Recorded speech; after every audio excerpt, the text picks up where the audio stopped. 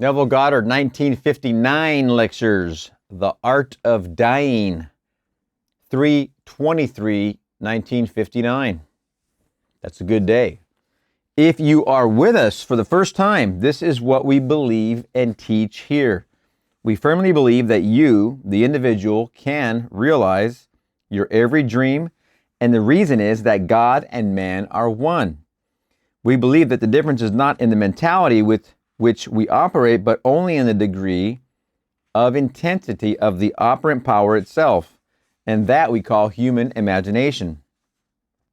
Keats said, "You can take any one great and spiritual passage, and it will serve as a starting point to lead you to the 32 palaces." Take this simple one in Paul's letters to the Corinthians, "I die daily," or Blake's statement in his letter to Crab Robinson, "Death is the best thing in life.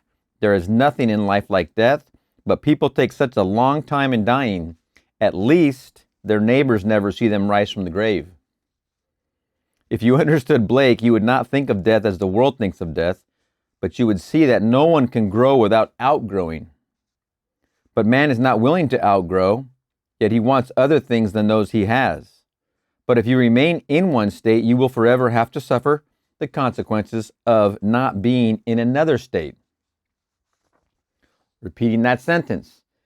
If you remain in one state, you will forever have to suffer the consequences of not being in another state. And that other state might be the one you desire to be in. But you're remaining. You're looking back. You're seeing through habit what you think is a comfort blanket, and you just want to keep doing it over and over and over without changing. From the Hermetica, if I remain in the state of poverty, I must suffer the consequences of not being in the state of wealth. So I must learn the art of dying. Paul says, "I die daily." Blake says, "People take such a long time in dying." Man does not outgrow his state of ill health or his old job or his environment. We must learn the art of dying, and this week is the great death, and we are told that God dies that man may live. Remember, this is March 23rd, so it's springtime, so we're right around Easter, etc. We say that the imagination of God and man are one, no matter how far it goes. Universes are created and sustained by the same power that sustains our environment. We say the power is the same, but we recognize a vast difference between the power that sustains the universe and that which sustains an environment. The difference only is in the degree of intensity of the center of imagining. So if we increase the intensity in the center of imagining, we will create greater and greater things. So I see my dream, and I must learn to die to what I am in order to live to what I want to be. You must be willing to die to what you were, to become what you are. The new I am is what you are. God only cares who you are, not who you were. Now, this is the mystical meaning of a death in the Bible, the death of Moses, a story familiar to all of us. We are told that Moses comes out of the land of Moab, Deuteronomy 34, and then scales the mountains of Nebo, goes to Pisgah, sees Gilead, and finally he looks into the promised land of Jericho. But the Lord tells him, "I will let you see the land, but you cannot go into it." Then Moses dies. The present state cannot be carried into the new. It has to die as a consequence of the new made alive. But his eye was not dim, and his natural force was not abated. And no one knows his burial place. First, remember that all the characters of the Bible take place in the mind of man. I am Moses, you are Moses. It means to lift up or to draw out of. We are told in the very beginning of the story that he was pulled from the bulrushes. The word Moses in Hebrew, Moshe, spelled backwards in the ancient Hebrew, means the name, Nashem, or I am. So I am drawing out of my own being, or the I am. Moses comes from Moab. This comes from two Hebrew words meaning mother, father, or womb. Then he scales the mounts of Nebo, which means to prophesy, or which represents the subjective state I long for.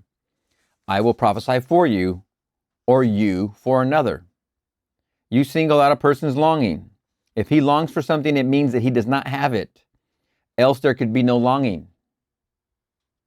But Moses climbs Nebo, that is, he participates in seeing the state longed for. I single out something that implies I am the man I want to be. I scale the mountain. Then comes Pisgah, which means to contemplate. I contemplate what I want to be. Then he sees Jericho, which means a fragrant odor. I will contemplate the desired state until I get the feeling or reaction that satisfies. I have not only scaled Nebo, but I have reached Pisgah and looked into Jericho. I am filled with the emotion that implies the act is completed. Then there is Gilead, which means hills of witnesses. Then I, as Moses, die. I cannot go into the promised land, and no one can find where I am buried. What does it mean? If I am poverty-ridden and frightened, and then you meet me and you set me free as a bird and happy, then I am not the man you knew who was frightened.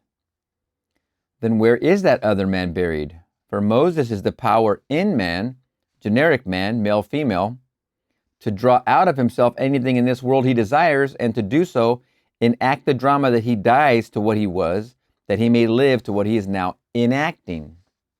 That is Moses, and no one can know where he is buried. But we are told his eye was not dim, nor his natural force abated. That is, when I die, that is when I enact the drama. I do not wait for signs to appear. It is when I am most aware of my restrictions and feel the pressures. Then is when I must learn to die. I must learn to let go of what my senses dictate and go mad and yield to what is only a dream. But sustaining it and living in it, I died to what was physically real as I gradually lift up what was only the dream. You knew only the frightened man and not the other one. No one can tell where the other one has gone. So this is how the art of dying is dramatized in the Bible as the death of a man. But it has nothing to do with any certain man, for the story of the Bible takes place in the mind of every man. I will crucify myself, for God crucified himself in me that I might live. But now I must nail myself upon the thing I desire and, remaining faithful to it, lift it up as God nailed himself upon me, the present body. The present body is believing himself a man called Neville, giving Neville the same power that is his, but keyed low, giving Neville the same power that is his in the hope that I will lift up the power to bigger things in my world to which I can nail myself and so lift them up. There is no possibility of man making his dream alive unless he nails himself to this cross that is man. We are living because God nailed himself to us. Now man, keyed low, yielding to other states and not to what the senses dictate, becomes one with the state and nails himself to it, fixes himself to it, fixes himself in the state through emotion and feeling, in parentheses, and then he will be lifted up. For crucifixion comes before resurrection. Crucifixion without resurrection would be unthinkable. It would be the utter triumph of tyranny. If I could yield myself to my dream and it would not become flesh, it would be complete tyranny over this wonderful concept of life. But you cannot fail if you yield. If you hold back within yourself, wondering, what will I play as my last card if this doesn't work? Then you have not yielded. You have not nailed yourself to it. It is a complete yielding. It is the great cry, my God, why hast thou forsaken me? If you know that you're God doing it, you can yield. But there must be complete abandonment as though it were true, and then you make it a reality. The cost is that form of mental abandonment that Blake calls madness. But man is afraid. He dare not so abandon himself to a dream, and so never dies. So Blake was right when he said there is nothing like death. The best thing in life is death. Many people only age but never change inwardly. They only mature physically, but they have not died in the mystical sense. There's no transforming power in the physical death. And they will still be anchored in a larger world with all the trends of this world. To our senses, they seem to be dead, but they will still, on another plane, have to learn the art of dying. I can anywhere so completely detach myself from what is taking place that I can die to that state. So every little death is the lifting of the divine image. This means, as the mystic means it, this means dying as the mystic means it. It means dying mentally. Man dies to ill health or poverty or to disharmony, etc., but he does it by yielding to the other state. Blake looks on all states as permanent, as in his great poem regarding the halls of Los. I cursed the earth for man and made it permanent. So states remain, and man passes through states as those cities. If I do not pass through some state but remain in it, it is the only reality. You cannot conceive of a state that is not, for the whole is finished. But man is awakening only by dying to state after state. You take a friend who is not well or cannot set himself free from some state. You represent that friend to yourself as he should be seen by the world, and to the degree that you are faithful to that representation, to that degree you will bring him out of the old state. It does not matter if he knows you did it or not. He does not have to know. I never tell anybody what I'm doing. You've heard me talk about that cruise. My wife was so highly motivated to go and plan and buy and do, and all that was in my imagining, and I never shared the information until we were in Monte Carlo on the top of a hotel when a waiter brought me a glass that was the glass I was using in my imagination. That's when I told the Swift story. I told everybody at the table, my sister, her husband, my wife, I said, this is what happened. This glass represents what I was imagining 15 months ago. And they didn't even bat an eye. They were looking at their menu, and it just, what I said went right out there over where the water was and the boats were. We could see from the top of this rooftop restaurant. My words went out there.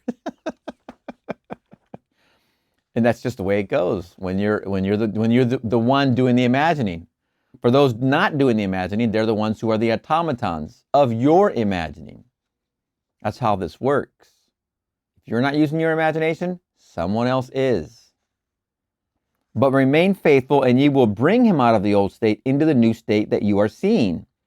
All things are burned up when we cease to behold them. All things are burned up when we cease to behold them. Moses could see the promised land, but he could not go into it. If I am true to the likeness of what I behold, then I, the old man, cannot go into the new state. Something called the power goes into it. But no one recognizes it, for they cannot recognize the transformed being. Very important point. We all feel so secure in recurrence. If we know that a thing is fixed, and that next week, that next week things will be as they are today, I feel secure in that recurrence. I can have done something that violates the moral codes. I can I can have come from the wrong side of the tracks, but I can accept that, for I am used to it. But to say that something awakes in me and can become what it will, that is frightening to man. So we are told to awake out of sleep, for recurrence brings security to the whole vast world. One does what he does as if he did it in a nightmare. For God had to forget he was God to become man. And that whittling down to his level, to this level, is the very limit of contraction. But then comes the awakening from that deep dream into which he threw himself to make me alive. So this lifting up power goes about setting men free. For God became every man, that every man may in time awaken as God. Eventually, the whole world will awaken, and the poem will be in full bloom, and it will be noble beyond our wildest dreams. And then it will exist for us, and we will be one with the creator of the great poem. That is the art of dying. Next Sunday is the great drama. I am riding a beast, and I am at the crossroads. Bring me a colt on which no man ever sat, that is tied by the road where two ways meet.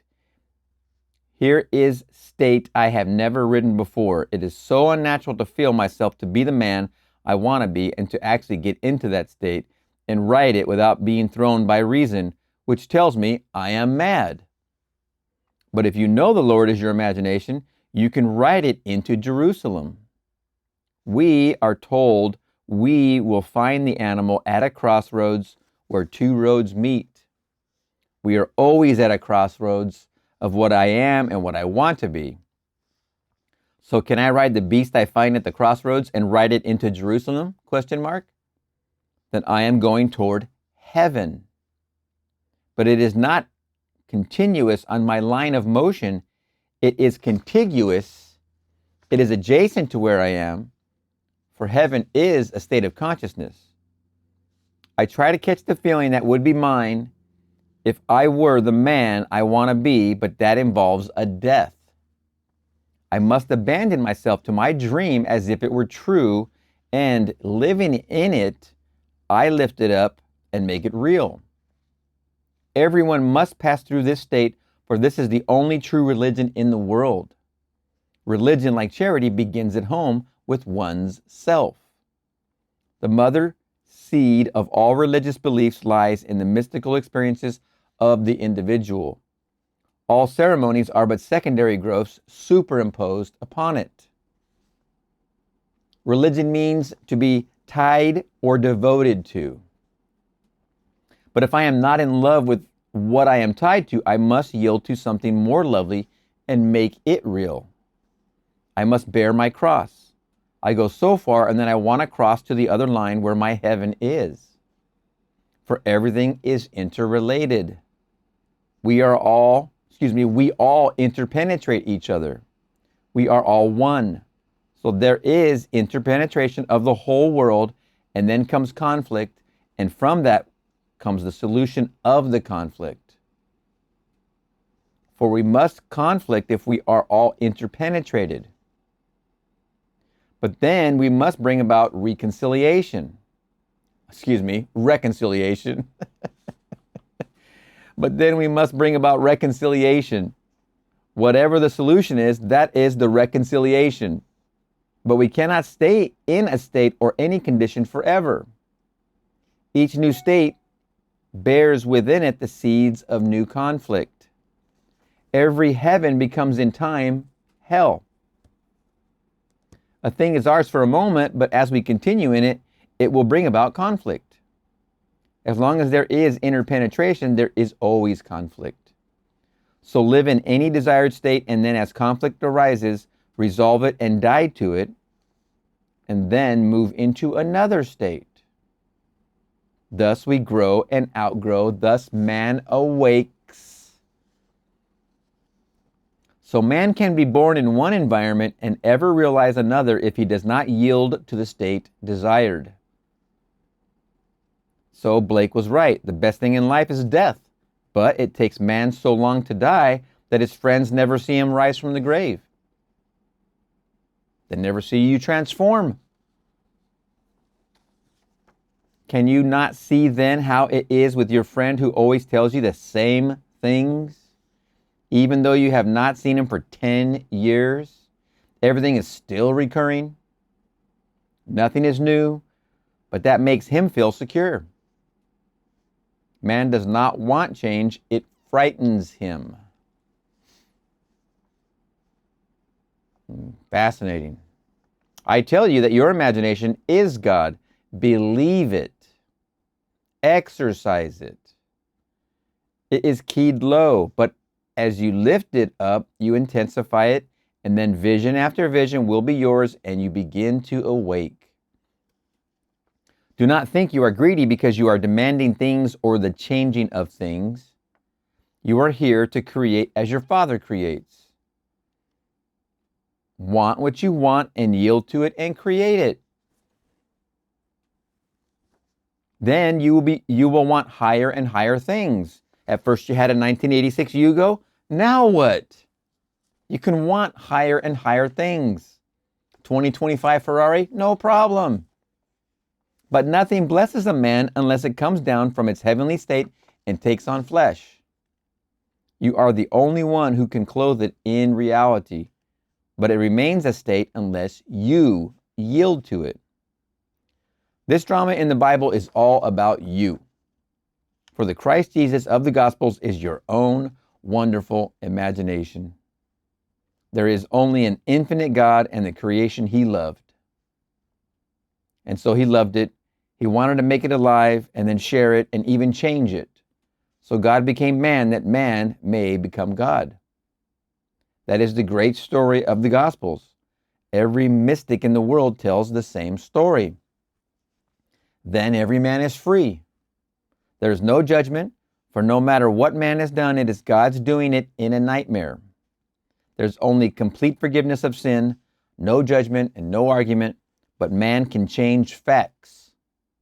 The past can be unmade. Think about that. The past can be unmade. We have revision. It is a miracle of understanding. So a man has done this or that. Use your strange imagination and turn the great wheel backward until Troy unburn. It means to revise. I know a lady who burned her hand and then unburned it. She poured boiling water on her hand. She lay on the couch and tried to undo mentally what had been done. It was difficult because of the pain. Remember my example of the burn, but she kept trying. She redid the scene and poured the boiling water on the tea and brewed it, and then she drank the tea. Not on her hand, obviously.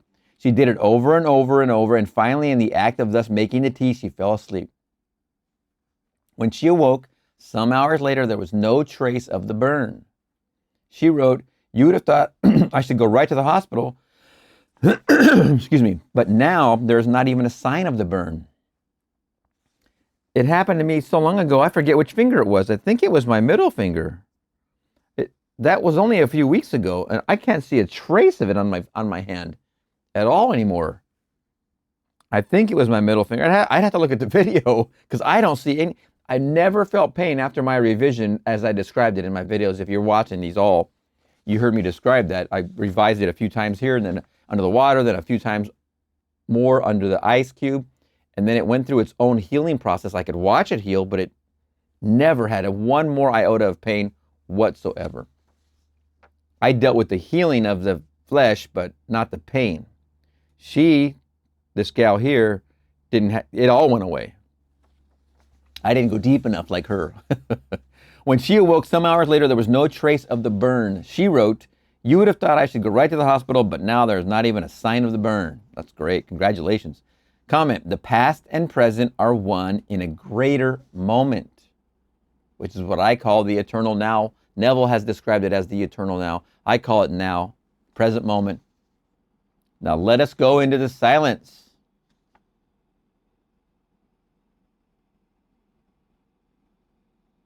I die daily. I have perfected the art of dying.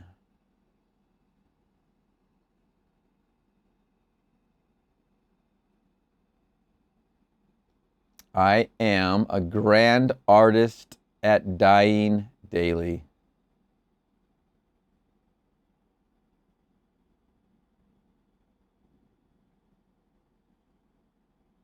Good. Yes, it doesn't take long. It doesn't take much. It just takes a little wee bit. I die daily. Man, wow. The art of dying, the name of this lecture, 32359. We're going to see you in the next one. Neville Goddard, 1959 lectures, The Seven Eyes of God. 6/11/1959, June 11th. This is one of my favorites. It's really a good one, man. Okay, here we go. We must go on to higher and higher levels, for that is the purpose of the teacher. I would like to look tonight into what it is, to my mind, the greatest book in the world, the Bible, and show you a section with which you may not be familiar. It concerns the seven eyes of God, from the visions of Zechariah. He saw a stone with seven facets, and the voice said, "This is actually the seven eyes of God that reach over the entire world. For these seven eyes are really in man, for man is the earth of God.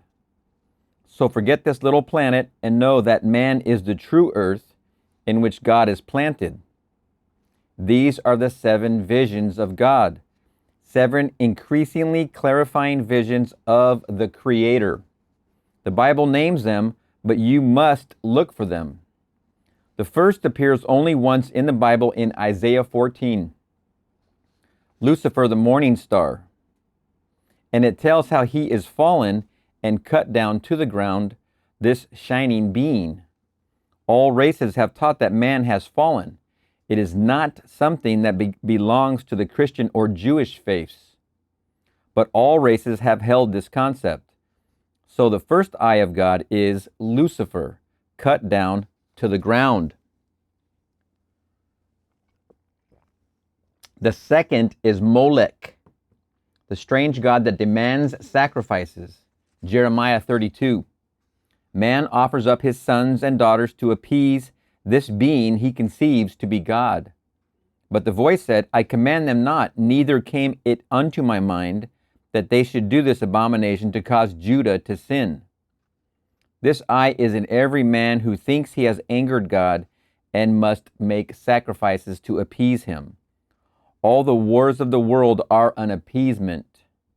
The Inquisition with its tortures was an appeasement to God.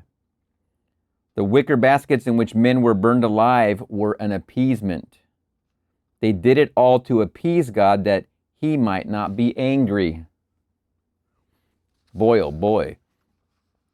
The third eye is Elohim, or gods above and outside of man. The elements he worshipped, the stars and planets he thinks can regulate his life and influence his behavior. He turns to something outside of himself, and it fails him, and he cries that he is forsaken.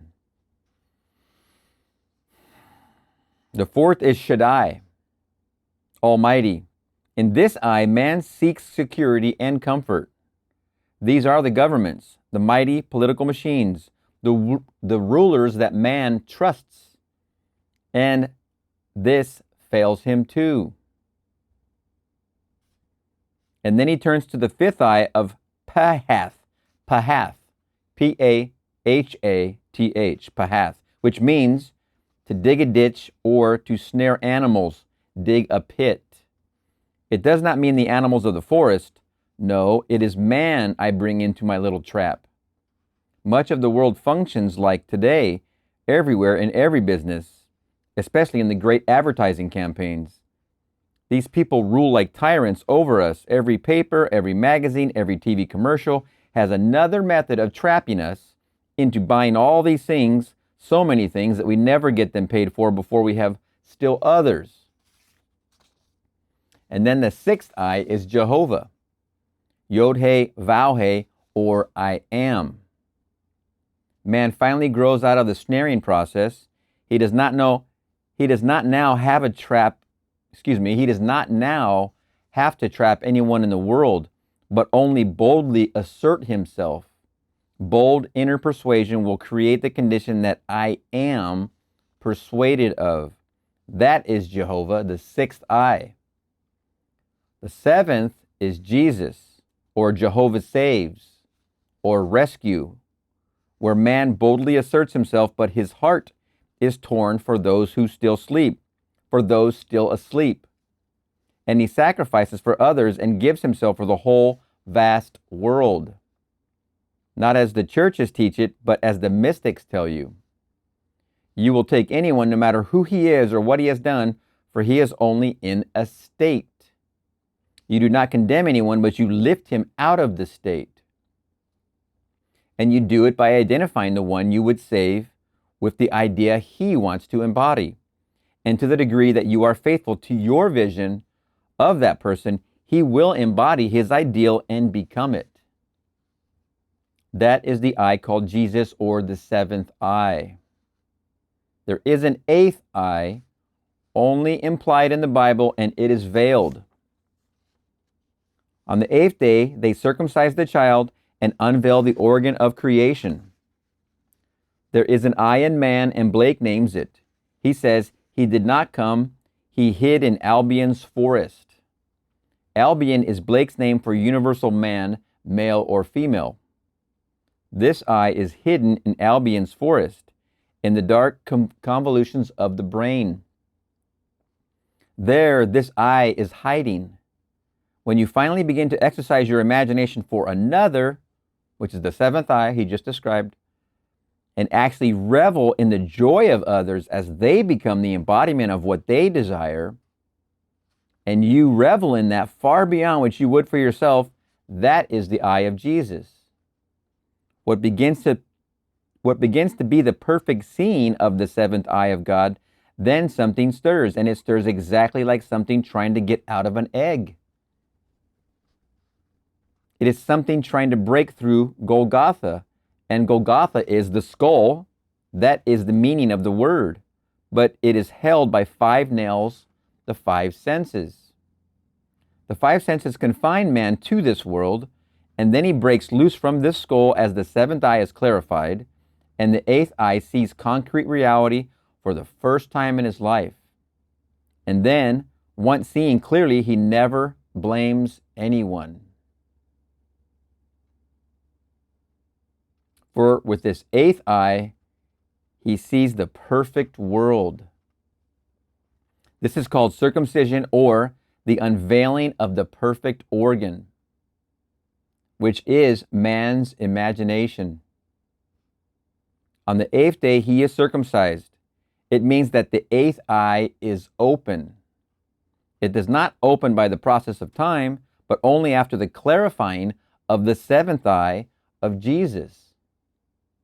Then you see that God became man, that man, awakening, may become God. God contracts himself to this very limit of opacity, so that living in this state may be called the very grave of man, and God enters death's door with them that enter, and lies down in the grave with them, in visions of eternity until they awake.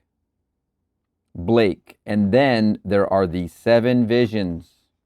First, Lucifer, the fallen one. Second, Molech, Molech, the being that demands sacrifices. They are doing that right now, only they call it nationalism, and they offer up their sons and daughters to Molech, though the voice said, I do not command them to do this and cause Judah to fall into sin. Man sickens of it and turns to the 3rd eye, or Elohim, but the stars, the planets do not respond. Then he turns to the 4th eye, or Shaddai, Almighty, to the financial and political gods. Then he separates from that and digs his little pit, Pahath, and snares all the people of the world because he can outsmart them. And because of his smartness, he lives very well during this little span from the cradle to the grave. And that is the fifth eye through which much of the world is seen today. He sickens of it, and then he finds that I am, or Jehovah, is the only reality, or the sixth eye of God. And I build my world as I want it. And when I sicken of it, offer myself as a sacrifice for all others, and give completely of myself for the good of others.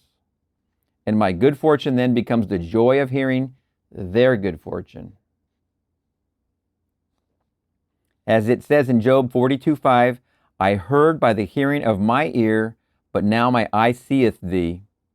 Suddenly something happens within me, and the eighth eye opens, and I am circumcised in mind, not in the flesh. And as that something opens within you, you see the reason for it all. And you see that eternity is, and you can take anyone in this world and pull them out of any state in the world. That is the eighth eye of God. I want to share with you an experience. The true method of knowledge is through experiment. So we invite you to experiment. The true faculty of knowing is the faculty of experiencing. For when you have had the experiences, you no longer care whether anyone else knows it or not. It does not matter. You know it, and you know that you know it. So I would like to share this with you, this experience, for when you begin to awaken, then you begin to remember. So I would like to share this with you, this experience, for when you begin to awaken, then you begin to remember. For if Christ is the center, then I can say, return to me the glory that was mine before the world was. I am crucified with Christ. Nevertheless, I live, not yet I, but Christ liveth in me. And the life I now live, I live by the faith of the Son of God, who loved me and gave himself for me. If the center of man is Christ, and he was before the world was, then when I began to awaken, I only begin to remember. And when that happens, then the world cannot any longer teach you anything. So true. You've got to the place where you've exhausted teachings or teachers. You literally become what Seth calls, of the Seth material, Seth says you are your own authority. And this is where you literally become your own authority. You should be already thinking that in the first place. That's what Seth definitely teaches abundantly, that you are the only authority. But in this case, what Neville's describing, and out of this eighth eye, when man begins to awaken, he does not question the things of this world. He knows that they are not true previously. And when that happens, then the world cannot any longer teach you anything. Following, so when man begins to awaken, he does not question the things of this world. He knows they are not true, because you're remembering who you are. Psychologists tell us a complete understanding of a dream depends upon the knowledge that you are dreaming. And then that wakes you up. For this is the only world they know. They speak of a dream state as being subjective and a deep dream state as the unconscious, and doubt the worth of it all. But when you open the eighth eye, you will know there are worlds within worlds, and you are heirs to all of them. You can test your experiences and bring anything you want into your world and prove it. Years ago, I felt myself dreaming, and I was swimming. I knew it was a dream. I looked up and I saw the shore of a primitive island, not the little island where I was born, for that is well cultivated and in no way primitive. But this was primitive. I saw it was an island, and I knew I was dreaming. And I saw these strange things, cement posts driven down through the water, but they were in a state of decay. They could have been at one time part of a jetty. I could see this peculiar primitive beach, and I prolonged the dream. For if you know you are dreaming, you need not awake. Something in me began to tell me, as memory began to return, that if I would take hold of one of these pilings and not let it go, and awaken, I would awaken there. I felt it, and it was solidly real, just as it would feel here. And my hand did not go through it, and I held on to it and made myself awake. And I awoke in that water on that beach, and then I waded ashore. I was no more asleep in that sphere than I am here in this one. It taught me a lesson that if I could it taught me a lesson that if I could touch anything in another world and compel myself to awaken while holding it, I would find it was real. So you do it for your world. A job you want? The home you would occupy? The marriage you want? Sit at the desk at which you would sit, live in the house you want to live in, be married to the sort of person you want to be married to. And if you hold to it in your imagination, then you will make it real in your outer world. The ancients called this capacity the Western Gate, and tied it in with the sense of touch. If you can hang on to the thing you touch and then awaken, you will find that the thing has become real. We have it in Genesis in the story of Jacob and Esau. Isaac, the father who was blind, said, "Come close, that I may touch you. Come closer." And the state symbolized by Jacob, the supplanter, was made real in place of the state that had seemed so real before, symbolized by Esau. In every imagining leavening that I do, if I'm doing it for a homeless person or somebody in my family or somebody in my life, anybody, I'm always touching in that imagining, because that is that Western Gate method. And even if it's in an imagining where I have my eyes open while driving, or if I'm doing it in my SATS moment, or if I'm doing it in a calm meditation at the end of one of these videos, we go into the silence. Wherever I'm doing it, I always involve touch, because when you are seeing that person tell you the good spell, the God spell, the good news, and you're shaking their hand, and you're in celebration, and you got the I love yous, and you're hugging, that's when you come out of it, because that's when you're awakening, because you're touching. The very important pivotal piece of your imaginings. We are told again in Judges 17:19 how the 7 locks were shaved from the head of Samson, and then the Philistine came and gouged out his eyes, and he was eyeless in Gaza. And they made him dance before the crowd. He asked to be taken to the temple and placed where he might touch the 2 middle pillars. And then he pressed and pushed and pulled down the whole thing and slew more Philistines than he had ever slain during his life. All this is symbolical of the capacity to touch. I know, for I have done it.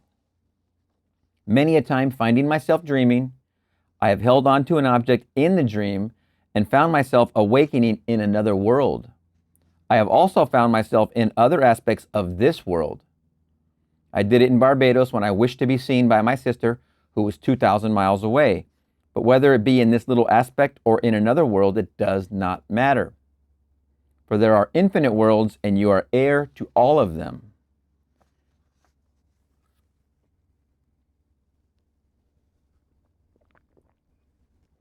You can get all you want in this world. You can use the 5th eye or the 4th eye. All those who lead us into battle are using the 2nd and 3rd. Few are using the 6th.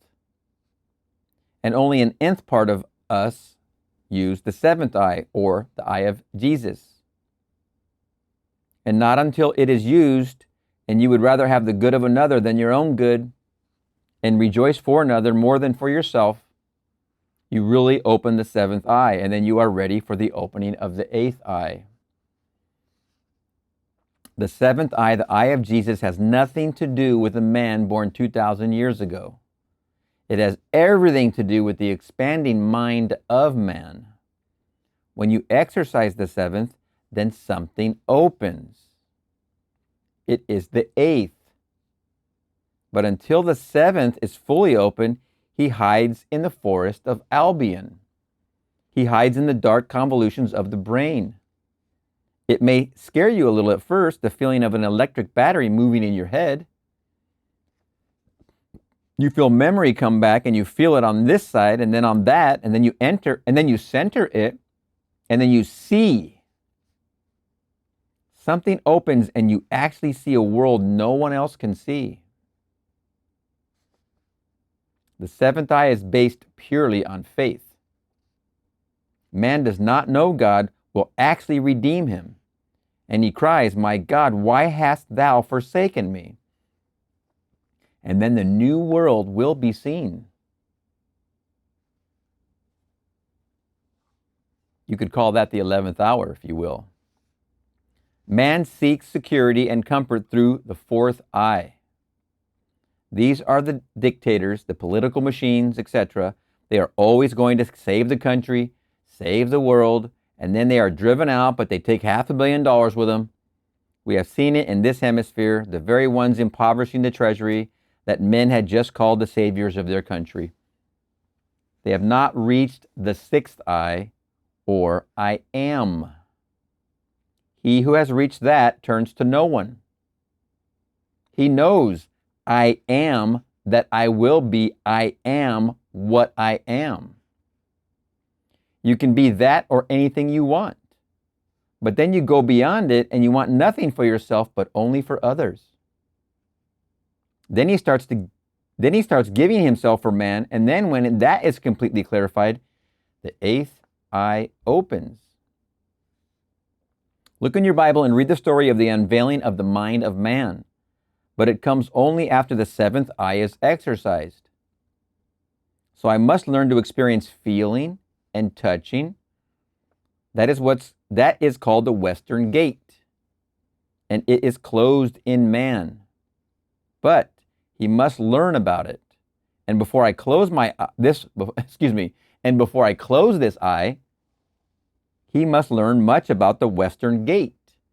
For I was told not to hold back one secret. And having had the experience of holding on to an object and awakening not in my bed at all, I must share it with you. I awake in the world where I am holding the object. I have been shut out many times from this world by holding on to an object in that world and awakening in it. And it was just as real as this. But I came back to this. I had a body here and one there. When I returned here, where was that other body? Have I not many bodies? For I am scattered all over the world, and man, as he begins to awake, collects the scattered portions of himself, and then he finally finds the being that is God. You can love everyone in this world, and you will find joy beyond your wildest dreams in doing good for another. When he asks of you, and you, in your imagination, create, and then you have confirmation of it, and then you rejoice as God rejoices. These things have I spoken, that my joy may remain in you. For whenever anyone awakes, that is the eye of God. So there are 7 stated quite clearly, and the 8th implied. I tell you that you will feel like a chick in the egg of the skull. Christ is crucified on this cross, man, with 5 nails, the 5 senses. The same meaning is in the story of the 5 foolish virgins. And then he tears himself free from this cross. Now you catch it on the wing. But I tell you that you will discover all kinds of wonderful things in the awakening of God in man. For God became man, that man may become God. So this wonderful poem that existed only for God is beginning to exist for itself. Sentience begin to appear in the poem, lifting it to higher states, and we become at last creators, one of an infinite society of gods. This 8th eye is misunderstood by the priesthoods of the world, and they circumcise the child. It is the imagination that must be unveiled, not the physical organ. And it comes only after the perfect clarity of vision through the eye of Jesus. Jesus means Jehovah saves, not one is lost. He has fallen into a state, but you, through the eye of Jesus, save him. You ask him, what do you want? And see that condition real for him. And then seeing it embody itself, you rejoice that one has been lifted out of the mire. You do it over and over, and then your head becomes alive and you feel electric currents through it. And yet you will know what you should do, just as a chick knows what to do. It pecks its way out. And then the place where the skull grew together after birth became awake again, and you see another world. And you see the world was perfectly made. And every state is perfect. And then you will know that you are awake to play beautifully on this eternal world, to bring out these beautiful combinations made by your Father. If tonight's talk seems different from what you expected, then nothing is more practical than the sixth eye. You can make your world what you want it to be by the sixth eye. In fact, the fifth has done it. You can snare all kinds of people in your little traps. Read the morning papers. Every ad is to snare us into emptying our pockets, and they will be thrilled that they can do it. Every year we find new traps to get what we have. We have new forms of credit. No one dies leaving anything behind anymore. The whole vast thing is a trap. It has become the way of life, the fifth eye. But then come the sixth and the seventh, and then the eighth. And when the eighth opens, you forgive everyone in the world, no matter what he has done. You as man have gone through every eye. You have worshipped Elohim and sacrificed to Molech. But when the eighth opens, you will know that nothing displeases your Father but unbelief. Sin does not displease him. The priesthoods of the world tell you sin displeases him, but only disbelief displeases him. For they that come to him must believe in him. Anything you can believe is an image of truth. Could you believe that someone in dire need is now well taken care of? Then he can become as you see him. But sin does not displease your Father. It means to miss the mark. And he comes to the world to show everyone how not to miss the mark.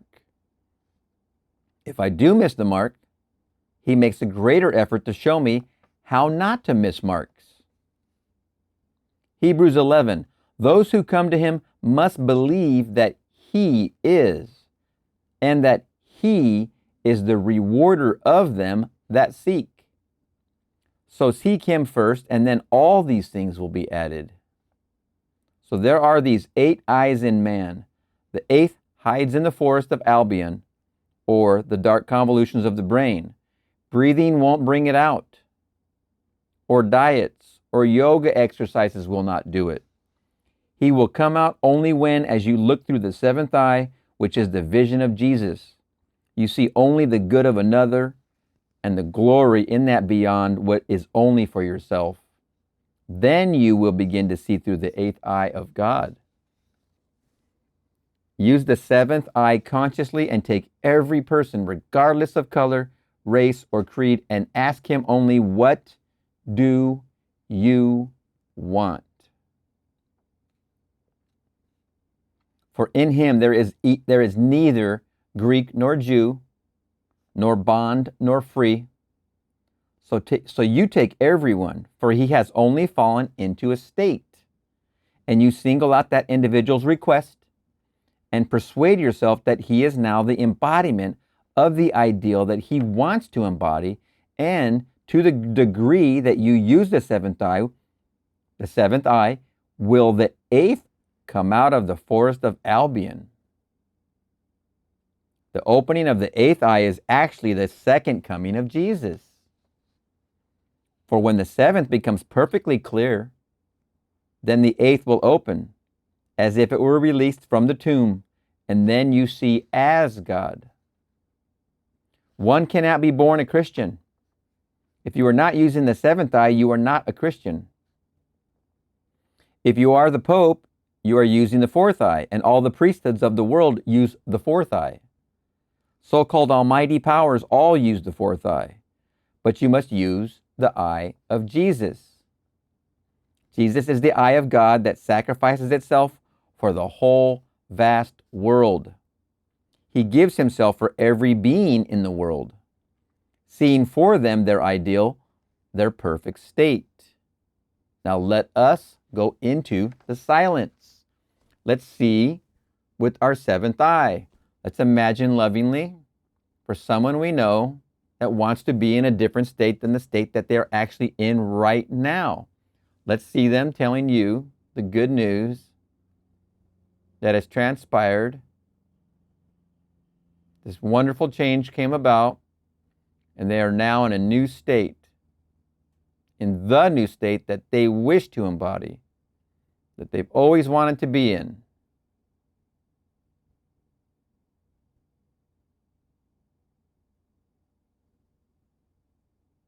This is anyone in your world. Okay, good. That's how you use the seventh eye. Use it and use it and use it and use it. And you touch, in that imagining, you're touching, you're shaking hands, you're hugging, you're going through your visualization, you're feeling the hug, and the shaking of the hands brings that feeling alive. You do it over and over and over, and then your eighth eye opens. So you're imagining lovingly over and over and over, and your eighth eye opens, and you see everything is already perfect. All right. We're going to see you in the next one. Neville Goddard, 1959 lectures, The Cup and the Cross, June 16th, 1959. We firmly believe here that imagination creates reality. We believe that man is all imagination and that God and man are one. There is no difference in nature. The difference which we recognize is in the degree of intensity of the operative center of imagining itself. We are keyed low. When keyed high, an imaginative act on our part would be an immediate objective fact, but keyed low, it must be realized in a time process. But it cannot fail. If we remember the act and remain faithful to that act, a man can be what he wants to be in this world. No matter what you have done, you are one with God, and you are all imagination. Keyed low or keyed high? I think keyed low is what we are in when we're not aware. And when you get this under wraps and you get this whole idea of creating your own reality, your own life, your own harmonious experiences that are in line with your objective, your desire, I think you become keyed high even in the body. There's some manifestations that we did this weekend had to do with parking and had to do with traveling and lights and green lights, and it was unbelievable. And I mean, not this weekend, this week. Today is Friday, 21st of March. Springtime began yesterday, so this whole last 3-4 days since Monday, it's been quite of interesting keyed high experiences. We will turn now to the Bible. Acts 5. Peter is made to say, we must obey God and not man. And those present were angry to the point of which to do they were angry to the point of which to do the disciples harm. But there was one among those who heard him, a teacher, a Pharisee, who said, do not kill them, for if this teaching or this work be of men, it will come to naught. But if it be of God, you cannot overthrow it, and you may even find yourselves in the position of having to fight against God. Name of the teacher was Gamaliel. Here we tell you that the Bible, which is the greatest book in the world, is completely misunderstood. For it is not history, it's a series of visions, which are acts of grace. It is the unveiling of the great reality that men call God. Matthew 26, O my Father, if it be possible, Let this cup pass from me, nevertheless not as I will, but as thou wilt. And he cometh unto the disciples, and findeth them asleep, and saith unto Peter, Wait, could you not watch with me 1 hour? And again he said, If this cup may not pass away from me, except I drink it, thy will be done. And he came and found them asleep again. You think that an individual 2,000 years ago went through an agonizing, frightful experience to save the world? No. The story is all about you. You are the being spoken of. The central figure of the Gospels is that presence in man, which is man's own wonderful imagination. But at the very limit of opacity in which it functions in this world, it is called the death of God. For to make man alive, he had to completely forget that he is God. The awakening of man to the height that is God will come, and our purpose for being here is to learn how to awaken. Cup means to imbibe, and he is called in the Bible the wine bibber, he who drains the cup. The man who said, do not touch them, etc., was Gamaliel, which comes from a word meaning to wean, as a child is weaned. So now it is able to go out and feed on other food. We are here to mature. We are here to mature and to be weaned from what we have formerly thought was true. Years ago, I was sent to do this work that I am doing. I was told, go and down with the blue bloods. It means the traditional state. We speak of blue-blooded horses, blue-blooded people, meaning the fixed and accepted states. I was told to go out and tear down all the traditional misunderstandings of the greatest story ever told to man. You want to talk about responsibility? Oh, wake up, you sleeping fool. Oh my gosh. I was told to go out and tear down all the traditional misunderstandings of the greatest story ever told to man. It is not history. It did not take place in space or time. Go and tell them the story of Jesus Christ in man. If it be possible for this cup to pass from me, let it pass. But if I must drain the cup, I will do so. What is it I must do? I tell you the story that I have come to give you. I tell you that the story I have come to give you is the story of revision. You see a man and he looks as he should not look to anyone in this world. My senses reveal him as he appears to me and others. I am confronted with the cup. Must I accept the appearance and perpetuate it in the world? Or must I revise it and nail myself on the revised image? I must. So, I am crucified with Christ, yet not I. I am crucified with Christ, yet not I, for Christ liveth in me. And the life I now live, I live by the faith of the Son of God who loved me and became man. So each time I see another as he should not be, I am confronted with the cup. And I must now imbibe to the fullest and become the wine bibber. And so yield to the image and so live by it that I see this man now as he should be. I must drain the cup. I must crucify myself on that image, even if I do not live long enough to see it resurrected. For it will be resurrected. Every imagining lovingly you're doing for another, no matter who it is, homeless, brother, sister, mother, father, it doesn't matter who it is. Every time you imagine lovingly for another, you are draining the cup. And you are crucifying yourself on that image every time you imagine loving thee for another. Something we weren't trained to do. It's something we're learning right now to do. Just do it. Crucifixion without resurrection would be the very triumph of tyranny. There must be resurrection. For I will awaken, and so will you. Not one will fail to awaken. And then we will take every being in this world and take the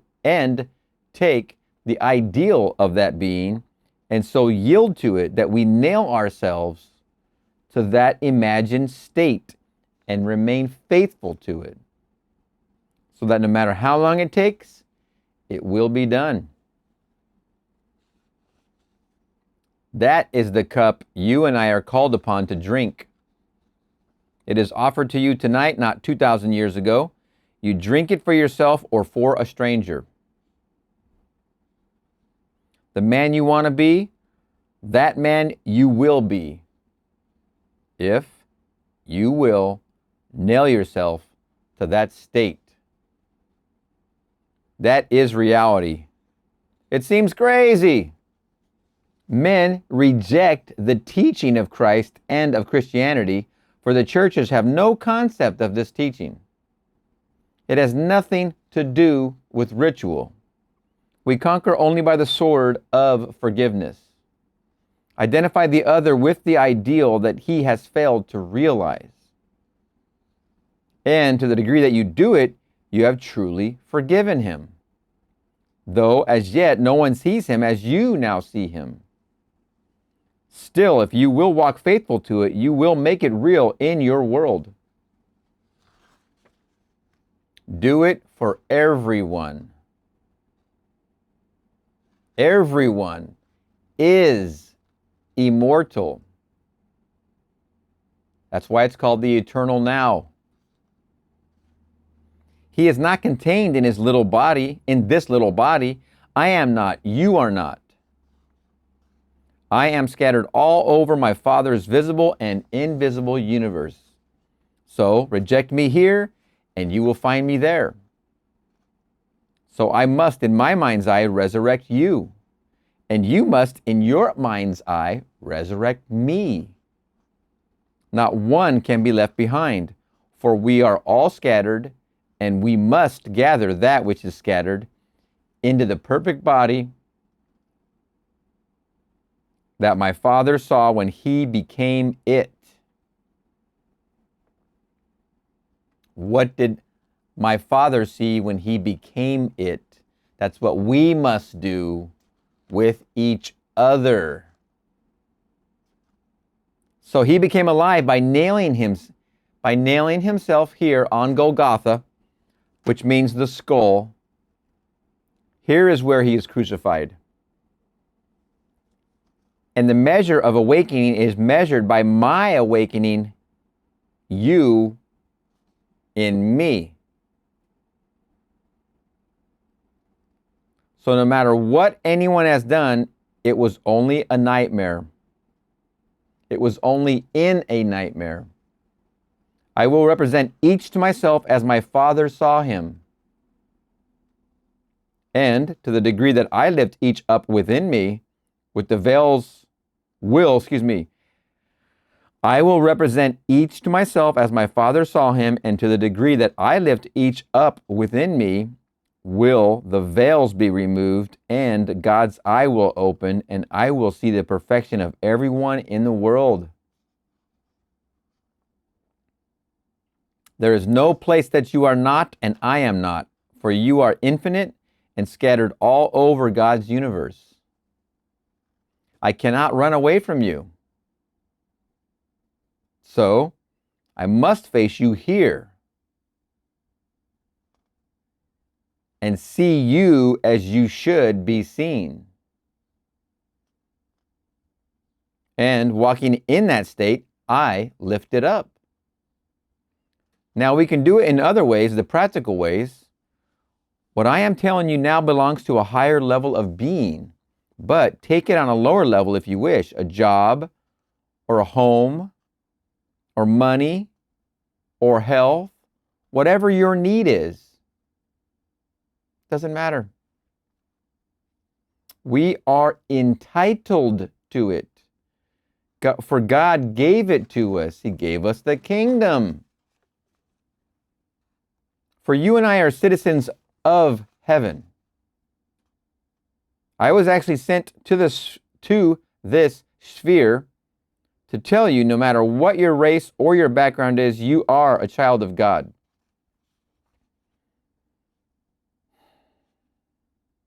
Down with the blue bloods, the old traditional fixed beliefs.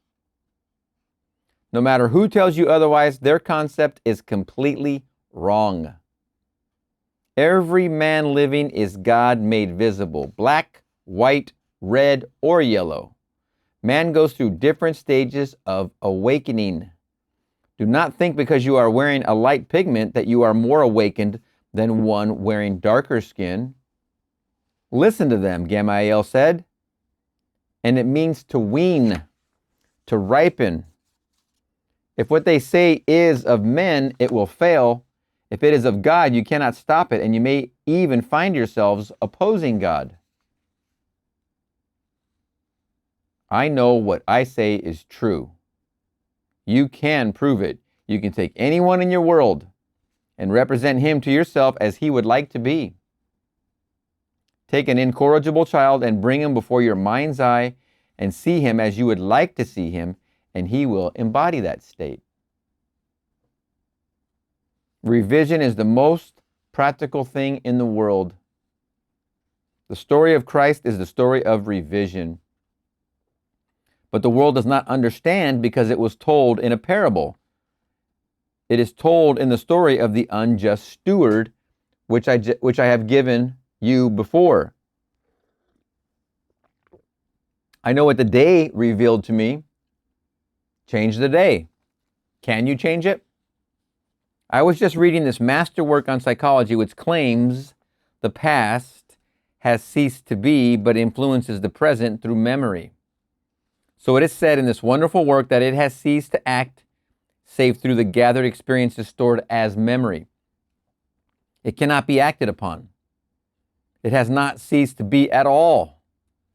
The sentient are not now in these states. A man who went through a gas chamber is no longer going through it. The forms remain, and the day will come when they will see that he never went through a gas chamber. There are many forms of the remembered past. Revise, exclamation point. Go back to your second year if you can remember that far, and take any incident and change it and represent it to yourself as you wish it had been. And living in it, you will change your entire world now. I'm here to promise you and tell you from experience that it works profoundly the farther you go back. If you can remember too, my memory started at age 3.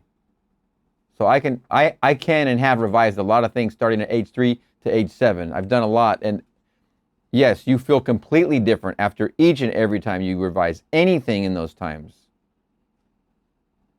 of your experience. For if the past is influencing the present by memory of it, you change anything in the past and then change the present. Very, very true. If I miscreate something God gives me, I have the opportunity of finding how to change it. I can stretch back in time and take any incident in my miscreated past and changing it change my entire present. And you won't see the seams. I mean, I've perceived some of the seams. I can, especially when through my observation, see how others' perception of me changes as I revise. I see the impact in others because I hear the words change in their dealings with me. I see it in real time. I see the change in real time. And I actually revise when someone's talking and I see the change in them in real time because I've changed the words, Simon Peter, I've changed the words coming out of their mouth as they're coming towards my ear. I change them. When they're not saying something I think is harmonious or lovely I change them. They change while their words are in the air on the way to my ear. I'm changing them before they go in here. Then I see them change in real time. God became man, and he is in every being. There's no other way that God could become me but by giving himself in that becoming. Though I call myself Neville, it is still God. You think that it is blasphemy. I do not care what you think. Every child born of woman is God, and that which became man is Christ Jesus. It bears this cross of man, and this state is like a tomb. And as Blake says, God himself enters death's door with them who enter it and lies down in the grave with them in visions of eternity until they awaken. God himself entered this grave when I jumped in my mother's womb, and he will never leave me. For if he should leave me, I would cease to be. And then I awake by doing for the whole world what God did for man. That is, imagine lovingly for another. Then you crucify yourself to that image you have now made of them, the one they want to be. You crucify yourself by nailing yourself to the new image you know they want to be. You do for them what he did for you. This is perpetual. This is where heaven is. So take any man's dream and nail yourself mentally upon that cross by imagining he is that being he desires to be, and walk just as though it is true, and live in the dream for the other as if it were true. And as it becomes true, let me repeat, I don't like to misrepresent Neville's words. So, take any man's dream and nail yourself mentally upon that cross by imagining he is that being he desires to be. And walk just as though it is true and live in the dream for the other as if it is true. And as it becomes true, you will lift him up. Man saves himself by and only by the saving of his fellow man. He who lifts up the world is lifting up the eye of God within himself. And when he is fully awake, then he is God. Do not ask another why he wants something. Give what he asks for. You persuade yourself that he has it as you witnessed it, and to the degree that you persuade yourself that he has it, so it will become true. I have seen this happen countless times. No reward. You want no reward. Most of the time, I don't even tell them I've done it. Most of the time, all I do is smile and say congratulations when it's revealed to me. When it's revealed in here or it's revealed to these, I just smile. And now I know why my teacher was smiling all the damn time like a loon. Not crazy, but crazy. But just now I understand that smile. You want no reward. There's no reason for that. Whether a man is wonderful or horrible, do not condemn him. You know who he is. All are in states which the soul falls into if it dreams of good and evil. In its dreams of good and evil. You make it your business to see that everyone is already the ideal he wishes to embody, no matter what that is. For in this way you are opening up the eye of God. For this is the story of Christ.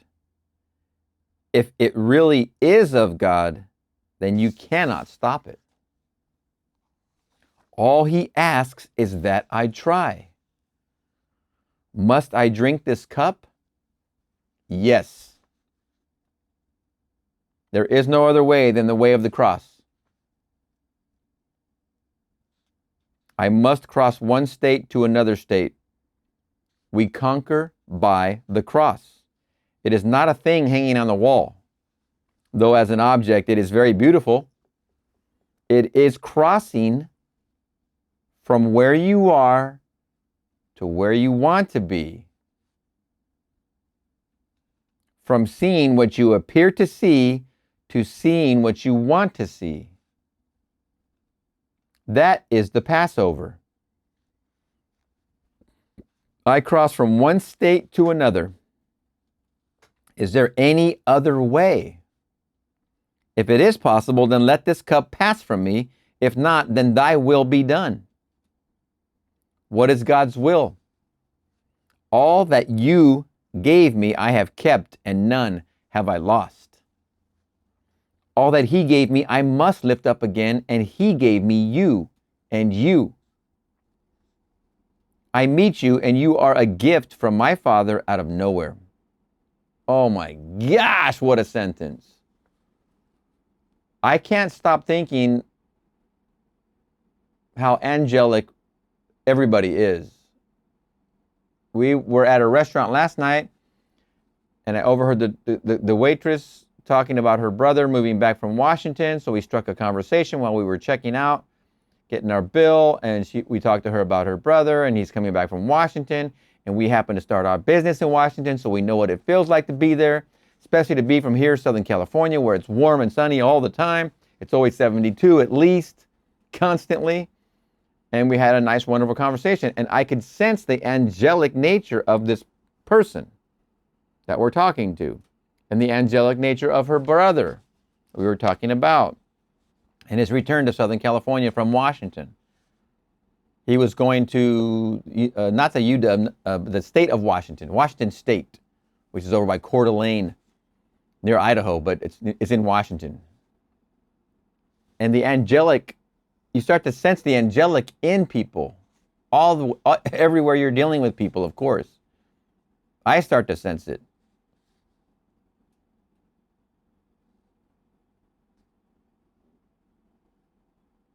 If it is possible, then let this cup pass from me. If not, then thy will be done. What is God's will? All that you gave me I have kept, and none have I lost. All that he gave me I must lift up again, and he gave me you and you. I meet you, and you are a gift from my Father out of nowhere. And just a very short conversation with the waitress about her brother. I don't know what, why, how. I have no idea, but the magic of the moment, there it is.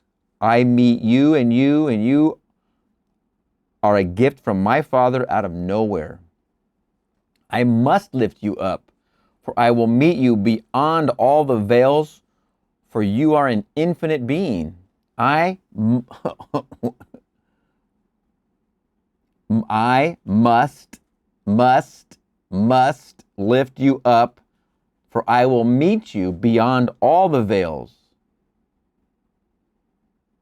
For you are an infinite being. If I don't deal with it now, when you're in front of me, when am I going to deal with it?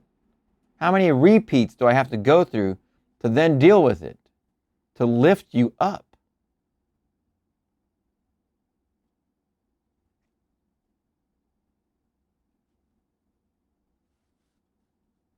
You have an immortal body, and there's no place in God's universe that you are not.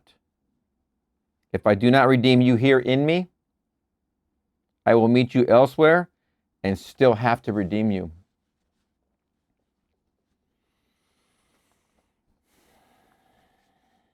Well, the most practical teaching in the world is also the most profoundly spiritual. There is no transforming power in death. Even Seth said, Seth, the greatest teacher, one of the greatest teachers, besides my teacher Sylvia, and of course Neville, There's so many great teachers. Oh my gosh, forget about it. I can't even list them. There's no priority. There's a lot of great teachers. There's no transforming power in death. And Steph says, oh, I forgot. No, I did not forget. What was his thing? I forgot. It left me. I'll bring it back before we're done. I'll come back to that. There is no transforming power in death. Think of your home right now. At this moment, it is subjective to you as you are seated here. You do not see it with these physical eyes. It is subjective to this room. But really, in your heart, you do not think it is subjective as the world speaks of it. It is out of the range of your senses. But you know it's right where you left it. It is the same with all the worlds of my Father. Subjective and objective are determined by the level on which consciousness is focused. Everything is objective to my Father. And when I awake, my dream may seem unreal and therefore subjective, but it is not. If I am interested, for then it shall become to me objective. For that is only defined by the level on which consciousness is focused. While my dream lasts, it is not objective. I recently told a story that if you can touch something and hold on to it and awaken, you will awaken in your dream world and find it completely objective. A lady wrote to tell me she tried it and proved it. I know from experience it cannot fail if you try it, and you will prove that subjective and objective are just names. To the psychologist, objective is just you from the cradle to the grave. But think of this fantastic universe extending beyond 100 million light years. It is estimated by a great scientist that if each star represented one tiny grain of sand, and only those stars which are visible to this world were included, this sand would cover England to a depth of several hundred yards. If you are only on this little speck, then what are you? They spoke only of stars, not including the planets. And then someone says they have 1,000 acres. The common man, which means us, sees things about us as so solidly real. We feel it is real if we can touch it. But the scientist says it is not solidly real at all, but is only an aggregation of molecules and atoms and electrons moving rapidly in space. They say our experience of a solidly real object is actually what they call electromagnetic fields between my fingers and the object. But my fingers is of the same material as the object. If both are all space, then the one we spoke of just owns 1,000 acres of all space. Possessions mean nothing. What is important is the awakening of God in man. And this is why you and I are talking right now. When man begins to awake, he does not desire to possess the earth. He is the earth. And he is heir to everything, for his Father gave it to him. Finally, you awaken and claim it. Let no one tell you that this person is better than that one. The sun shines on the just and the unjust. If you salute only your brother, if you love only those who love you, how are you better than another? You are doing nothing that all do not do. But it does not matter. It's only the awakening that matter. It is only awakening that matters. So take every person in the world and try to awaken him in you by lifting him up. So crucify yourself for him. For that is little death, For that is a little death in the divine image. As you go through these little deaths, seeing what you should see and dying to what you formerly saw, then God sees, and then you find nothing to condemn. For no matter who man is, it is God playing every part. So there is a complete misunderstanding of the greatest story in the world. The gospel does not tell how Christ came at all, but how he comes. The gospel does not tell how Christ came at all, but how he comes. He must come in the mind of every being in the world. If he came 2,000 years ago, he is now gone. But if he comes in the mind of every man, that is important. He comes as God came to man by so loving him that he became man and died by believing that he was man.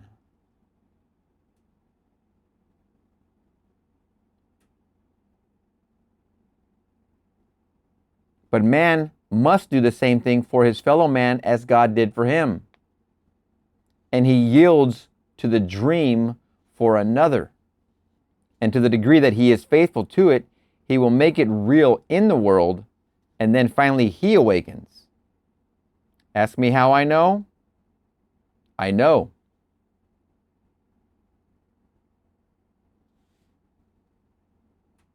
Years ago on a little freighter in the Caribbean, I retired early. And then I found myself outside my body, which remained on my bed. I was in a lovely twilight, and I found I radiated this twilight, for there was no sun or moon, only this light from myself. I floated in this state. I did not walk. And I heard this heavenly chorus singing, "He is risen!" exclamation point. And I knew they meant me. I found myself beside this vast sea of sick and malformed beings waiting, and I know they waited for me. And as I passed, each was refolded and refashioned into the image of perfection. Missing eyes or limbs reappeared. All became perfection because it was so that I beheld it. Then I heard the voices say, "It is finished!" exclamation point. And then I became crystallized again into this opacity called Neville. So when man is lifted up, all that is unlovely is lifted up. And there's nothing unlovely on that higher level. Raise it up by revision. For everyone is there, and when you raise him within yourself to that level, you will find he is completely perfect. On this level, you see only scattered portions of his eternal body. But when you rise high enough, you will find him perfect. I felt after the experience I have just spoken of that I had a fantastic fight with death and I had been victorious. What formerly was unlovely, I had overcome, and in overcoming, I had lifted every being with me. I know it's not a unique experience, for on a certain level, every being is perfect. You rise to that level as you lift up another within you. For there are no strangers. There is only God. For God became man, that man awakening may become God. You can't ignore any being here. Call him your servant, whatever you like, but he is also immortal, and you will meet him in God's fabulous universe, and then you will understand John 17. Now return unto me the glory that was mine before the world was. And of all that thou gavest me, not one is lost, save the son of perdition. That's the belief in loss. And they dwell in me, and I in them, and we in thee. Now let us go into the silence. And for my imagining, I imagine hearing from you how you have imagined lovingly for another, and how you heard them tell you what you exactly imagined in words of them and their new celebration in their new life, because you persuaded yourself of their new being that they desired to be. Imagine for another. Let's get away from yourself for a minute. Let's be selfless for a minute. Imagine for another and watch this work. Then you'll be coming back to me and reminding me how it's working. It worked. Now you're doing it all over the place. And now you're doing it for yourself. If you don't see it work for another, you're not seeing with God's eyes. You have to do it for another. Imagine lovingly. Question: what should I do after I have made the mental structure? Is there not something to be done on the outside, such as work, etc.? Valid question. Answer: Neville, your dream compels physical changes if they are necessary to make it true in this world. It is like a child growing toward the moment of birth. It exerts such pressure that it cannot be held back. That's for all you mothers out there. Greatest job in the world. For my dream is an unborn child, and regardless, that child will be born when the time has come. These pressures force physical transformations. Profound answer. The cup and the cross. Oh my, oh my, oh my. Wow, June 16th, 1959. This is the year when Neville is going to have his first mystical experience, and I forget the date exactly when that happened. It might be at this time here. This understanding of this part of Acts 5, Peter, we must obey God and not man. Oh my goodness, there's such wonderful. Matthew 26. Oh man, oh my Father, if it be possible, let this cup pass from me. Nevertheless, not as I will, but as thou wilt. Oh my gosh, there's some wonderful, wonderful pieces in here. The whole thing is just... So go into your silence, 2 minutes, and imagine lovingly for those around you. If you don't do it now, I'm not going to say, when are you going to do it? I'm going to say, you're going to see it again.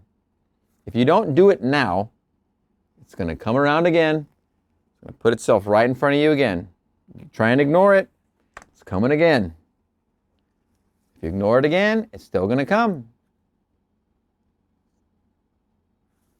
All right. We're going to see you in the next one. Neville Goddard, 1959 lectures, The Birth of the Babe. When I left 2 months ago, I asked you to join in testing with me what I have heard and told you, but now I can say, as did Job 42:5, I have heard of thee by the hearing of the ear, but now mine eyes seeth thee. Tonight, as I stand here, I can say what he said centuries ago. When I left, I had heard of this principle and I had proved it, but I had not seen it. But now I have seen it, so I can stand here and tell you something I could have not have told you 2 months ago. Here we are in 1959, and we wonder about a book written centuries ago. By the way, this is September 8th, 1959. Excuse me for that. So he obviously took a summer break. And he came back, so that's what we're going, what we're going with. Here we are in 1959, and we wonder about a book written centuries ago, the Bible. How can it guide us in an atomic age? We think we are now so wise. There comes one scientific book after another, and each wiser than the previous one, And how can a book written, you might say, by shepherds be a guide today? Is it true? I know tonight it is more true than anyone knows. The book called the Bible is not what any of the priesthoods of the world think it to be. We say that God is all imagination and that God and man are one and we exist in Him and He in us. The eternal body of man is all imagination. That is God Himself. Blake. I told you that and I believed it and I heard it and I read it and tried to put it into practice, but now I know that you and I are made of the very substance of God and we are one with Him. Remember, this is the year that Neville's promise mystical experiences are going to begin, this very year. I don't know if he's going to describe it in this lecture yet, but we'll find out. But it is 1959 when it starts for him. I want to share with you an experience I had on the morning of July 20th in San Francisco. I guess we're going to get that, aren't we? But first, let me quote from Isaiah 9:5. And a virgin shall conceive, for unto us a child is born, unto us a son is given, and the government shall be upon his shoulder, and his name shall be called Wonderful, Counselor, the Almighty God, the Everlasting Father, the Prince of Peace. He shall be called Emmanuel. And of the increase of his government and peace there shall be no end, and a little child shall lead them. And this shall be the sign. You shall see a babe wrapped in swaddling clothes, lying in a manger. This would be the signal that Neville's about to talk about his first mystical experience. Here we go. The prophecy of Isaiah is true. On the morning of July 20th, I was in San Francisco, a city named after a saint, and I was living in a hotel named after a pirate, Sir Francis Drake. At 4 o'clock in the morning, a most wonderful dream was interrupted. I was dreaming of tomorrow's man, where all the arts flourished, when instead of just hearing music, you could see it forming into beautiful patterns. I was freezing this when it was interrupted by the most terrific vibration within my skull at the base. This intensity increased and increased, but instead of being catapulted into space, I am being squeezed out of this body inch by inch, and I find myself with my head on the floor. And I literally pulled myself out through this skull, and then I am having a few moments of rest, and I look at this bed and I see myself there like someone in a recovery room coming out of an anesthetic, my head moving from side to side. I remember my wife doing this after the birth of our child when she was not yet fully conscious. That sideways movement of the head over and over. And then I heard the whole vibration again, and now it's coming from the corner of the room. I thought it might be the wind, and for a moment I contemplated that. And then I looked toward the bed where this body had been. There was no body, but in its place were my 3 oldest brothers. My brother Cecil was at the head, my brother Victor at the left foot, and my brother, who is a doctor, at the right foot. They were very disturbed by this vibration, but the most disturbed is my brother, the doctor. He went over to the window and then he stood looking down, and I saw something on the floor, and he said, "It's Neville's baby." And the other said, "How could he have a baby?" But I lifted a baby from the floor, wrapped it in swaddling clothes, and I held it in my arms and said, "How is my sweetheart?" And then it smiled at me and I awoke.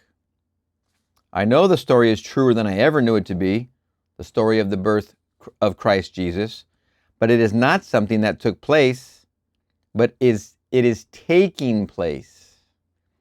I can make no pretense of holiness.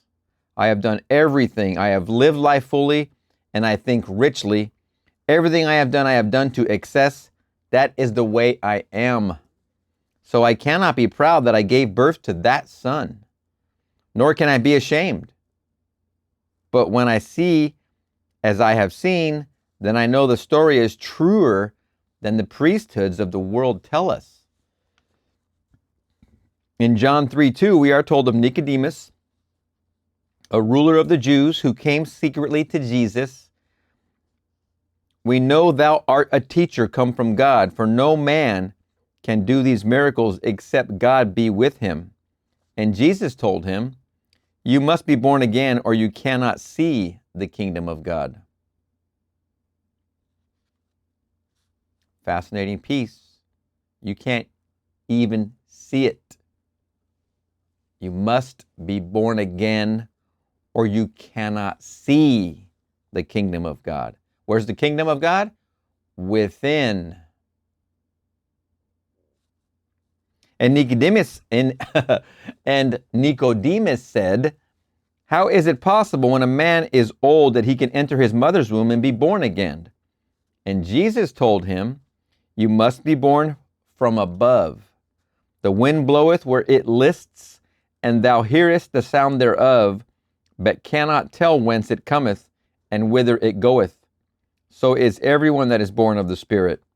We speak that we do know and testify that we have seen.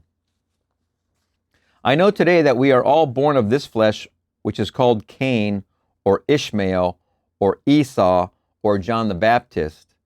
But the most perfect born of woman is not equal to the least in the kingdom that is born from above. So everyone in the world is going to be born from above. It has nothing to do with physical virginity, the story of the virgin birth, or a physical Christ. That is blasphemy. That is blasphemy. So says Neville. Direct statement. I agree with him fully. Mary is never a physical virgin, but every man or woman in the world is that virgin. And I tell you that which is born is a gift. To us a child is born, to us a son is given. I had no concept that on that morning of July 20th, I would be carrying the Son of God. But those who worship must do it in spirit and in truth. My brothers did not see me. They only saw the offspring. I am my Father who is God. The child was actually my son and actually Jesus Christ. And I gave birth to it. I was self-begotten by me. Isaiah 54:5. For thy maker is thine husband. The Lord of hosts is his name. This is not the offspring from beneath. The whole world is beneath, but something comes from us that is immortal, and it is from above. And now I know beyond all doubt that the story of the four Gospels is truer than the priesthoods tell us. And the story of Isaiah is truer than any rabbi can tell. Imagination is God. But it has to be experienced to be known. And no man's experience is the same to another as his own experience. I have asked you in the past to tell me your experiences as I've told you mine. But nothing can be a substitute for your own. It does not come by observation, but it comes like a thief in the night when you would least expect it. Let no one tell you that by trying to be holy or generous or by exercises or fasts or diets that is the way. No one could foresee such an experience. I could prophesy things based on the experience of men more than this, but this I could not prophesy or when it would come. The Bible is the most modern book in the world. Every year books come out and the concepts change as more books come out and change. But here is this everlasting vision that is true. It does not matter what you have done in this world. You are here for one purpose, and that is to bring Jacob to the Lord. Isaiah 49.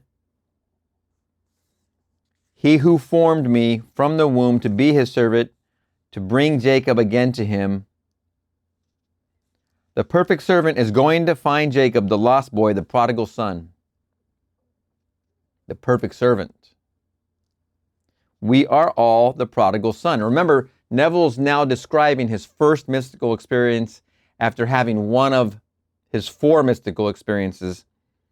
And from which I think it's Natalie in the books that have the compilations named it as 6 mystical experiences. Whatever I'm reading, I'm going to go with. So whatever that is. In this case, I would call this is Neville's perspective from his first mystical experience. I don't know if he knows he's going to have 3 more yet. We are all the prodigal son. We spent everything, every vision, for I cannot wait to tell each of them when they happen. I could not wait for this night to tell you this. My first night in San Francisco, I could not wait to tell my audience. Someone after the meeting who was an authority on masters, adepts, and such said, "How silly, he talked about having a baby." They do not know that the greatest story ever told is told between Genesis and Revelation. Many books of the Bible are commentaries. They are not visions, but the first 5 books are true visions.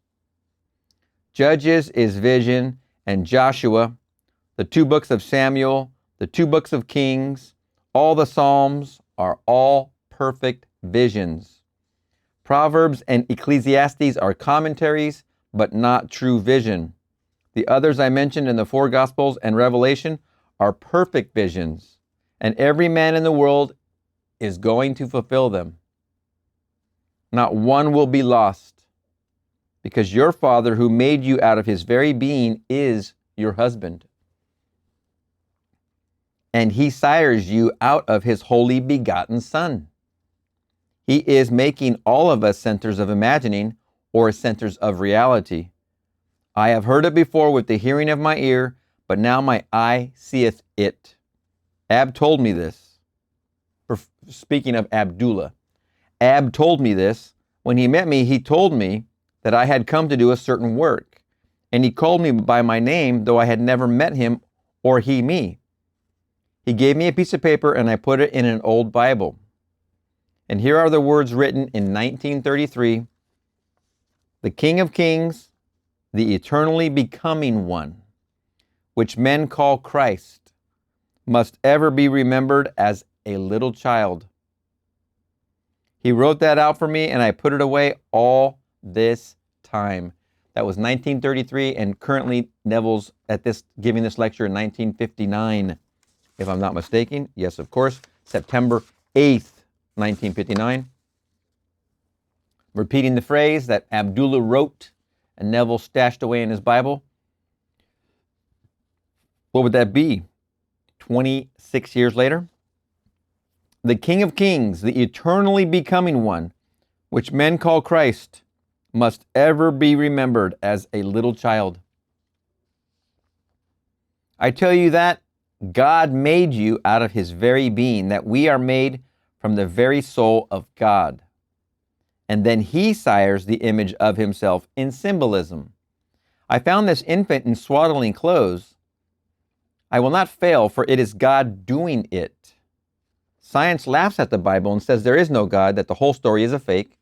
But I tell you that the story is truer than in any book you have ever read.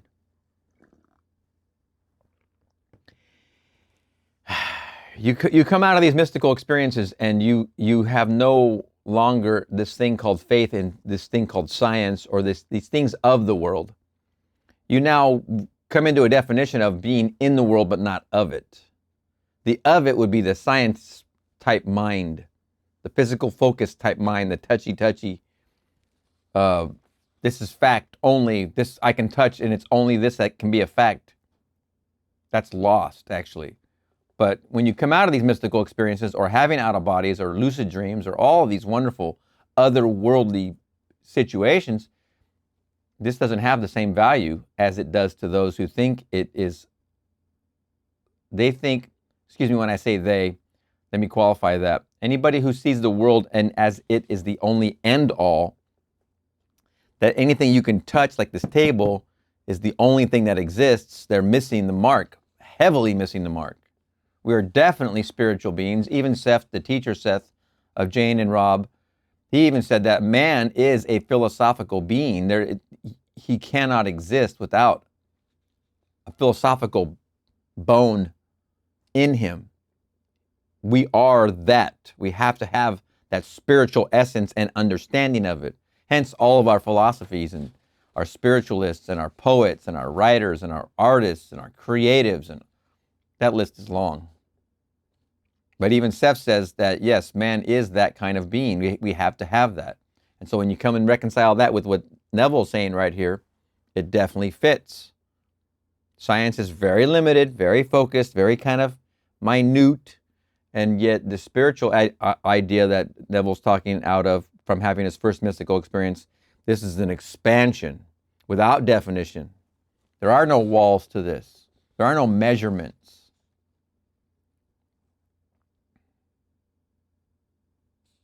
I know I have done what I was told to do. He formed me from the womb to be his servant and to bring Jacob again to him. He wants that symbol of all the people in the world, and he wants me to produce it myself. That symbol that shows I am the father of the whole vast world. But my brothers said, how could Neville have a baby? These were wise men of the world, but they could not understand. The one who was the doctor understood and said, it is Neville's baby. They could not see me, but I was real and invisible like my Father, for my Father is spirit. I am real without form. I did not produce the child out of any physical womb, but in a way no man could have conceived. The word is from pneuma, P-N-E-U-M-A, pneuma, meaning a current of wind. I actually felt when I heard this disturbance that the wind caused it. And then comes the infant wrapped in swaddling clothes. I did not know a child was being born when I squeezed myself out of this form, and then looked back at the body on the bed, moving its head from side to side. Blake said she does not know what is happening. Either good or evil, she is not to blame. And in the beginning of the book, Songs of Experience, he drew a picture of a child coming out of his head, forming as it were an egg. They said he was mad. What I have told you tonight is mad, but it is more true than anything I have ever told you. You are also worthy of this experience because you are made of God. If you live by faith in things not seen, you are preparing the way for the appearance of Jesus Christ in you. If your faith is based on things seen, you are not preparing the way. For the child is not born by the passage of time, but by the faith of the one involved. I hope you have not done anything you feel too sorry about, but no matter, in the eyes of your Father, you are pure. Remember, cowboys and aliens, God doesn't care who you were, He only cares who you are. Wonderful movie. The preacher's role in that movie, awesome. Every word he says is pure gold. I had no knowledge of what was taking place. It comes like a thief in the night. It has nothing to do with good and evil people talk about. It has nothing to do with the good and evil people talk about.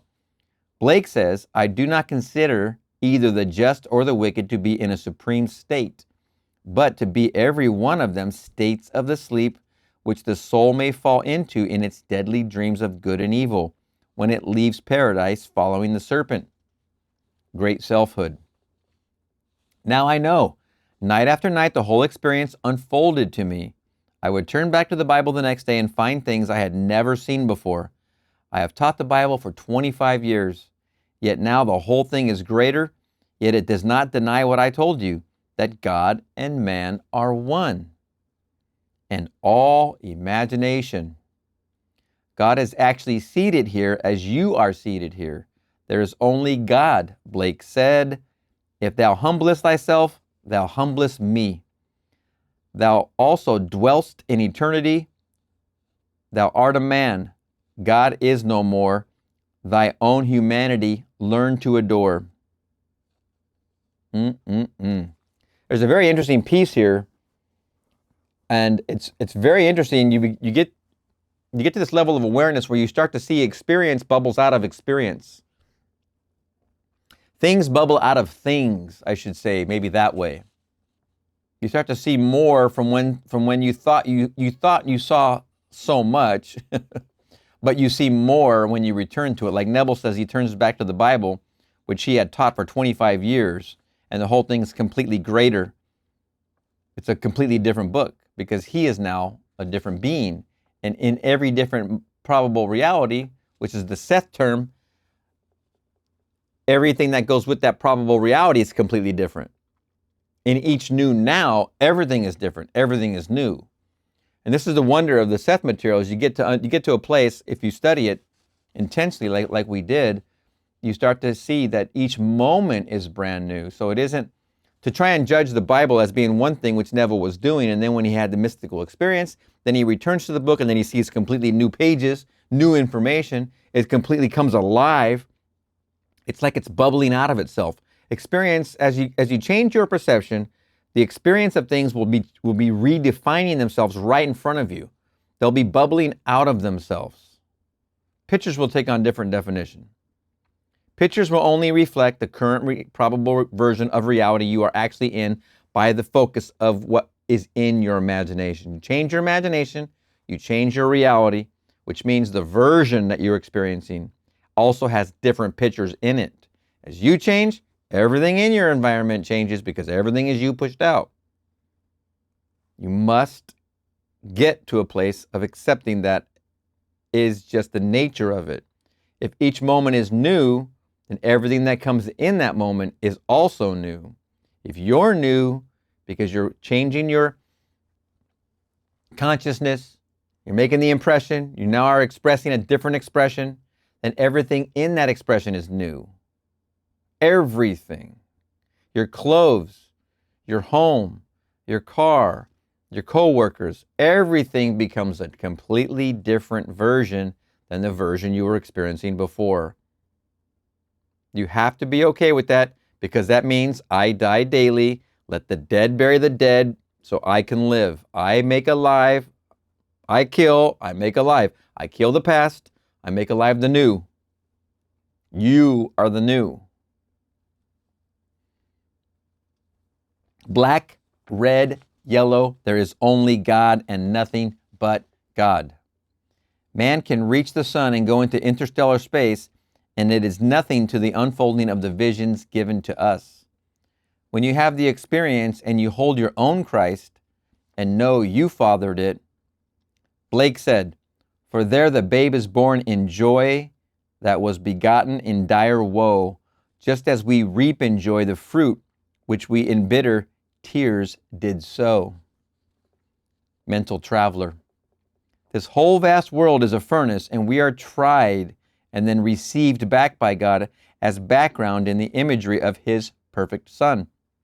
He awakens us as Himself in that moment. For when we awaken, then we are He.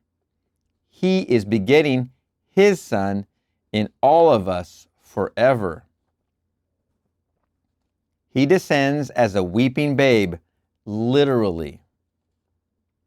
For you were spanked into your first cry when you were born, but this one born from above is not spanked. The one born from below is the Esau, the Cain, but the one I held in my hands is Jacob or Isaac. If I begot Jacob, am I not Isaac? If I begot Jesus Christ, am I not the one men call God? Blasphemy? No. You are made by God for the purpose of bringing forth His only begotten Son. It does not matter whether on this plane you seem unwanted or even if you put yourself in jail, for God has not ignored you. We are all put into the furnace and are being burned by the experiences of life. When we have gone through it all, then He awakens within us and takes us to Himself. Whether you happen to give birth to Him tonight or in this 70, death is an illusion, and you will be just as alive, and you will do it on the other side.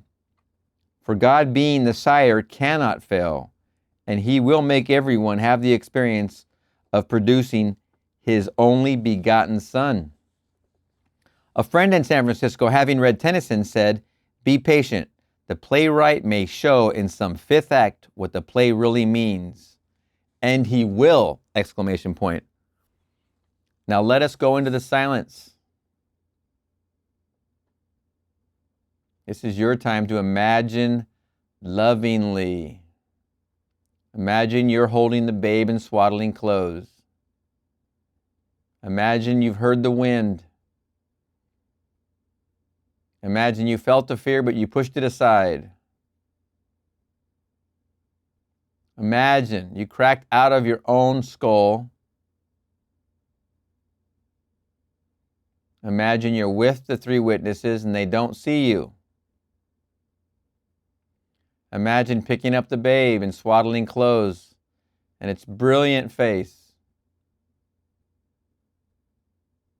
And then you wake up. Question: what is symbolism? This answer, the symbolism of the vision means that you are born from above. This body is Cain. But the second son does not come from the womb of a woman. The Lord of heaven is his name. I mean, you are God, and I mean it in a more literal way than I have before, in spite of the scientists of this atomic age. Question: how can you teach this to children? Answer: a child is best taught by example. Living the life of a loving man is the best teaching in the world. Fall in love with humanity. Our life and our being are the being of God. Of course, there are some who say I am the son of the devil. But when I held the babe in my hands, I looked into its face and said, "How is my sweetheart?" And it looked into my face and smiled. It descends a weeping babe, but it ascends a smiling one! Exclamation point. You know, Seth also says in the teachings of Seth that, this question, how can you teach this to children? This question was asked of Seth over and over and over. How do I share this with others? How do I make this something other people can understand? It seemed everybody in that class, in the ESP class, was a preacher of some sort, because they just kept wanting to share it. And don't blame them one bit, because that's how I am, and I know what that role is all about. Oh boy, don't shoot the messenger, okay? But Seth was asked that so many times, and as Neville was just asked that same question, the biggest, loudest answer Seth would give, which makes the most sense, is simply to live it, thereby being an example that's louder than any words could ever portray. When you live it, and you are it by example, it's way louder than anything this can produce. That's how you can teach it to children. That's how people will look at you and notice something's different, and they don't know what, but they're learning from that, because you're leading by example. You're an example of this material. You're an example of the unfolding. You're an example of the new birth. Isn't it wonderful? All right, we're going to see you in the next one. Neville Goddard, 1959 lectures. The Second Vision, September 11th, 1959.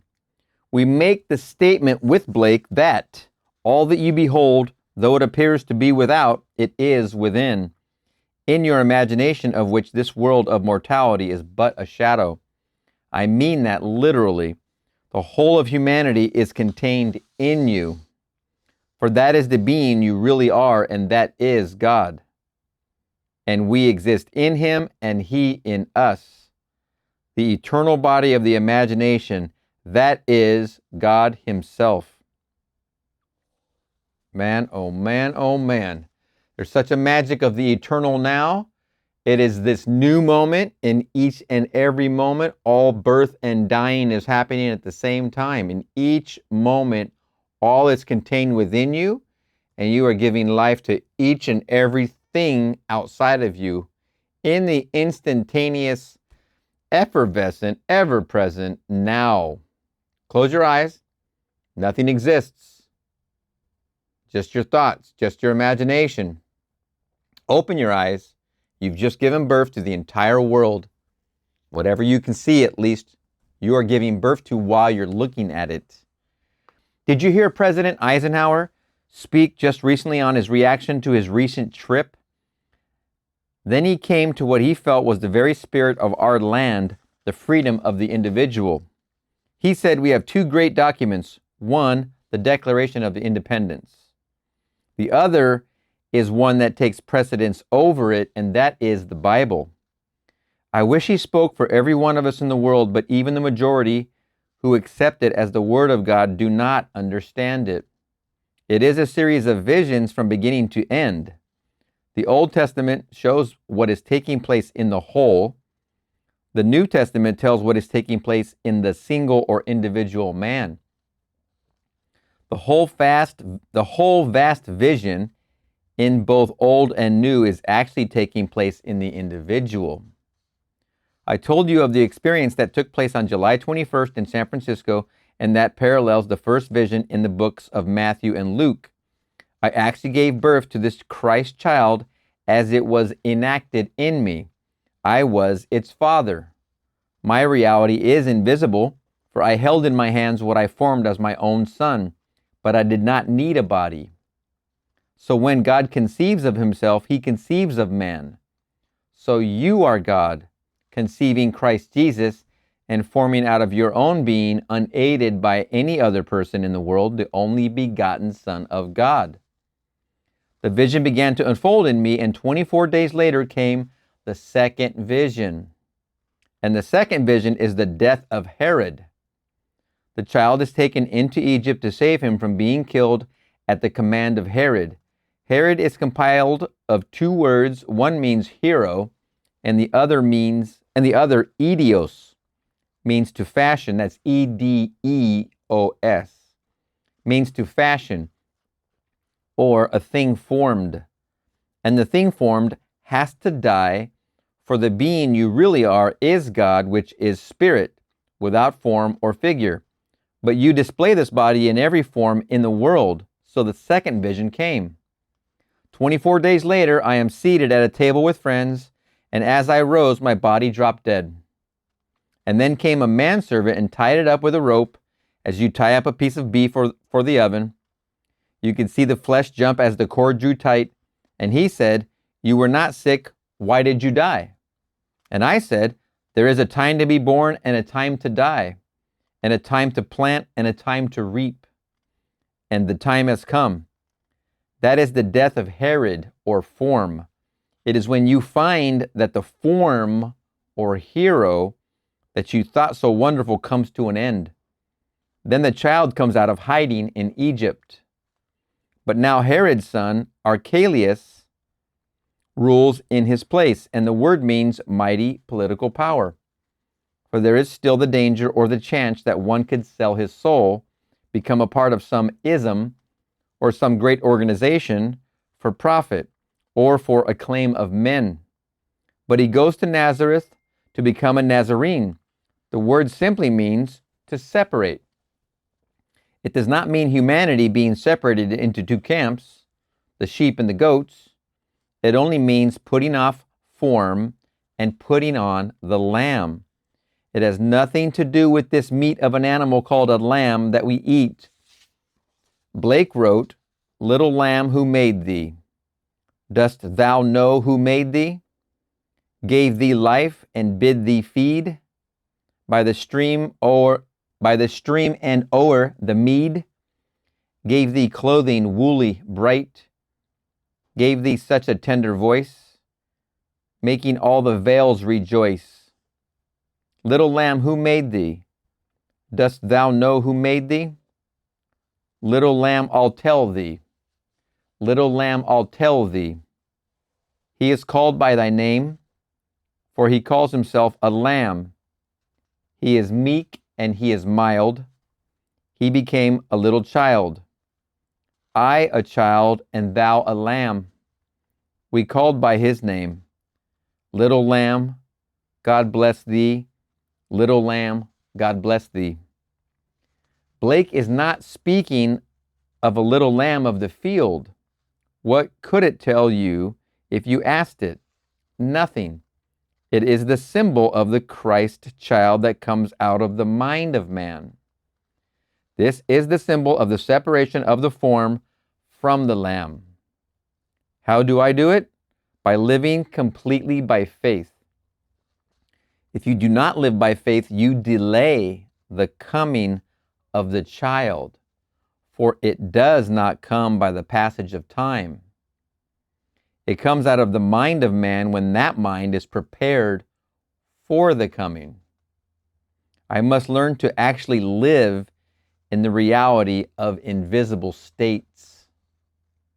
No matter what it is, start with a job or a house that seems beyond your reach, and then live in the feeling that you have it. In the degree that you are faithful to these images, you are preparing the way for the coming of the child. Faith. I place my image in a garden, Eden, and then out of it comes a river, and it parts into 4 sections. It is not actually water. If I wanted to realize my dream, what must I do to make it real so I can share it with this, my shadow world called man? I must know the taste and touch and sight and sound of what it would be if it were true. If I could see what I would see if my dream were true, and remain faithful to that imagery, I would make it real in the world of shadows. The only risk is that after it becomes real, man is likely to lose himself in the thing he created in the world of effects and deny his faithfulness to the image that produced it. So then he goes sound asleep once more. So many people do that. It is nice to meet now and then someone who has not forgotten. Remember the guy who was hearing the oil bubbling up from the ground? He slept on the ground, and his wife was like, "Why are you gone all night?" And he slept. He was hearing the oil coming. He was sleeping in faith. He was going to bed on the ground in faith because he could hear the oil. He was bringing his riches to the world. Then he forgot the voice of God, which that was the voice of God. Then he forgot. Then he became bored with his millions, and he couldn't buy happiness. When all he had to do is use the same voice and create another adventure. Anything, everything. To that man, it must have just been about the money per se. But hey, what's wrong with health? You got the money. Use the voice of God. Go for the health. Nothing wrong with being healthy. Go run a marathon. Do whatever. It doesn't even matter. Parachuting, hang gliding, mountain climbing. Go up K2 for crying out loud. You know, if you got those figured out and you haven't figured out the third one, that's marriage. That's family. That's responsibility. Any order. Conquer one, conquer another, conquer the third. After that, there's freedom. There's all kinds of things. The list is long. It's infinite. You can go for your own, period. I have told you, remember now, you're using the voice of God to get one, so remember how you got the one. Don't get overcrowded and totally blasted by just seeing that you did this. Now you just forgot how it came. And if you do that, you're going to sleep. You're right back to sleep. I will repeat these last few sentences. The only risk is that after it becomes real, creating, man is likely to lose himself in the thing he created in the world of effects and deny his faithfulness to the image that produced it. So then he goes sound asleep once more. So many people do that. It is nice to meet now and then someone who has not forgotten. I have told you the story of this man before. He was a young lawyer of 30 without funds when a few years ago, after coming to my lectures, he decided to use his imagination to obtain an immense objective. He desired to control a multi-million-dollar concern, the Berkeley Savings and Loan Company. At the time, he had no connection with them, but within 6 months, he was in control. He turned over the wheels of industry so fast that he doubled its assets. Now he has sold out control and gone into the building business. He has recently returned from Hawaii, where he built 4 hotels. Now he is building the largest co-op on the West Coast, the Comstock, named after the famous Comstock Lode, L-O-D-E. It is on San Francisco's Nob Hill, and it is costing $8.5 million. He is president of the company. He wrote me a letter and said, I have a deep and abiding conviction in the power of my imagination from listening to your lectures. Deep and abiding conviction. What is it you have that? In what do you have that? Deep and abiding conviction. Let's put it in the power of imagination. Like this man, and then get anything you desire. He wrote me a letter and said, I have a deep and abiding conviction in the power of my imagination from listening to your lectures. If imagination creates reality and I walk in the direction of my image, then I will predict my future. Control of your life. Now, he is president of this company and building this 120-unit co-op, which will be the highest on Nob Hill. He has not forgotten. I wish I could say the same of others. They build big dreams and make them real and then forget how it was done. So after Herod is dead, his son then rules in his place, and they say, it would have happened anyway. So the child is taken to Nazareth to be separated. Many of you think that a Nazarene is one of some sect that does not cut his hair. It has nothing to do with that. It is one who is separated within himself and knows his own invisibility and his own difference from the form that appears. Herod dies, and it means form or figure, the thing you can see, and then the child is taken to be separated from all states that are visible. He is invisible reality. And then we are told you do not see him for 12 years. It means more than a length of 12 years. It means the point at which one reaches emotional maturity or imaginative puberty.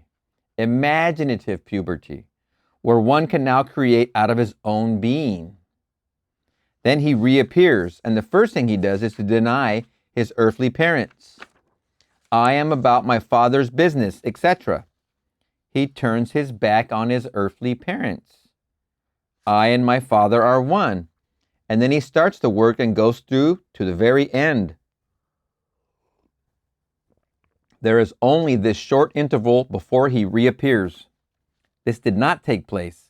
It is taking place in the mind of everyone as the way is prepared for his coming. And you prepare the way by living by faith. Faith is the evidence of things not yet seen.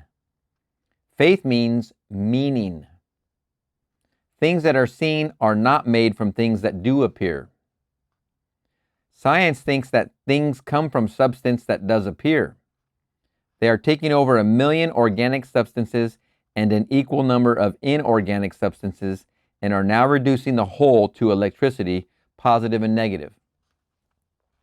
They think the whole vast world comes out of this, but it does not. It comes out of your own wonderful imagination. Any change in your image will result in a change in the world.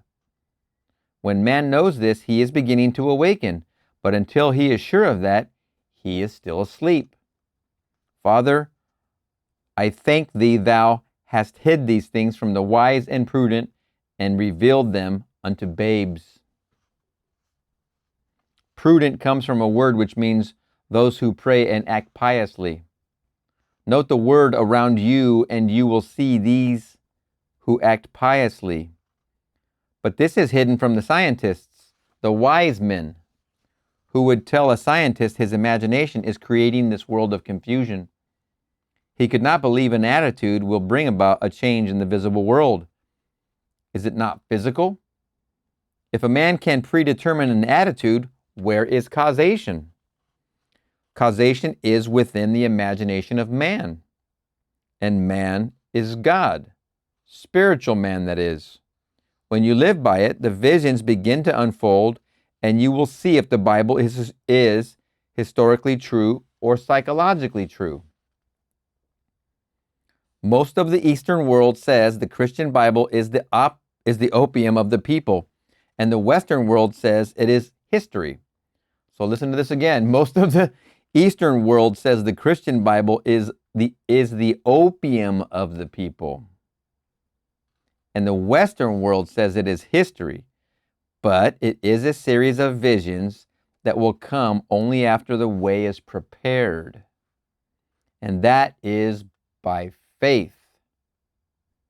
But try to tell someone you are being born of your own being, and you rise from the floor and see your body lying on the bed, its head moving from side to side like someone coming out of an anesthetic. You will think it is wind that is causing this terrific vibration in the room. Then you look back where your body was, and you will be gone. But in its place will be 3 wise men, and they too think vibration is caused by the wind. And one goes to investigate, and the others will say, "How could that be?" And you will take the child and hold it, and know it is your self-begotten son.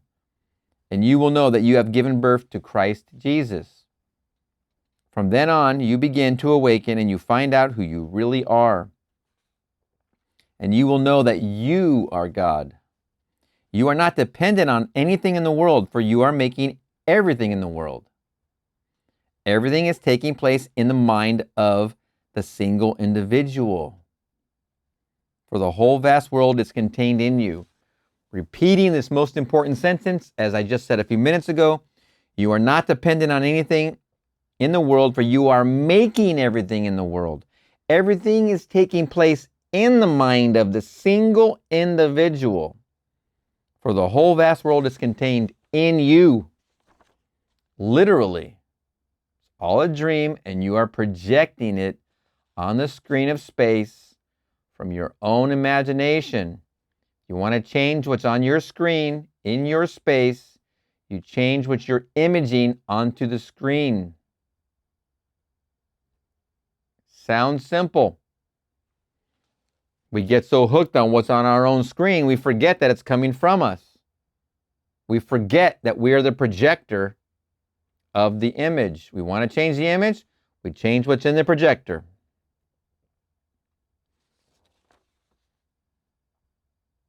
I must tell you these things, no matter if you believe them or not.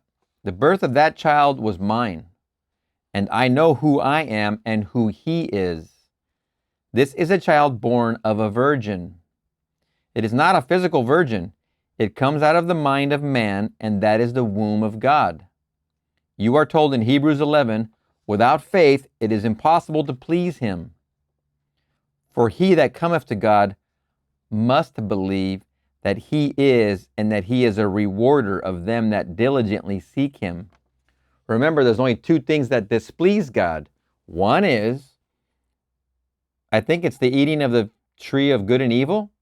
That's number 1. And number 2, most importantly, which is what I'm trying to get to as the main point here, the lack of faith in I am him. Lacking faith. That's one of the 2 things that displeases God. So right here, you're told in Hebrews 11, without faith it is impossible to please him. For he that cometh to God must believe that he is, and that he is a rewarder of them that diligently seek him. Listen to the words. For he that cometh to God must believe that he is, and that he is. That he is the one coming, and that he is a rewarder of them that diligently seek him. That is the preparation, and the event comes like a thief in the night. It does not come by observation. This has nothing to do with holiness. A physical Christ is blasphemy. Christ is spirit and is born from above and not beneath. The physical comes from below, but unless ye be born from above, ye cannot enter the kingdom of heaven. Christ is not of flesh, but comes out of your hands and smiles into your face. Until you know it, it seems stupid, but throughout eternity it is taking place. For God enters death's door, this body, with those who enter, and lies down with those who sleep to enter into dreams of eternity until they awaken. But when the door is opened, these 12 crystals begin to vibrate in what is called the pineal gland, these 12 translucencies through which the Christ Spirit shines. And the whole thing gives just as if the child were being born in the physical sense, and then you can stand no more and you are pushed down to the floor. You cannot get any lower, so that symbolizes the manger. The wise men call it your child, for you are being individualized. And the name he calls will be your name, and in your hand will be placed the child. And you will know it. For the symbolism is true. Out of the brain of man comes the Christ child. The three wise men are always present. But you, to whom it is happening, do not know what has happened. You hear the wind, the thermal, and it means the spirit of the divine wind. He does not precede you. He cannot come before you, for it is God giving birth to his Son. But man does not know what is happening, for he cannot believe that he is God. Though you cannot believe it now, you have a wonderful experience in store. If not here, then it is beyond the veil. It does not matter. This is not from the study of any philosophy, but it is an actual mystical experience. The four Gospels are the beginning of the drama unfolding in the mind of man. You want a job? Could you drive your car into the parking lot and occupy that space which would be yours were you the vice president or any position you wish to occupy? Then do it mentally and do it over and over until it seems natural. Then the shadow world will rearrange itself and make way for the car in a physical manner. But then don't forget how it happened. For then you will go sound asleep again, and then it might take you a very long time to live again by faith. When you have too much of the world in focus, you do not live by faith. When you have too much of the world in focus, these things right here, these robbers, when you have too much of the world in focus, you live not by faith. And if you live not by faith, you're not preparing the way. How can you, if you can write a check for anything you want, Jacob is the eternally beginning one, and I am called on to bring him, and I can only do it through faith. So today, no matter what you desire, if you know that imagination creates reality, then you can bring about a change of attitude and following this change in this shadow world around you. When you react, actually you penetrate. But when I change something within myself, I am acting. And only God acts in existing beings and men. Satan is that aspect of mind that reacts to life instead of affecting life. So do not argue, but decide what you want in place of what you have or see. Until I can change a thing, I can tolerate it. For I know I can change it. For when I change within, it will have to change outwardly, no matter what it is. All that you behold, though it seems to be without, it is within. In the imagination, of which this world of mortality is but a shadow. The whole vast world is the world of imagination. You will see those visions, and you will know they are in the Bible from Genesis to Revelation. It has everything to do with your awakening. How soon the third vision will come after the death of Herod, I do not know. It all depends on me and how I live by faith. And then comes another vision, and another, and they go through to the very end. Now that's 5 visions he numbers right there, just putting that on record. He says it has everything to do with you. How soon the third vision will come after the death of Herod, I do not know, and it'll depend on me and how I live by faith. And then comes another vision and another, and they go through to the very end. The first man is clothed in the garment of skin, but the second man is waiting within everyone for birth. If you could today transform your life, all you need are sound and sight and touch and taste. These are the four rivers that flow out of Eden. These are the senses, and you water your Eden by these, and if you are faithful to your image, it will flow into what you call reality. But it is the shadow, only the idea is the real. Now let us go into the silence. Take your deep breath, and if you're not driving, you can go into the silence with us together. Take your deep breath. Push your belly out. Couple deep breaths. I am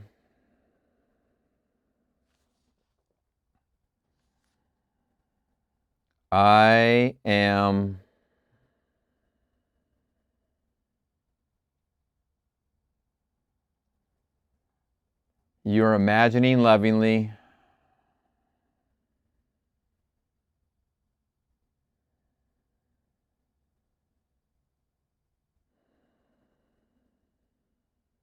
It doesn't take much time to bring any thoughts to the surface. Anyone you want to imagine lovingly for in your life, imagine lovingly for. Imagine hearing the good news. They're telling you, you're shaking their hand. You're congratulating them on their new job, on their new car, on their new relationship, on their new health. The operation was a success. You're congratulating them right now. Your one hand's on their shoulder, another hand shaking their hand. You're hugging, high-fiving. Isn't it wonderful?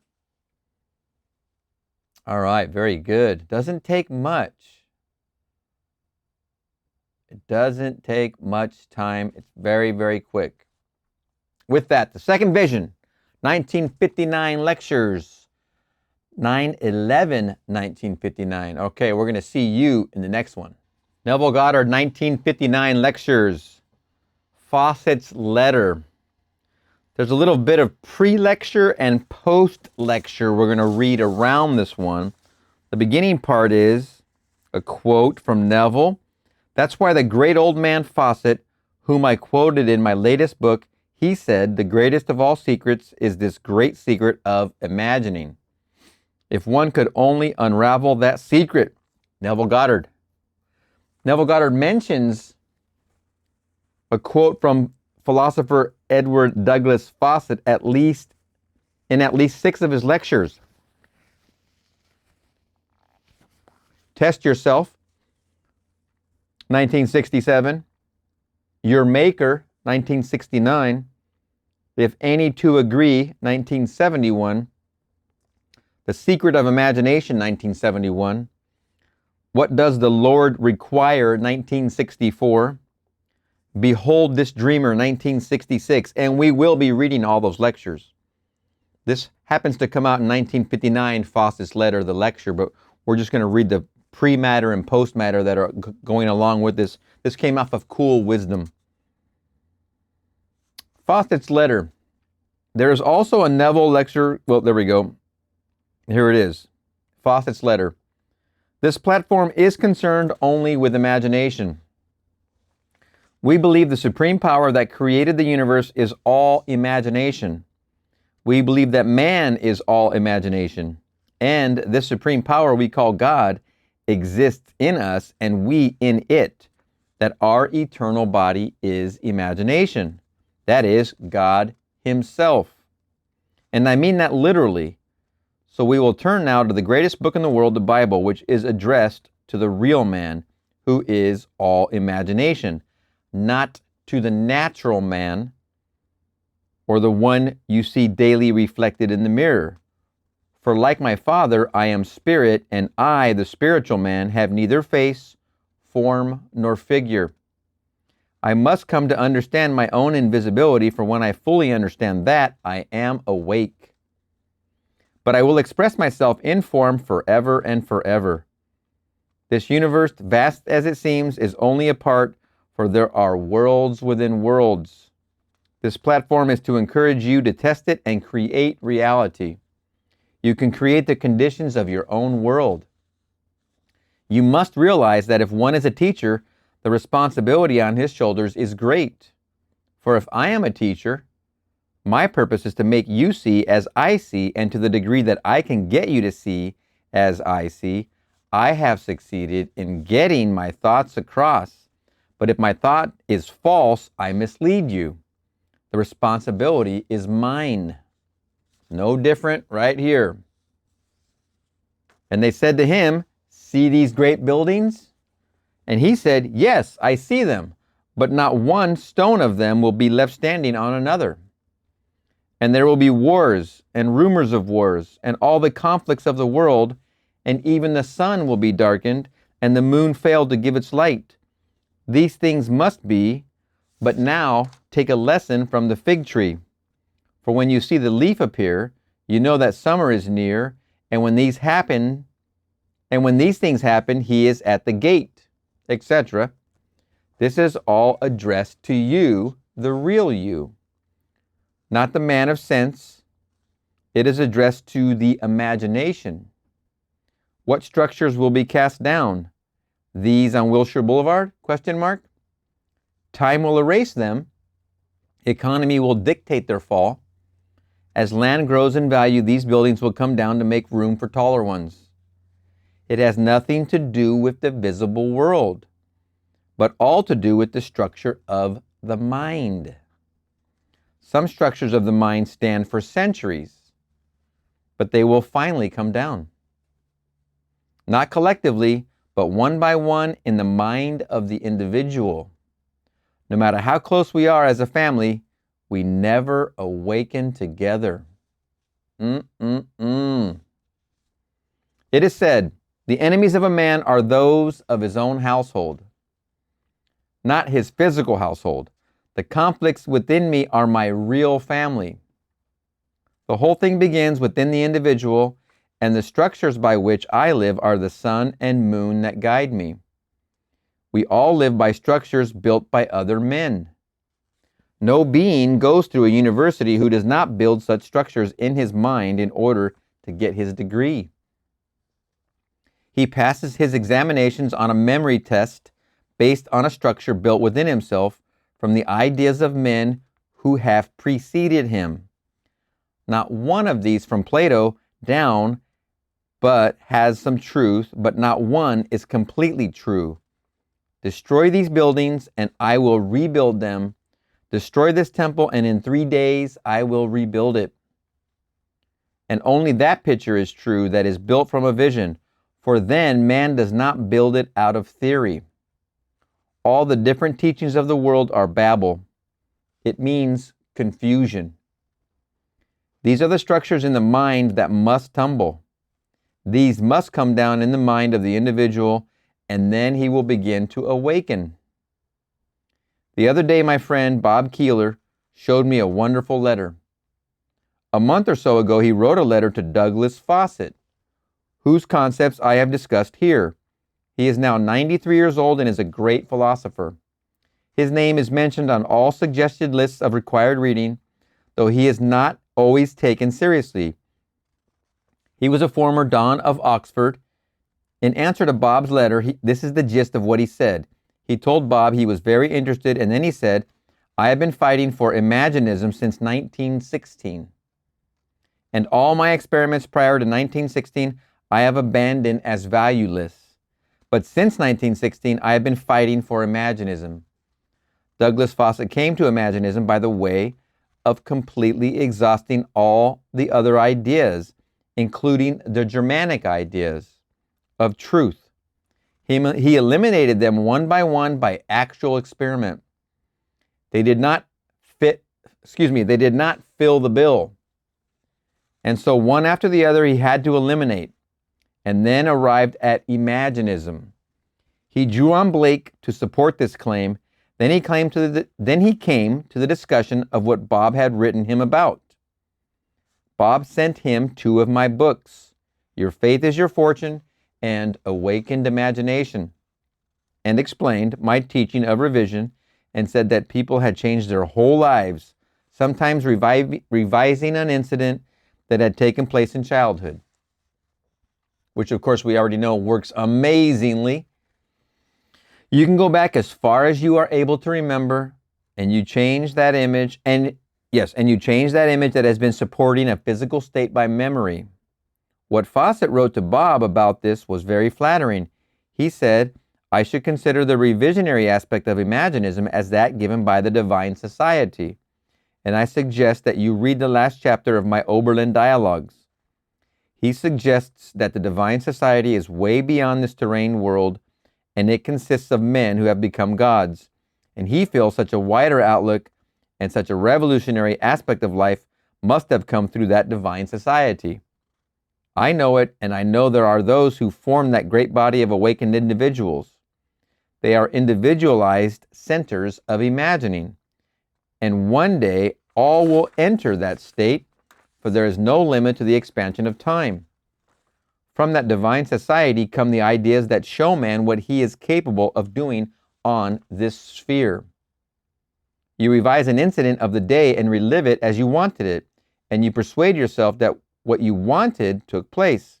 You do it over and over until it becomes real, vividly real, and fills your mind in place of the unlovely happening. And revision results in repeal. So the thing you have been keeping alive will now change according to the revised image. You will then discover that imagination creates reality. But from now on, we will weave in our visions so as to give offense to no one, nor will any be led to believe that this is an arrogant platform. A lady told me this story. She was reading one of my books when a friend came by and seeing the book said, I do not care for him or go to him. I go to Dr. X. Dr. X says the same thing, that God is man, but when Neville says it, he sounds as if he meant it. But when Dr. X says it, we know he does not mean it. He spoke as one having authority, not as the scribes and Pharisees. A scribe is one who says the words of others. The one speaking with authority has realized his own invisibility, so that when he says God and man are one, he knows it. And do not tell him to turn the stones into bread, for he will say, Get thee behind me. He is teaching and telling you who you are, for he has found out who he is, and there is only one. You in me and I in you. Everything in your world you can create, for you are creating anyway, though not always wisely. This is my statement over and over and over. All we're talking about here together is what you're already doing. And all we're going to do together, and as our goal together, is become conscious of what we're doing, not unconscious. And then use that knowledge to create whatever you want to experience. Everything in your world you can create, for you are creating anyway, though not always wisely. Some are frightened when you boldly assert that God is man, but you cannot restrain the feeling of authority. For I know God is man. I know the symbol that out of his own brain he will bring forth the child, and a wise man will put it in his hands, and he will hold it. It seems mad, but I sired it. Who is the Son? God. Who is God? I held him. But you are limited to this little garment of flesh for educative reasons. How could you reach people who are climbing through infinite levels of awareness unless you could reach them as one of themselves? So, one returns. He can gain nothing from the return. Everything man has entered, he has entered. But he returns, and as his father did, takes on the limitations of the flesh. Returning through the womb of a woman, it is all imagery, or the outpicturing of the individual and what he is doing in this world. If I speak with authority, I cannot help it. For I know from my own mystical experiences that man is all imagination. When I walk through this world, I bring images through my five senses. If I do not rise above it, but live in it as if it were true, then I am anchored in the senses. The real you is all imagination. But between you and the natural man stands the specter of reason, and one must cast him into the lake and bring before your mind's eye what you would see and touch and hear if what you desired were a reality. And if you walk in that image, you will bring about a transformation in your world. If you walk in that image. We have these great giants like Plato, etc. And every child builds into his mind the structures of such great minds who give only partial truth. But as we are told in Mark 13, all these great buildings will go down. None will survive, only the visions.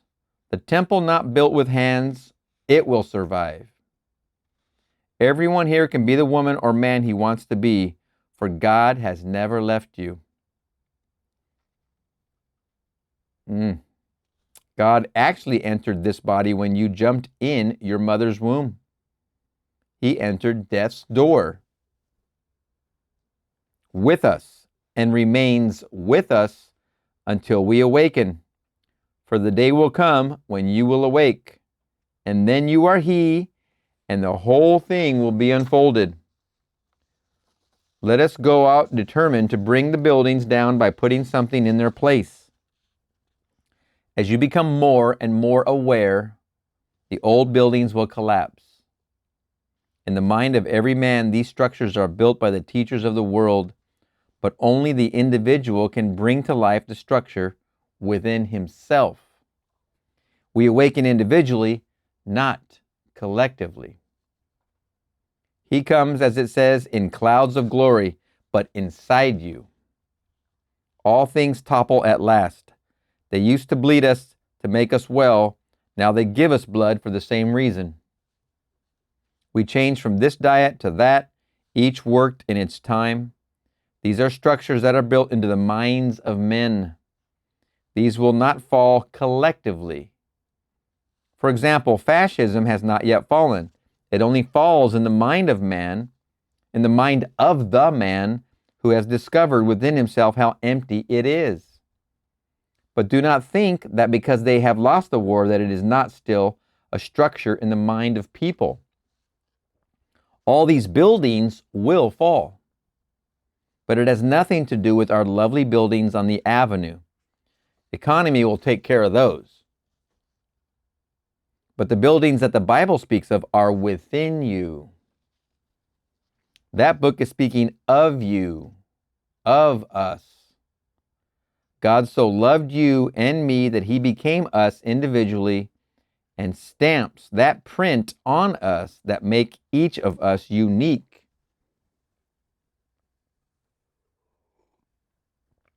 We are all individualized, but we are visible on certain levels of our being. The real you is an infinite God. On this level, you have turned around, but the ascent is by the effort you will make through faith. Yet 90% of what you receive will not be through your effort, but through grace. You have no conception how much is given to man. Your effort is always multiplied 1,000-fold. You make your effort and you will be amazed at the gift that comes to you. 90% is by grace, and only a maximum 10% is by the effort of the individual. God is not here to punish us or to get even. It is the awakening of God in man. Here is one great philosopher, Fawcett, who came to it completely by elimination. He wrote, "I am so happy to find several allies in your great America. Everyone individually will awaken to the reality he is seeking. And that is his own wonderful imagination, and that is God." That is the one called the potter. I went down to the potter's house, and the potter was working at his wheel. I went right into my own being. I was working at the wheel. I was cogitating on what I had during the day, and the vessel in his hand was spoiled, but he reworked it into another vessel, such as seemed good unto him. This is revision. As he says here, I was cogitating on what I had during the day. I think they're missing a word there on either, it could be what I had done during the day or what I had experienced during the day, whatever. And then it goes into the quote, and the vessel in his hand was spoiled, but he reworked it into another vessel, such as seemed good unto him. End quote, Jeremiah 18. Well, today, did I take something that was spoiled and rework it? Did I take some distressing word and rewrite it? I could not stop the image forming when I read the letter today, so I hold in my hand that which is spoiled. Receive a letter in the mail. You don't like what it says. It's a spoiled vessel. But I can rework it and fashion it into another vessel. I can read the letter I wish I had received. Everyone has to do that. So if I did not do it, he is not speaking for me, for I am not being the potter as I should. He is speaking of the one who, as in Jeremiah 18, is trying to awaken. Imagination is the potter. The word means maker. It also means God. So I went to God's house and I found him within myself. I sat alone thinking, which means being at my will, and what I held in my mental hand seems to be spoiled, so I rework it into a more wonderful vessel. If I can do it, I have proved I am beginning to awaken. But do not try to create any new religion. Religion means devotion to the most exalted experience you have had. Do not try to rewrite it. Do not add to the Tower of Babel. Visions will come bearing witness to your progress. As they come, you know where you stand. You go from Genesis to Revelation. You come to the point where there is no sun and no moon. You do not need them. You become your own light. That is wonderful. As in my story told in my book, The Search, I walked in a beautiful twilight. It is a vision and it happens to the individual, and you will know that he is risen. And it means you. They will call you by your name. It is the most perfect thing in the world. It is your name, and it is your name forever. Let no one tell you it is not true. The vision is more true than all the structures that are being built in the minds of men by conjecture. Then when you reach the final vision, you will enter that state of perfection that was yours before the world was. None will be lost. If one is lost, someone will come, and I do not care what a man has done. None will be lost, for then God would be lost. If one is lost, someone will come out and volunteer to go and find him. If he or she has to marry the other to redeem him or her, someone from that divine society will volunteer to come. Not one will be lost, for we are all one and we are all awakening. These are perfect visions from Genesis to Revelation with a few commentaries. Ruth, Esther, Ecclesiastes, these are commentaries and not perfect visions. But the 5 books of the Torah, Joshua, Judges, Kings, the Psalms, Isaiah, Jeremiah, these are perfect visions and they are true. And you will pass through them and know the whole story is true. And you will see it reflected in your world of shadows. You walk this world and you do not think you are in a fire, but this world is the fire. And when you come out, you are like a burnt offering in the land of God. This world is the flame of experience. We are looking at different views, and I am here to encourage you to live nobly, and to be faithful to your dream that it may crystallize. These things are only to prove that you can create. Do not become lost in the thing you create. Go back and create some more. Go back and create some more.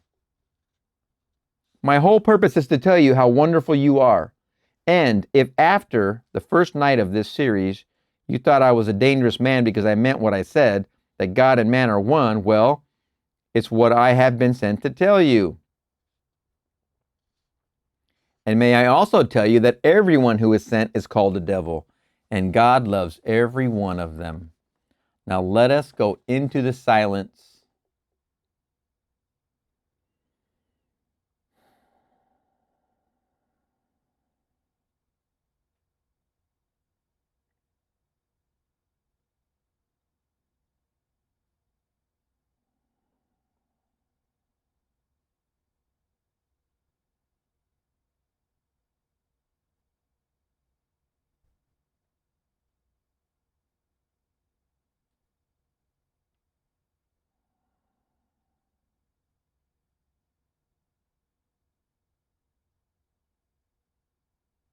All right. Good. Books by Edward Douglas Fawcett. The Case for Reincarnation, 1919. Divine Imagining, 1921.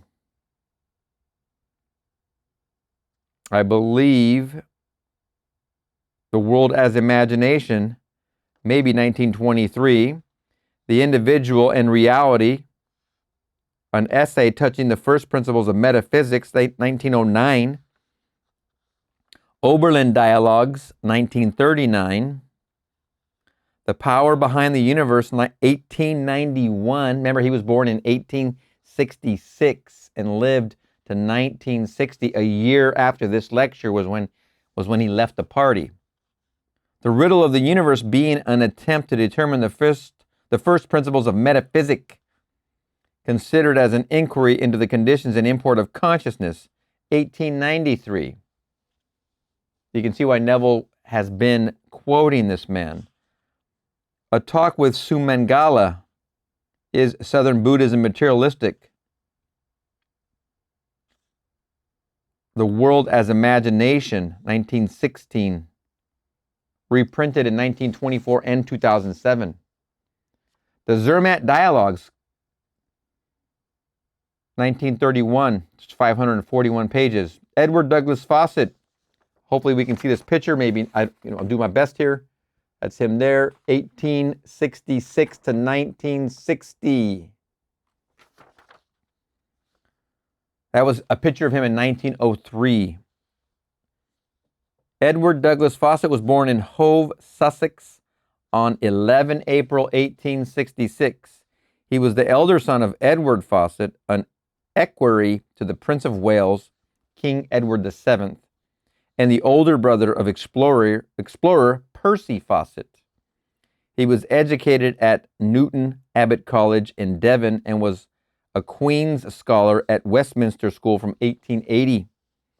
Fawcett converted to Buddhism, having taken the Pansel, the lay follower vow to the 5 precepts, while with Henry Still Olcott in Ceylon, modern Sri Lanka. In January 1890, he was an associate of Russian occultist Helena Blavatsky, leading theoretician of the esoteric religious movement Theosophy. He assisted her in her writing and in compiling quotations from scientific works for the secret doctrine, and particularly the parts of the second volume on the topic of evolutionary hypotheses. I just sold that book, by the way. A brand new copy I got when my teacher closed her bookstore. She sent me a dozen boxes of books when I lived in Seattle, and I was dabbling with opening a bookstore up there. Although I was in construction, she sent me the remaining lot of books that she didn't sell. And one of them was The Secret Doctrine, and I just finally sold it. So she shipped that to me in 99. It was on my shelf in plastic for the last 26 years. I just sold it. Fawcett joined the editorial staff of The Theosophist, the monthly journal of the Theosophical Society, and wrote correspondence for the magazine Lucifer. As a science fiction author, Fawcett published his first fantasy novel, Hartman the Anarchist, in 1893.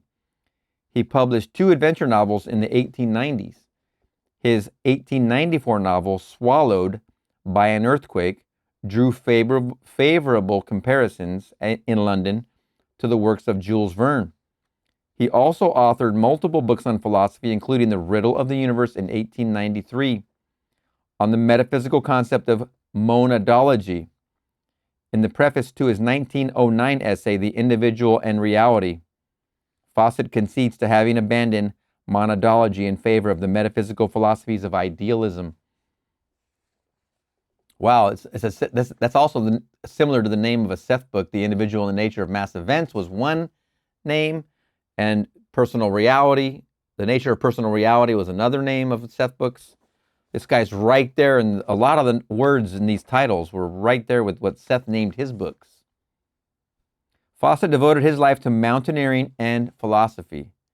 During this time, his philosophy centered around the idea that imagination was the fundamental reality of the universe. I think our man Einstein also says something similar. He says, imagination is more important than knowledge, I believe is what he says. Or there's a quote by Einstein that says that, I believe. Wow, what a wonderful lecture. A lecture and some pre-matter and post-matter. Fawcett's Letter. Fascinating, 1959.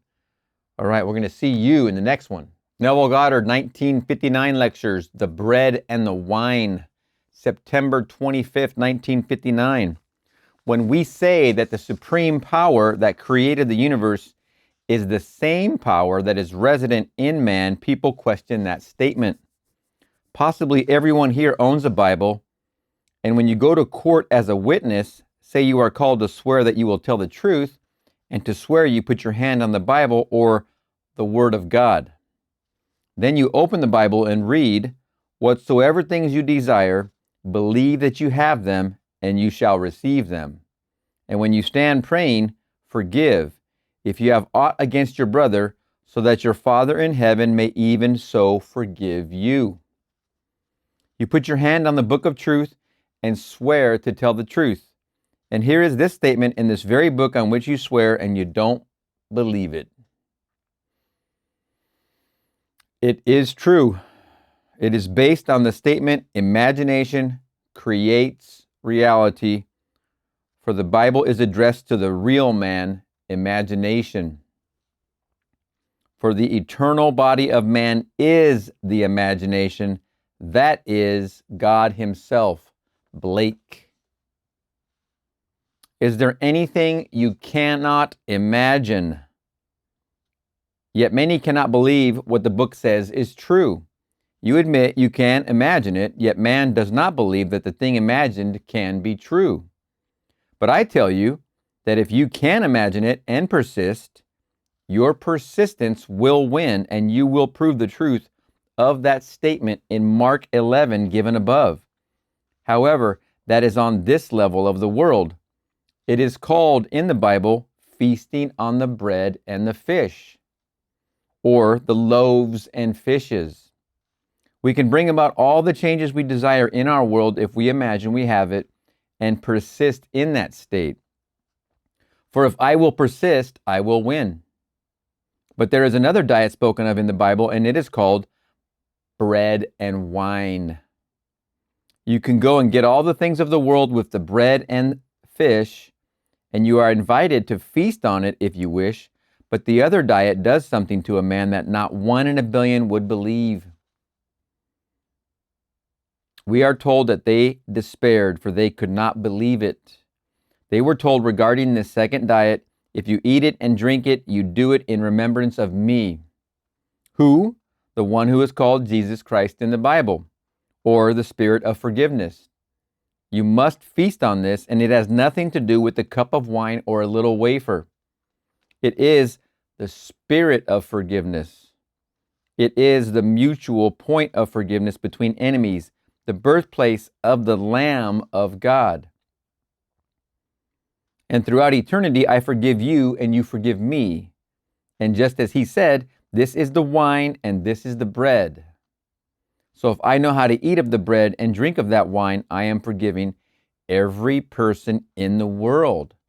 But I cannot do it unless I see and understand the difference between an individual and the state the individual is occupying. If I condemn a man or a society or a thing, and I do not understand that they are only states, I am condemning them. Only when I begin to distinguish between the state and the individual can I forgive.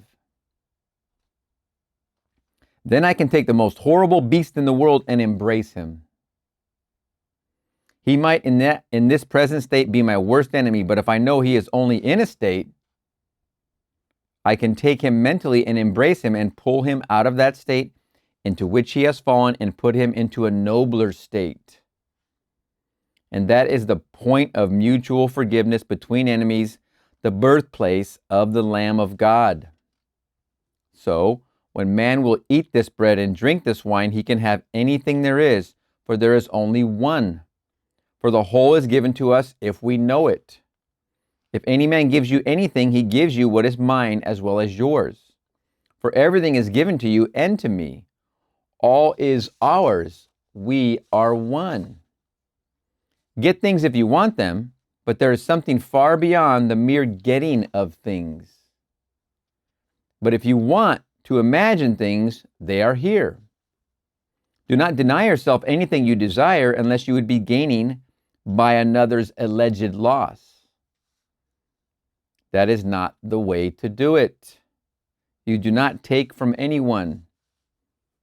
You create what you desire only in imagination. And if you persist in the state, it will prove itself. And it will come to you in a way that will not hurt another. For it is my Father who is giving it to me. It is my Father who is giving it to me. There is only God. Nothing is lost, for all things by a law divine with one another's being mingle. So I do not have to ask you or another to play your part in bringing to pass what I want in this world.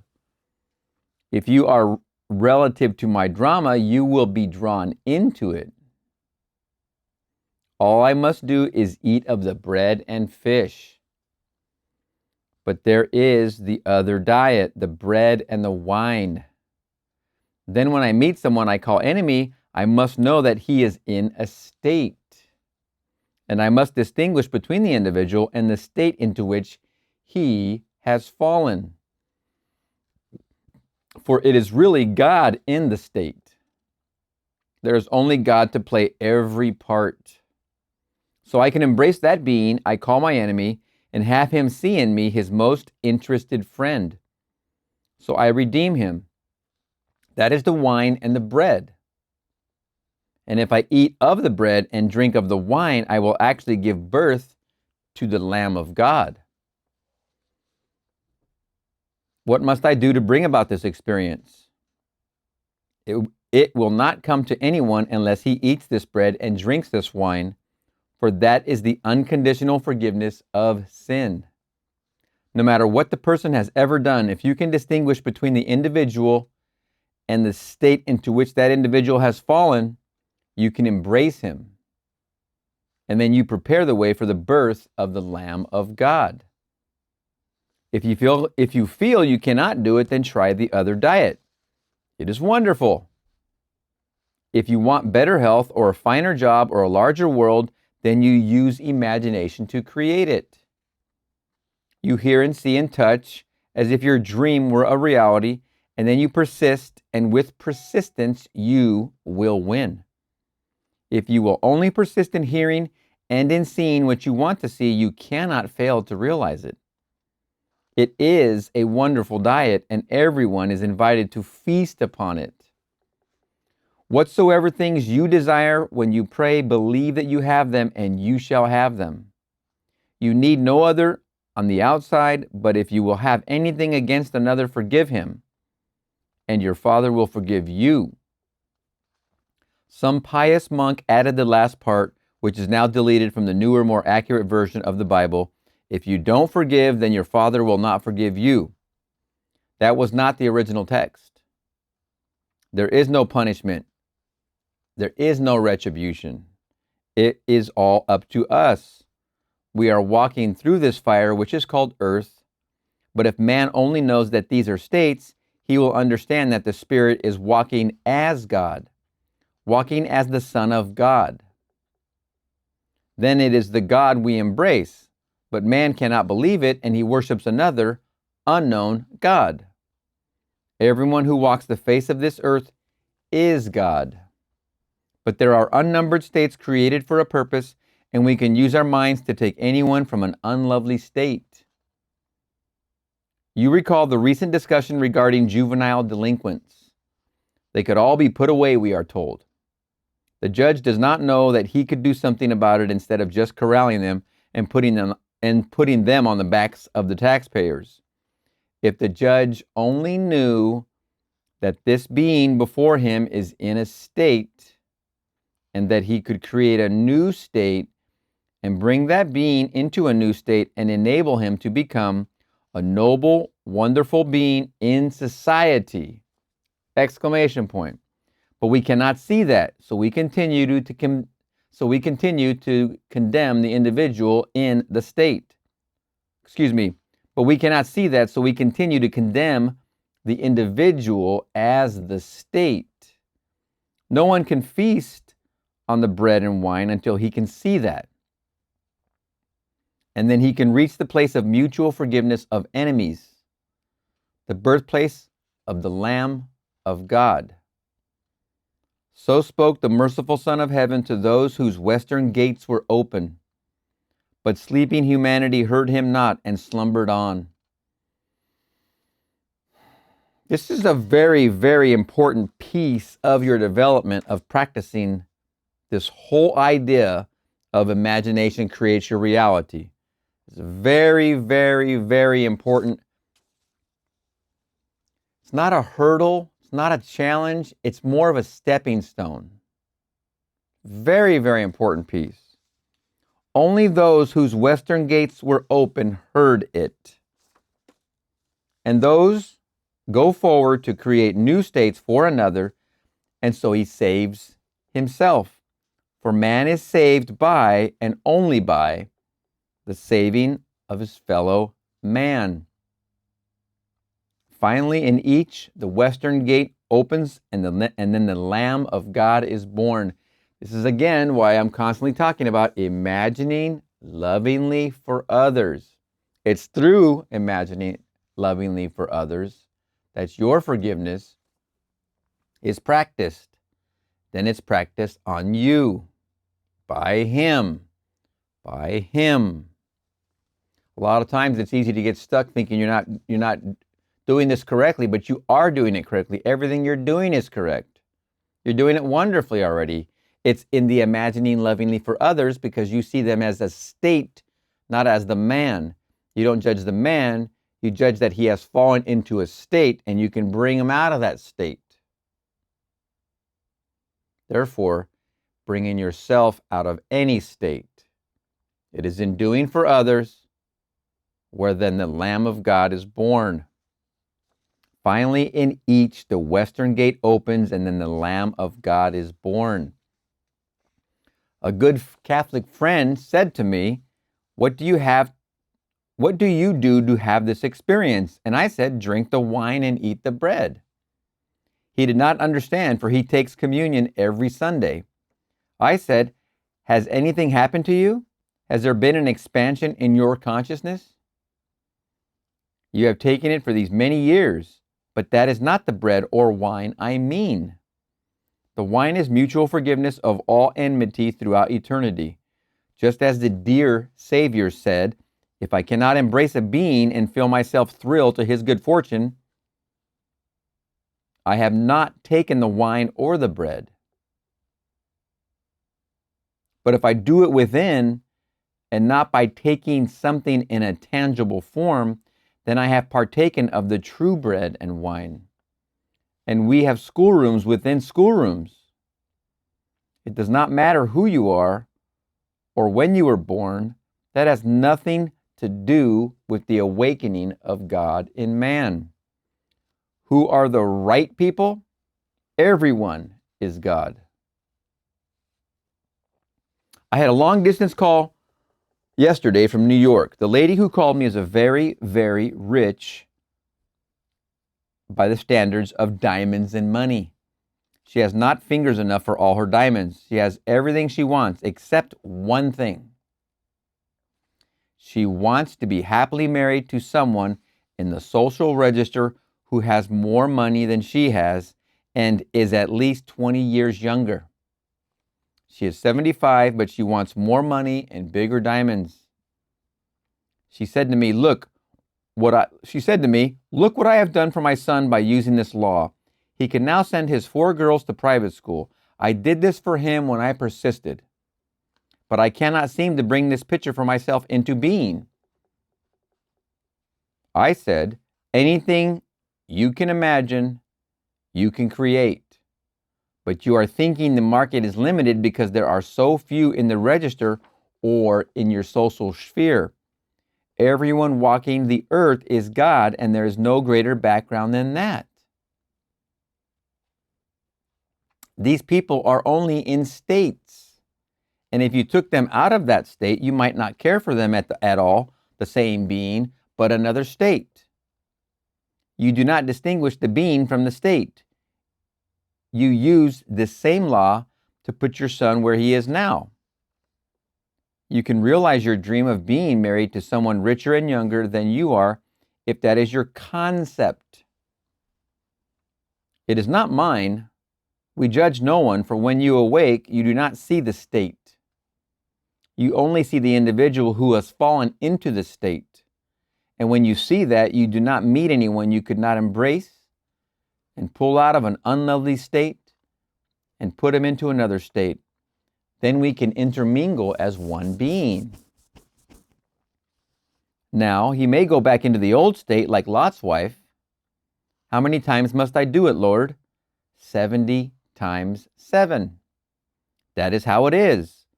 If a child of yours fell downstairs, would you not pick him up 70 times 7? God is playing all the parts. There are unnumbered schools teaching that you suffer because of something you did in a previous life. You must do this or that. You do not awaken by sitting on a mountaintop or by diets or by joining some ism. You can only awake as you eat the bread and drink the wine, for that is the mutual forgiveness of enemies. And that place is the birthplace of the Lamb of God. You do not say to another, I forgive you. That means nothing. But you bring him before your mind's eye and embrace him. You are in the states that seem to oppose. But when you feel that touch, you are opening the western gate. For the western gate is touch. The southern gate is sight.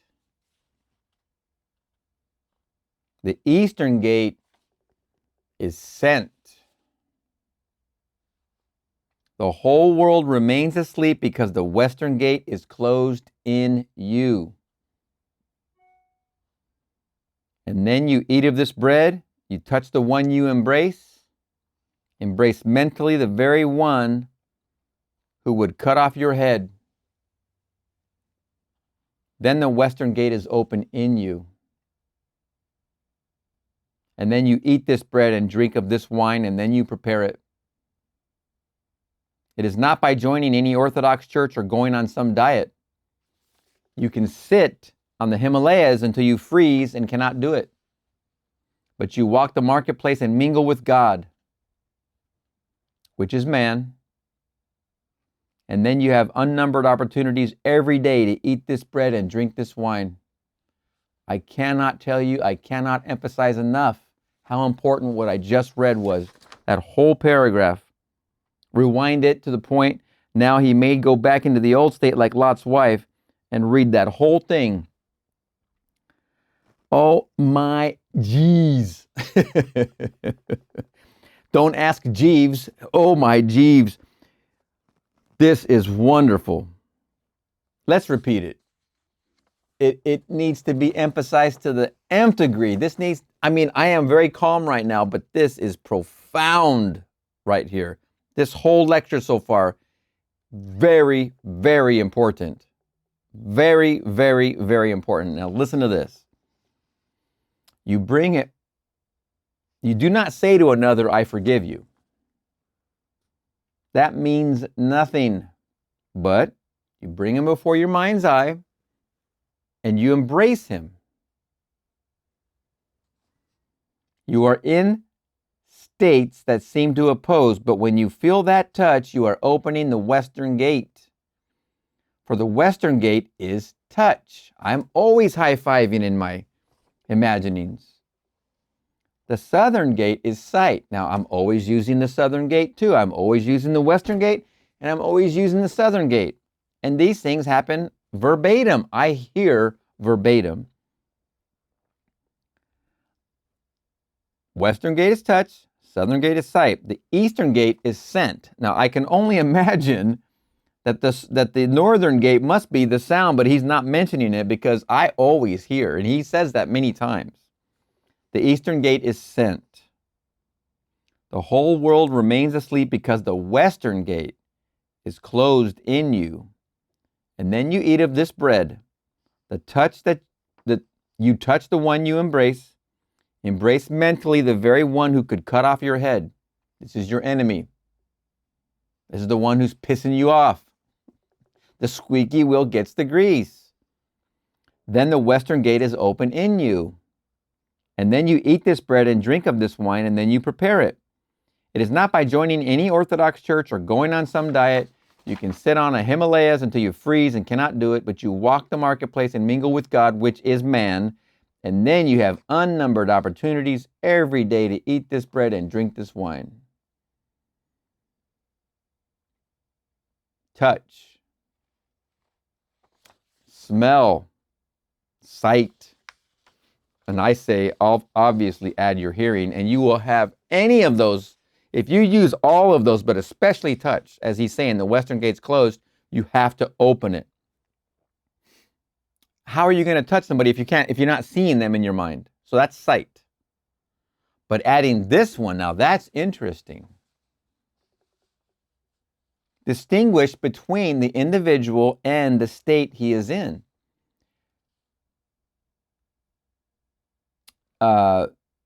Transcriber's note here, Neville tells here the previously told story of the incorrigible child in the New York school who was redeemed by the wise use of her teacher's imagination in seeing her in a newer and lovelier state, with corresponding results. The child was not blemished. It was in a state. Continuing with Neville. We've heard that story in a previous lecture. You have never been tarnished. Hitler, you say? Stalin? The states were horrible, but the individual has never been touched. We do not give birth to the Lamb of God by condemnation. We must reach the point of mutual forgiveness of enemies, the birthplace of the Lamb of God. Then everything begins to unfold, and you will know and understand that everything said in the book is being said about you. There is only one Son, and God is begetting that Son unceasingly from you and from me forever. If you want the Son to be born in you, you must practice drinking the wine, or if you want to, feed on the bread and the fish. Bring before your mind's eye your world as you want it. Hear, there he comes with the hearing, touch, see, and feel what you would if your desire were true. Hear, touch, see, and feel what you would if your desire were true, and you will change your world in harmony with that image. You can make it conform to your image, but beyond that are worlds within worlds. This universe, which seems so vast, 1,000,000 light years in diameter, is only the skin of a greater world, for there are endless worlds within worlds. So when God created me and lit me, therefore I predated the thing created. So before the world was, I am. I begin then to remember who I am, and I am He, for God and man are one. We awaken by drinking the wine and eating the bread. You can practice it all day long. You do not leave where you are or go anywhere to do it. You can do it standing in a bar. It has nothing to do with moral virtues. These are only states. Then you will remember the words of Paul.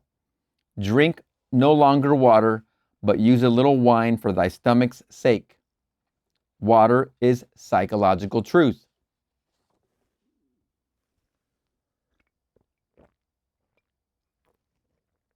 Stop simply absorbing it and begin to put into practice what you know. That is turning the water into wine. It's the first great miracle in the Bible. No more just reading and not practicing. No more just listening. No more just being a hearer and not a doer. Be doers and not hearers only. Okay, you need a reminder? There it is. I can absorb the water, but I now must take a little wine or put into practice what I have heard and so transform your world, and that is life. The 11th chapter of Mark is true. Whatsoever you desire, when you pray, believe that you have it, and you shall receive it. And as you stand praying, if you have aught against your brother, forgive him, that your Father may forgive you. But you cannot forgive until you distinguish between the state and the individual in the state. You create for him that other state where he is your friend. Bring him out of his former state and embrace him. That is the opening I'm sure of is missing here. That is the opening, the western gate, and then something happens within you. So who spoke this? The merciful Son of Heaven to those whose western gate was open. But sleeping humanity heard him not and slumbered on. Blake. I can speak and you may not hear.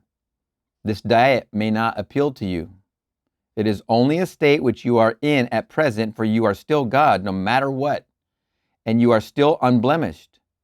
But all will awaken, for God plays all the parts. Therefore, disaster beyond redemption is impossible. Let no one tell you that you are better than the other. You may be in a more wonderful state than the other, but that is all. Good and evil belong to the tree of knowledge. We are rising up to a more expanding world as we awaken.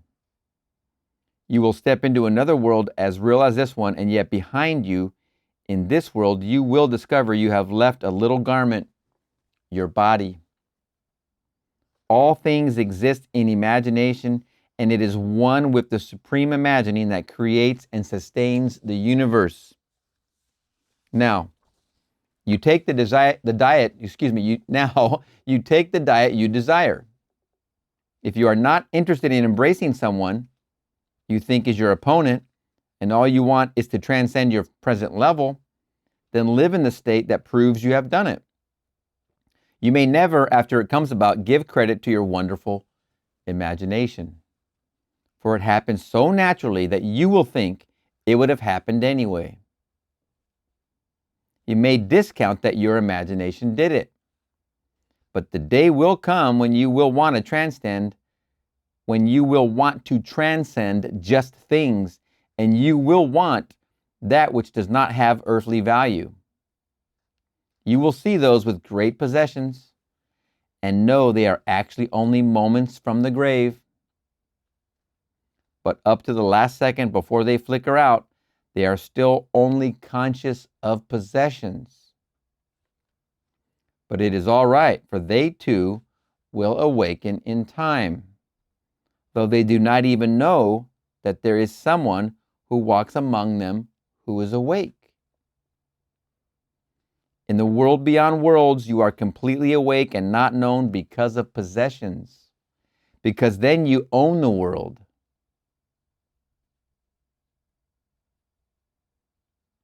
For there you know that you and your Father are one, and He creates all out of nothing. Whatever you desire to create, you create. You do not need atoms to do it.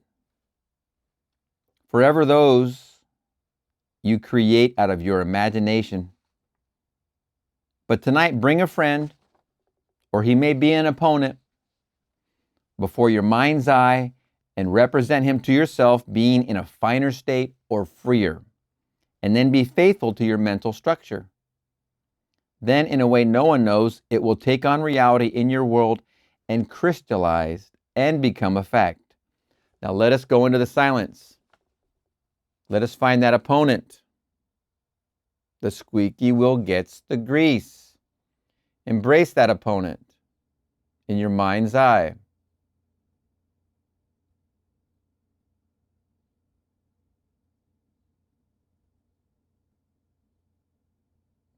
Say something lovely or imagine something lovely. You do not have to say anything to the person. You're embracing this person with loving imagining.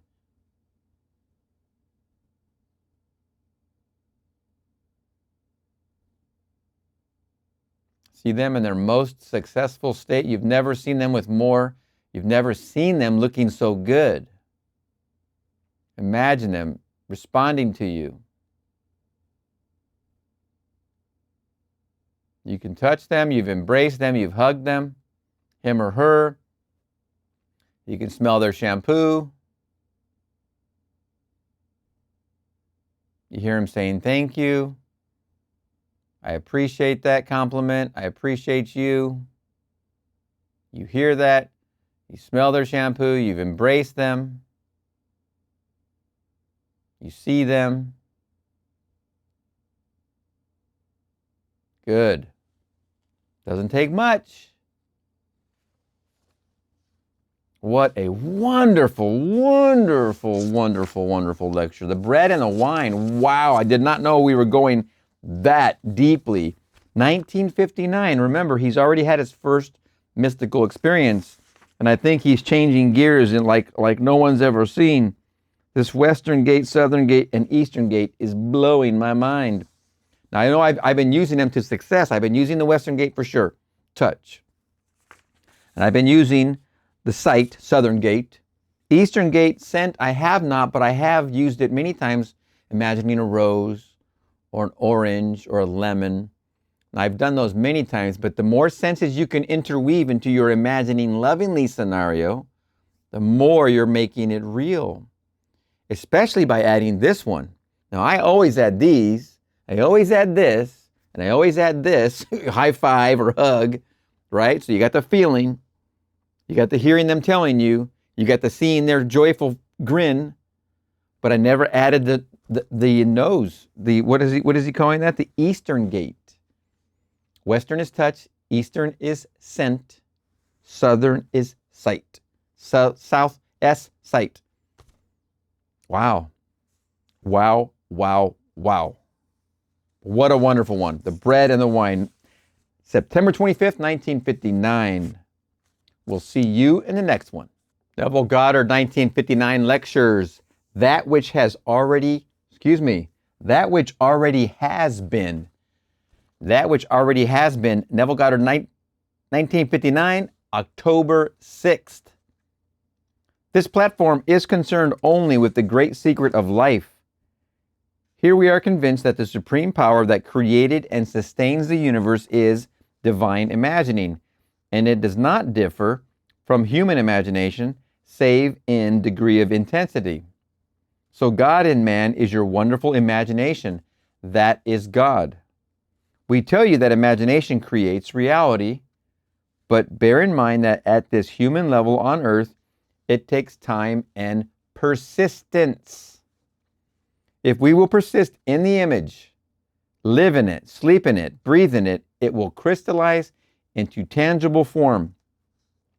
Night after night, we take different facets of this truly great secret.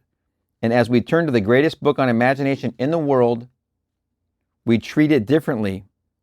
So as we turn to it, bear in mind that the Bible is addressed to the imagination, not to the man of sense or the man of reason, the one that is lost or dead or sound asleep. Profound statement. The Bible's addressed to the imagination. We will take a simple little verse and show you why it is not addressed to the natural man. Ecclesiastes 3:15. That which is already has been. That which is to be already has been. And God seeks what has been driven away. I remember the first time I heard that kind of phrase in a sales training class, and the instructor said there was no such thing as an original thought. And it was the first time I had ever heard that. And it blew me away. I dang near fell off my chair. Man, it was like I never heard that before, and it struck a chord in me that it was totally true. Totally true. And I realized it in that moment. I go, oh, snap. That which is already has been. That which is to be already has been. And God seeks what has been driven away. Fascinating. The natural man cannot grasp that, for to him, reality is based only on the evidence of the senses. The man of reason could justify the verse's end, saying if it has any meaning, then the writer must mean recurrence. The sun comes every day, and the moon completes its cycle, and the seasons come and go. If we took a picture of the universe today, the scientists can compute how long it will take to return to this point in the picture. So the intellectual man could justify the verse, but that is not what is meant. For it is addressed not to the man of reason or the man of sense, but to the man of imagination. What is it all about? That which is already has been, that which is to be already has been, and God seeks what has been driven away. We are told that he made generic man, which is male, female, in his own image and called them man. Then we are told that this man was driven out, and the priesthoods tell us he was driven out because of some original sin. I send my child to school to prepare her for living in the world, not to punish her, but to do it, I must send her out. In Barbados, we have a good school system, though not beyond high school. And when I was a boy there, I would see these children arriving from the other islands at the beginning of the school year with their new clothes and their new books. They thought it was exciting, not knowing what it was all about. But then the time came for the parents to kiss them goodbye and leave them in this strange place, and many a child cried himself to sleep, not just for a night, but for the whole term. Such was their homesickness and loneliness. But the parents did it in love and left them there. Many sent their children on to England for still higher education at great sacrifice, and they could not afford to bring them home for vacations, so they had to wait years to see them again. But they did it in love and only love. An infinite being of love did the same thing to us. We were dead. We were fully made and perfect, but we were like the statue of Galatea, Galatea, Galatea. And then to quicken man and make him like God, he had to drive him out, not in space, out in mind. So God became man, the thing that was dead. To do it, he had to lower himself to this level, which in comparison to the higher states would be called dead. This garment of skin you wear has been long in preparation for the Son of God. We are told, and he clothed them in garments of skin. It is for schooling purposes. Why are we here? To make images. The whole universe is an image of cosmic fancy. We are learning.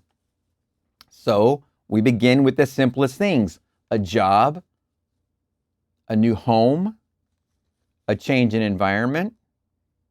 We do it in the same way as our Father did it. But this is a classroom, so we make mistakes. But the fault is not ours, for we are not yet awake. There was the perfect system existing for its creator, and then God set free certain portions of it.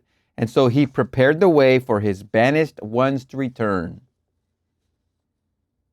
God seeks what has been driven away so that he may say, "This, my son, who was dead, is alive again."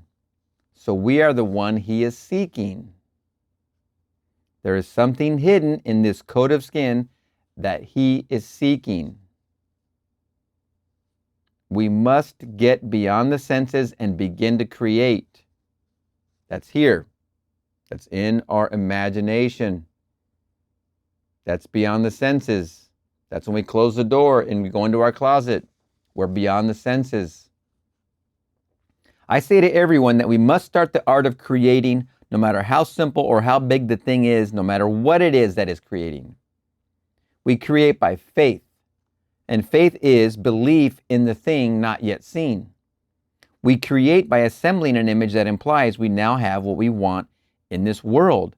And if we are faithful, we bring it to pass, and as we do it, we begin to move through this labyrinthian way for the return of his Son. Whom God has afflicted, he will comfort and call his friend. So if you are hurt, do not believe that it was because of what you did in the past. No. We pass through the fixed labyrinthian ways that he has prepared for the return of his Son. So the Son finally awakens and he walks with me through the whole roadway of these states.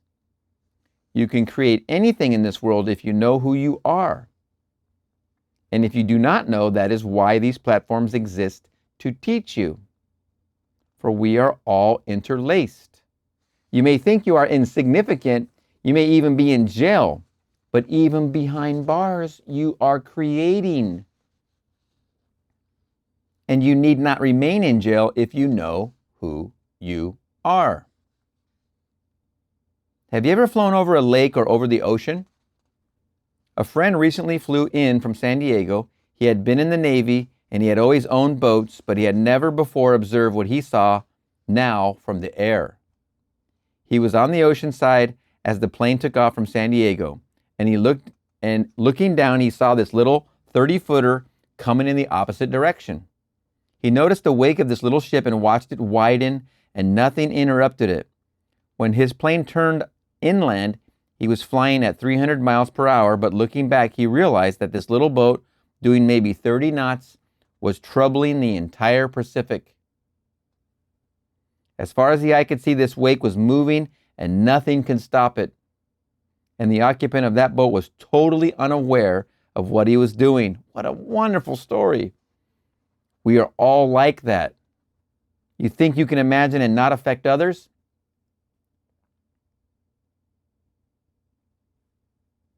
It is like the wake. In time, it encompasses the whole world.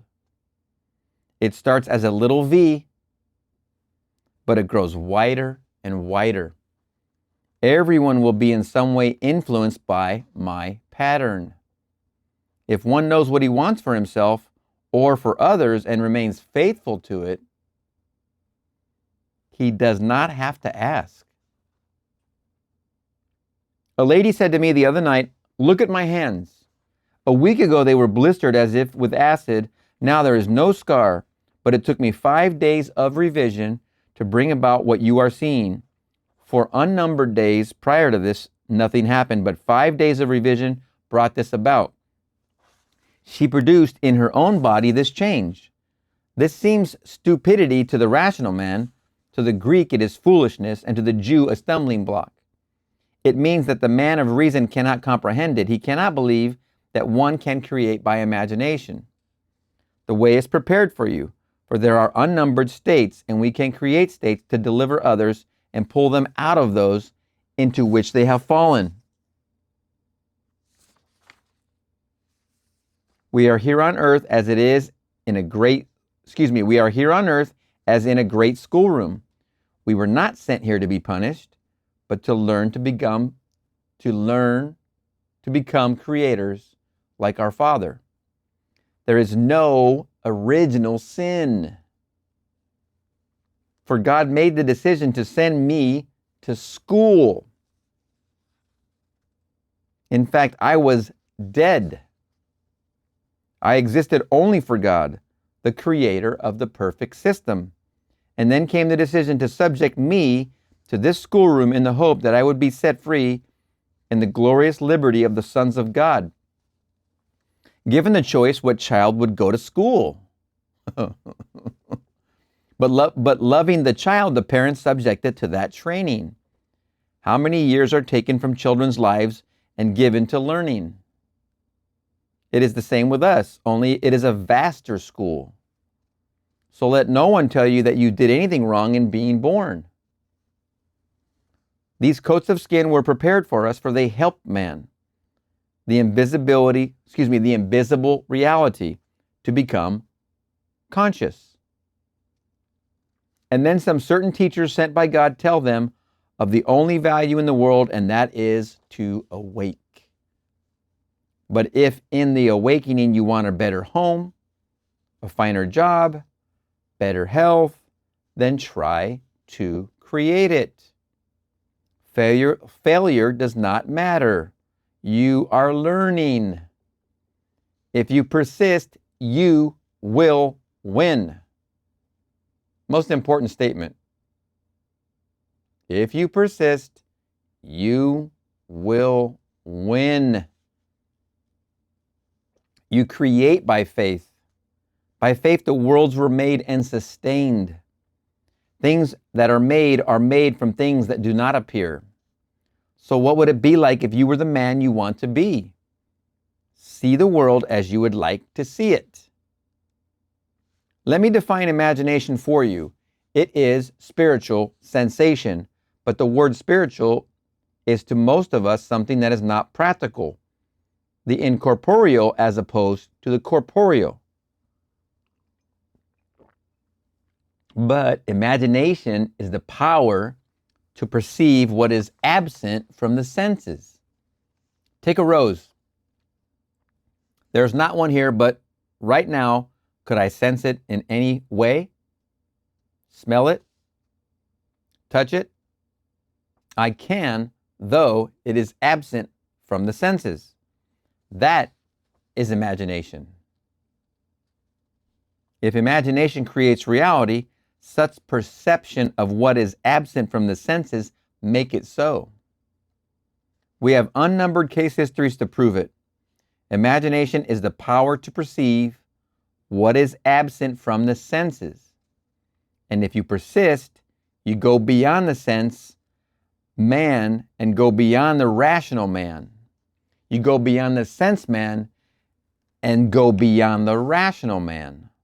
The natural man receives not the things of the Spirit of God, for they are foolishness unto him.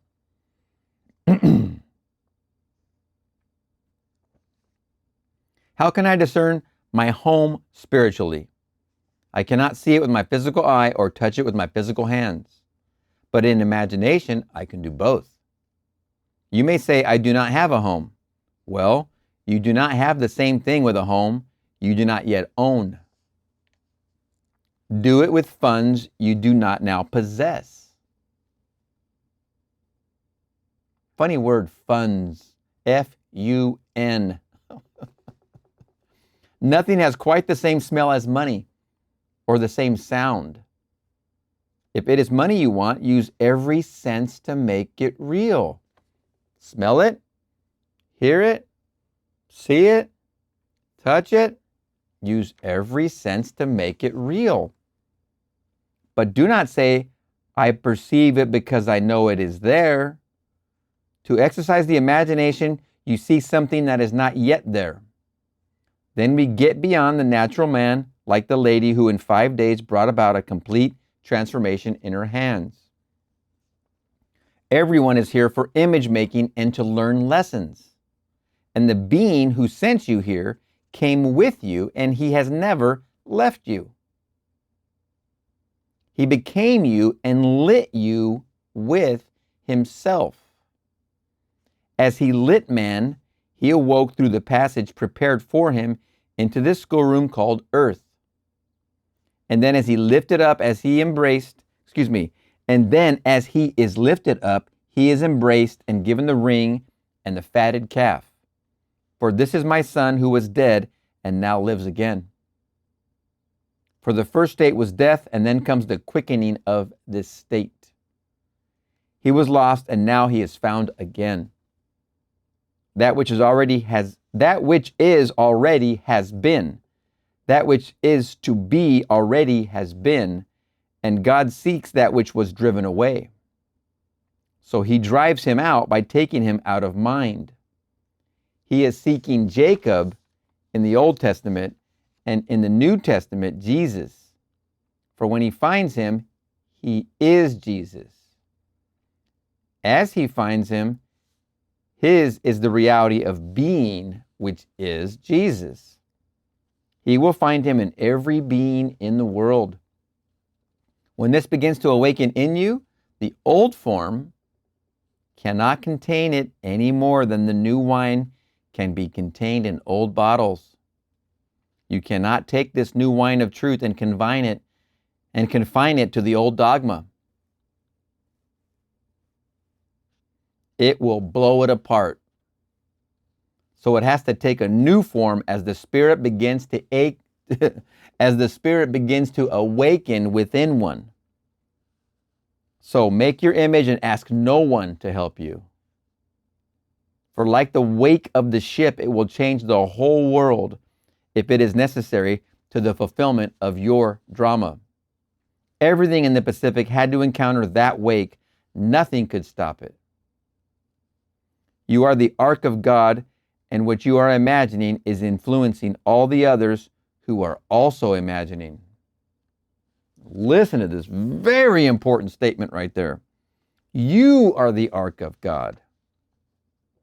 And what you are imagining is influencing all the others who are also imagining.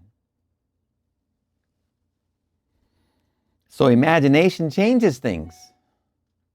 Do not base it on facts. Truth as we see it is not confined to facts, but depends only upon the intensity of imagination. Everyone can do it, but often reason will interfere.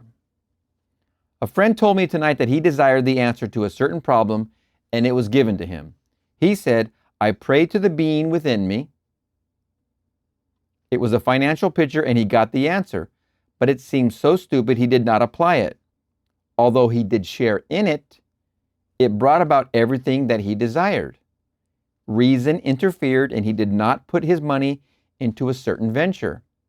Reason stands between the man of sense and the man of imagination. Have you read The Prodigal Genius, The Life of Nikola Tesla? Yes, I have, and it's an amazing book. He said there was nothing that was not within the imagination. In hindsight, I marveled at the fact that, and I got to tell you, I didn't know what to think when, in that book, Nikola Tesla's friend wrote the book about him, and in the book was stated that Nikola Tesla would dream all the specifications for things like motors and what he was inventing, which all mostly had to do with electricity, AC electricity, and it just, I didn't know how to accept it, that this guy was dreaming the specifications, but I simply accepted it.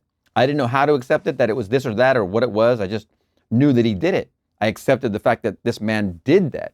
He dreamt these things.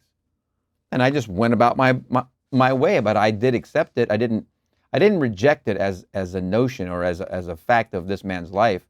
It was marvelous considering the after effect of everything he brought to this world, invention-wise and electricity-wise. And of course, at the time I read the book, I was 3 years out of the Navy, and in the Navy, I was an electrician. And I had all that wonderful long-term training, 15 months of it, 8 hours a day, 5 days a week. Very, very intense training. If you want any kind of intense training, go into the military. They will train you until your eyes fall out. But to the Tesla point, it was a marvelous concept. This guy was imagining it in his dreams. Have you read The Prodigal Genius, The Life of Nikola Tesla? He said there was nothing that was not within the imagination. He conceived of alternating current. And when Edison told him it could not be done, he said, but I see it. And I'm stopping it and starting it. And when they brought his model into the factory, they did not change a bolt of it. I was working in a building, and there's elevators in this building while I was in it that the motors were so old. There was a DC motor and an AC motor. And very, very, very, very old, from the 50s, or from the 50s, I would guess. Still working and humming along. Every once in a while, you got to redip the windings. You got to obviously change the brushes. If you're an electrician, you know what I'm talking about. These motors turn, but these things just keep going and going and going. And that was what Nikola Tesla invented, was that principle, that idea, and that very, very, very low maintenance creation, creating electricity. Fascinating. And that's how these elevators worked and went up and down all day, all the live long day. But these things were still operating. They had to be rewound sometimes, dipped, the winding short or whatever, and they just get rewound with new wire, and they get dipped in this insulation material, and then they go back into service, and then you change the brushes every so often, months and months, whatever. Then after years and years, the winding short again, then you rewind them and dip them, but everything about the whole motor still stays intact. It's a huge cast iron beast that then you put this armature in or whatever you're doing with it. And it's just amazing what Nikola Tesla dreamt up, because it's still serviceable and still working. Then, of course, those elevators were replaced by newfangled ones with completely different electronics and all kinds of newer stuff, not the same reliability, but still work, but not the same. A friend of mine, a violinist, cut an accurate model of something he had seen in his mind. It was a collapsible box, such as now used by department stores to hold dresses and such. He had it patented and sold his patent for $10,000. Not one person in this country but has used that kind of box. Harry Webb got it in a vision. The manufacturer made millions. Harry did not labor for it. Reason was suspended, and this came through. Reason was suspended, and this came through. Imagination. Nikola Tesla, imagination. Apply this principle to the little things of life, and let no one tell you it is too material. The same ones will ask you for whatever it is when you discard it. Let me repeat the sentence. It's a very interesting sentence. Apply this principle to the little things of life, and let no one tell you it is too material. The same ones will ask you for whatever it is when you discard it. You are here in this schoolroom to create out of your imagination and to do it by faith. Imagine and create the noblest concepts for yourself or for others and live in them. And in a way you do not know, you will influence the lives of everyone in the world. And everyone who will be needed to bring about your dream will be drawn into it and brought to you.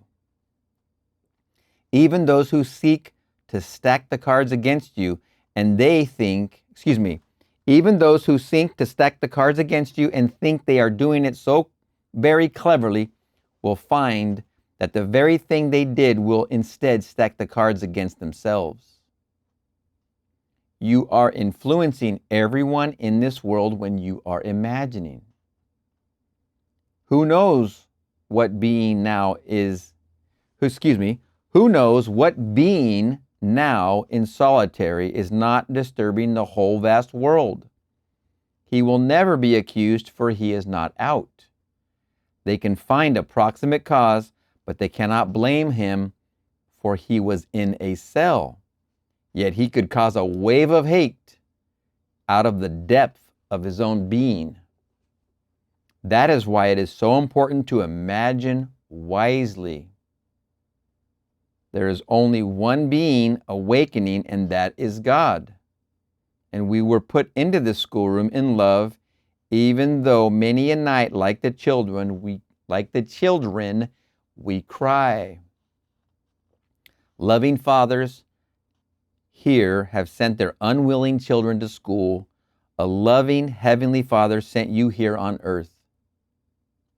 You apply it and use the greatest talent in the world, which is Himself. That is imagination. I cannot tell you the thrill that is in store for you as you begin to live by imagination. And then you can pass through all these states which were prepared for the return of His banished ones. Not a state, but has been fixed before He put His Son into the depth to rise. So as He is the life of man, it is really God who is rising. So we deliver ourselves from states and at the same time deliver others from the same state. No matter what a man has done, he is only in a state and can be lifted out. When we begin to awaken, we will begin to comfort and heal. For whom God afflicts, He did it for a sound end, and that was that He might awaken. This is my Son who was dead and now liveth. The most monstrous beast that ever walked the earth cannot be lost, for God is also present in him. If one could be lost, then God could be lost, for He became His Son that He might awaken that Son as God. So make your dream and live in it, and it will come true. We are told that as the sower sowed, the seed fell on 4 kinds of soil. The first is not prepared, it is the highway, and no seed took root. These are those who will not listen. Then you will find one who will take this teaching, but it falls on stony ground. They got something new, but there is no root. The first thing they say is, "Oh, it would have happened anyway." The third fell among the thorn and thistles. It grows deeper than the one on the rock, but they really believe that it is only with money they can get things, and so the teaching was choked by the thorns of their unbelief.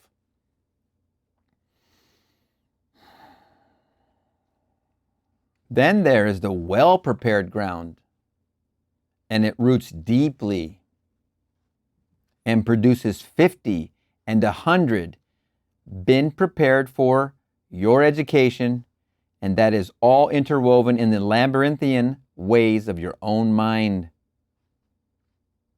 And then you learn to walk in the feeling of your wish fulfilled, and you can create states from this heavenly alphabet of God. And then we find how the entire Bible story is a true story as seen through the eyes of those who wrote it. It is the history of the soul of man, and someday you will know it is taking place in you. And then it moves rapidly, and you will understand the vision you did not understand before. Then you can say, the whole book spoke of me! Exclamation point. So, speaking of the one that God is seeking, the one who was lost, who found him? God found him. You find it unfolding within you. And then you see that you cannot, from now on, use the old bottle or the old frame, for the vision differs, and you cannot put new cloth on old garments, or new wine in old bottles. And your friends tell you that if you do this, you will have no listeners. But you must go blindly on, because you've been given the new wine. Now, right there, Neville's referring to when he came out of this mystical experience, the summer of 1959, the Drake Hotel in San Francisco. He started speaking on this level, which was extremely another level, This is next level Neville. Everybody was telling him, don't go there. It's too esoteric. It's too deep. It's not what people want. They want the law, blah, blah, blah. He just said it. And your friends tell you that if you do this, you will have no listeners. You cannot put new cloth on old garments or new wine in old bottles. But you must go blindly on because you have been given the new wine. That's the new understanding. You see no one who is important, and you do not consider the wise or the foolish to be in supreme states.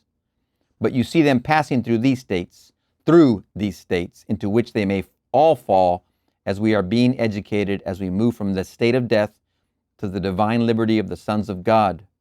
I like this part. You see no one who is important, and you do not consider the wise or the foolish to be in supreme states. I have completely lost, like I said about that whole idea about my first year and a half into Neville, I completely lost the concept of division. It went away, like I said before. But this point here, you see no one who is important, it's very much the same.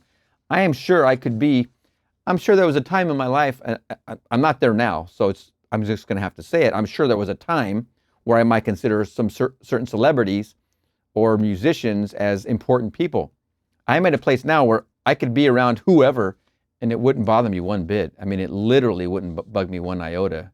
I wouldn't be, taken aback like I might have been before, because at this point, I see no one as important and do not consider the wise or foolish to be in supreme states, but I see them passing through these states into which we may all fall as we are being educated. We are learning together as we move from the state of death to the divine liberty of the sons of God, which is what we are becoming as we awaken, the sons of God. So if you get a vision, do not let reason interfere like my friend who lost 50,000 because he allowed reason to interfere and in the end did not follow through on the answer that was given him. Reason divides the natural man of sense from the man of imagination. Blake says, those who restrain desire do so because theirs is weak enough to be restrained.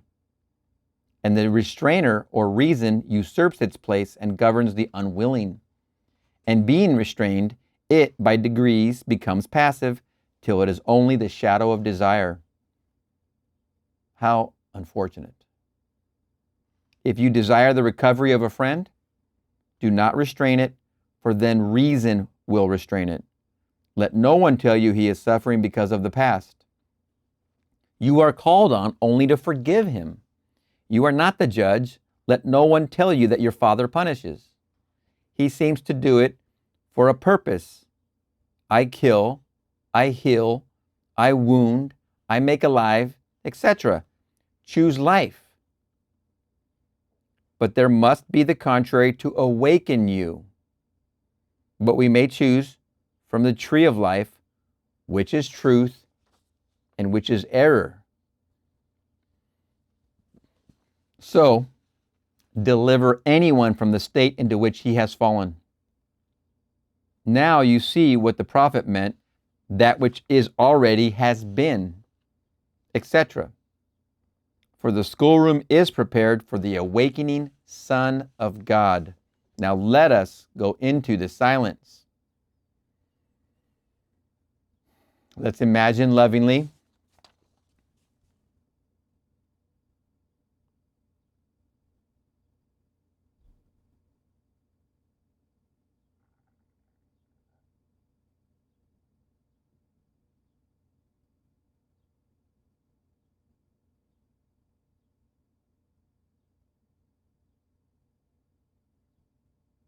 Yes, it doesn't take much time. Don't forget to use your senses.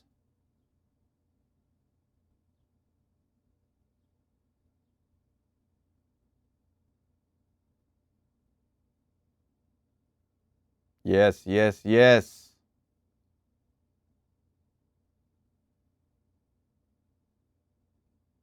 All right. Very, very good. Feels good, doesn't it? You can put that on the trophy shelf. Neville Goddard, that which already has been. October 6th, 1959. I have a couple friends who have birthdays on that same day, not that year, of course. We're going to see you in the next one. Neville Goddard, 1959 lectures, The Value of Dreams. Oh boy, I love the subject. November 6th, 1959. Here we use the words God or Christ or imagination interchangeably. They mean the same thing. If I use the word God because I am moved to use it, or the word Christ, it is the same thing. It is the fundamental power that created and sustains the universe, and which also sustains our environment. We are told there is a secret to the whole creation. In the beginning was the Word, and the Word was with God, and the Word was God, and by him were all things made. And without him was not anything made that was made. We could use the word imagination, but the secret here is word. What is the word? Something was made that was made. You have been taught to believe many things about the word. Read the Bible and you will find what it means. For no one familiar with the scripture could fail to see that the word is the dream of man. You have been taught it is some being born in a miraculous way without the offices of a man. Well, it is in a way. I have a dream and it comes out of nowhere. It depends on no outside help. If there be a prophet among you, I, the Lord, will make myself known to him in a dream. So the voice of God is the dream of man. Blessed is she, for she believed that this spoken to her would be fulfilled. It was told to her in a dream. From the beginning to the end of the Bible, God is always speaking through a dream. Let me tell you what, wow. It's very important to listen to your dreams and become awake in your dreams. Just understand the value, as we're discussing, of them so you can give them your attention, your reverence, and just see them as just alive theaters of light. In Job, he speaks of two types. The first is a dream and then a vision of the night. And there he will open the ears of men and frighten them with warnings. I do not have to fall asleep here to dream. The nightmare is the rearrangement of the daydreams. They are rearranged dramatically and presented to me, and if my purpose is faulty, it terrifies me with a warning. There is one given in Genesis by Israel. He was first called Jacob, and then he wrestled for himself the new name of Israel, or Is-Real. From then on, his dreams were objective facts, so the dreams were real.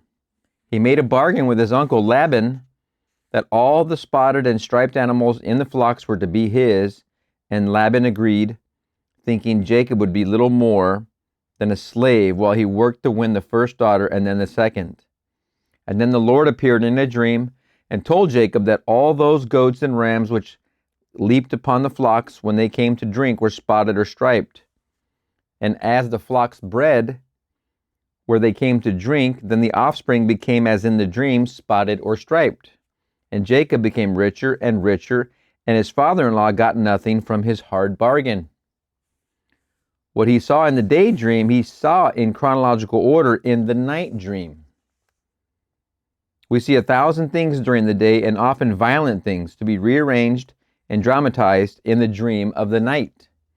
So it may terrify us with warning, for we are told, my word will not return unto me void, but must accomplish that whereunto it is sent. And the word of God is man's dream. Could you dream today? That is the word of God. Throughout the whole scripture, we are told of the word of God, and we think someone is actually going to speak to us.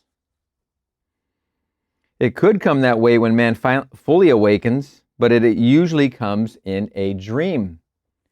Solomon was promised great riches and long life, and then he awoke, and it was a dream. God always appears speaking to man in a dream, so the voice of God is the dream of man. It need not be a night dream. Live so in your daydream that the night dream follows in a chronological order, just as Jacob saw it in regarding the striped and spotted cattle. Though all the flocks is brown, I will see them spotted in my mind's eye. And that which was brought forth in the image held. He saw what he wanted to see in the daydream, and then in the night dream, it came forth in chronological order. But man is terrified by his dream, but they are shown him only to get him to think more constructively during that day, for God is man's imagination. I could pick out a dozen people in this audience tonight who have written to me about controlling their daydreams. Here is a man whose property was going to pot. His tenants were behind in their payments. The stepfather was drinking and the children were shabby and neglected.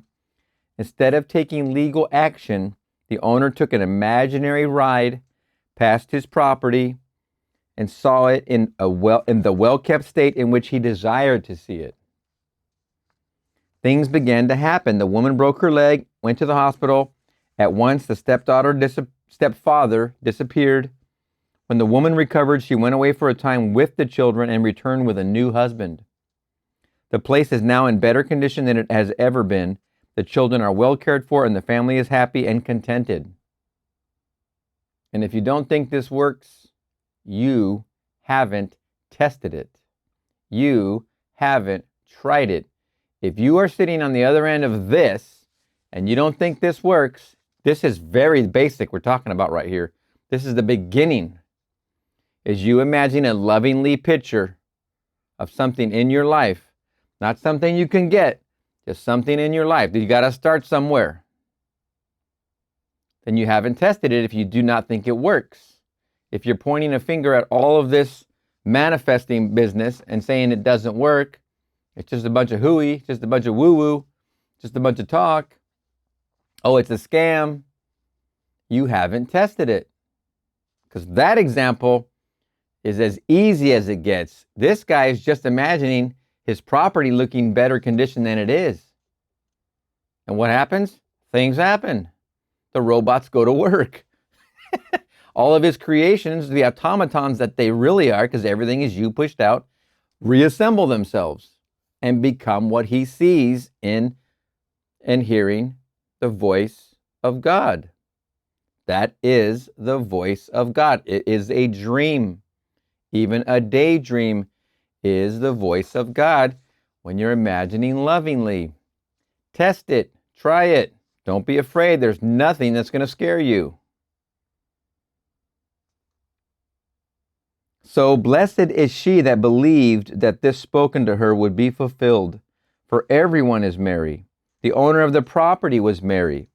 You have a dream of what you want to be, and you see it clearly in its fullness. Now, blessed are they who could believe this spoken by God, for God's voice is man's dream. So can I believe that I am now what I want to be and be faithful to the voice of God? Then my word shall not return to me void. If I can believe, it will come to pass. It has nothing to do with your background, for God speaks to man, and he does not care who you are. For it is through the medium of one's own dream that he speaks to you. Let's go back to the Cowboys and Aliens reference. God doesn't care who you were. He only cares who you are. If I can believe, it will come to pass. It has nothing to do with your background, for God speaks to man, and he does not care who you are. For it is through the medium of one's own dream that he speaks to you. Now there is a statement that God doesn't care who you are, but I am in opposition to that because I think he doesn't care who you were. He only cares who you are. I think what's going on here is he is no respecter of persons, is the way that is said right here. God is no respecter of persons. We are all his creation, so we don't get a higher or lower respect. That's what that means, what he just said. Through the medium of one's one's own dream, he speaks to you, and we all dream. That is not a news flash. All of us dream. So we are all in earshot of his voice. It is as soon as now, as close as here. Take a nap. I just got up from a 2-hour nap. Didn't mean to take such a long nap. It might have even been 2.5 hours. Whoo, boy. Have nothing to do with this, for I have been troubled in a dream concerning him. So spoke Pilate's wife. Pilate receives this note from his wife when the one who was the embodiment of truth stood before him. Pilate is the embodiment of reason and truth, does not reply to reason's voice. But reason could not believe that God speaks to man through a dream. So he did nothing. God can speak through the night dream, but it usually frightens, and because he does not understand it, he speaks to man in a dream, in a vision of the night. He does it that we may change our purpose and change our deeds. For if night after night my daily thoughts are rearranged in my night dreams so that they terrify me, then what am I doing that it should be so? For night after night he dramatizes my day, but not in chronological order. He takes the whole day and dramatizes it. And if it is not pleasant, it will terrify me to get me to turn from my deeds and my thinking and rearrange the furnishings of my mind and come to the point where I can wrestle with this being, my inner self, as Jacob did, and get a new name so that my daydream can then be projected at night just as I dreamed it during the day. Jacob wanted the mottled and striped ones, and it comes just as he saw it. The entire Bible from beginning to end is the vision of God speaking to man. And he speaks to man through the medium of dreams. Visions are different from dreams, and they come by grace, and only to bear witness to the progress that you make, to mark the mileposts on the way. Sometimes you do hear a direct voice, but that is rare. But God is always speaking to man through his daydreams. His daydreams. The voice of God is heard by man in dreams. Now, I've come and awakened many visions, and I hear a direct voice. And I've had many out-of-bodies where I hear a direct voice. And I've had lucid dreams where I am speaking and hearing a voice back. And I had the one with the contract, which is written information. Then I'm being told and I'm hearing voice in vision. In the beginning, he placed man, Adam, into a profound sleep, and there is no record he has ever awakened. So he is still asleep. So then, if he's still asleep, that means you are asleep and I am asleep and we are in a dream. We still hear God. That means we are in the dream, hearing him. Then God spoke to them in the cool of the evening. It is all imagery. It is man in a profound sleep, and God is speaking through the medium of dreams. Numbers 12. If there be a prophet among you, I, the Lord, will make myself known unto him in a vision, and will speak unto him in a dream. You do not have to fall asleep to dream. Everything in the world is talking to me, and I am talking to myself, and my own wonderful imagination is God speaking to me. In the beginning was the dream, and the dream was with my imagination, and the dream was my imagination. And by it were all things made that are made. So I begin in a dream. But I can change my dream. And changing my dream, I change the activity of my imagination and change the phenomena of my life. If I do not change it, it remains the same.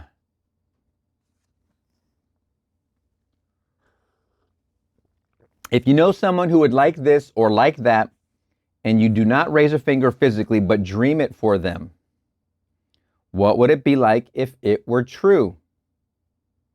Represent them to yourself as if their dream were true, and then you do nothing to make it come to pass. For a true dream has its own way of fulfilling itself. This is your word, and it cannot return unto you void. But I am free to change the word of God and change the sentence and make it spell something different. You can take any 12 words and express devotion, or by their rearrangement, express something frightful. The word of God is the dream of man. So what are we dreaming? If you would only believe it and become one of whom it was said, blessed is she who believed that this spoken to her would be fulfilled. For you are this being spoken of. Think of the most ideal state you would like that you would like to realize, not idealize. Think of the most ideal state you would like to realize, and do not modify it. Think of the ideal state for you. No two want the same thing. Few would want to do what I am doing, and very likely I would not care to do what you are doing. But dream nobly. You have the word.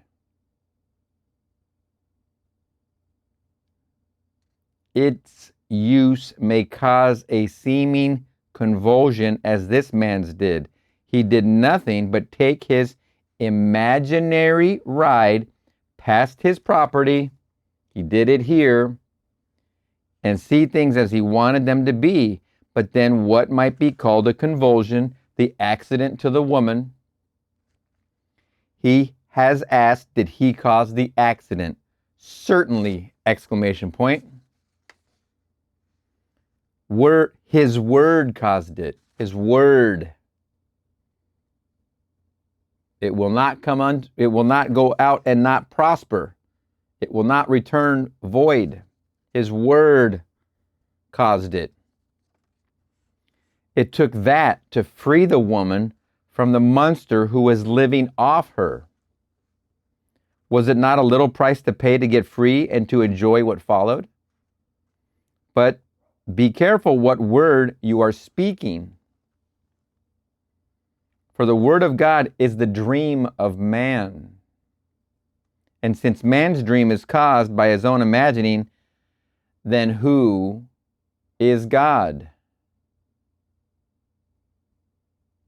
That's why when Neville says, even the man behind bars in prison, in the last lecture, or one or two we just read ago, that even the man in prison, he's held behind bars, cannot be blamed for the hate or the violence he's causing by his imagination, even though he's locked up in solitary confinement.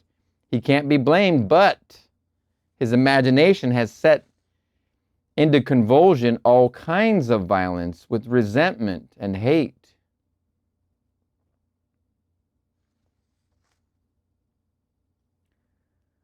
Be careful what word you are speaking, for the word of God is the dream of man. Always, always imagine lovingly. As Neville just said in the last lecture I just read, imagine wisely.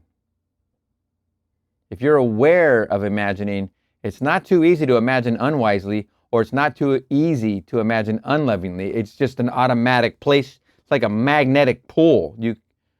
If you're here at this level, there is no reason to be imagining unlovely. There really is no reason. And if you're playing in that kind of sandbox, you can be there and go away because I don't want you around here. That's not going to help us who are growing here. You can have it on your own and take it and whatever. It's not going to work here. We are here using the golden rule. We are imagining lovingly. And since man's dream is caused by his own imagining, then who is God? Well, in the past week, I've had one heavenly experience after another with my Father. For I have thought so much about him. He is part of the drama of the night, and I can take any of these parts and find their meaning for my instruction. Here the other night I was with my Father. I knew he was gone, and he knew it, but he knew the boys could not see it. But my brother Colin went out in the rain and got some flying fish. Now he employs 2,000 to 3,000 people, any one of whom could have done this for him, but he went out in the dream and got these flying fish himself and brought them in. Now in the islands, there's nothing cheaper than flying fish. If you want dolphin, you ask for dolphin.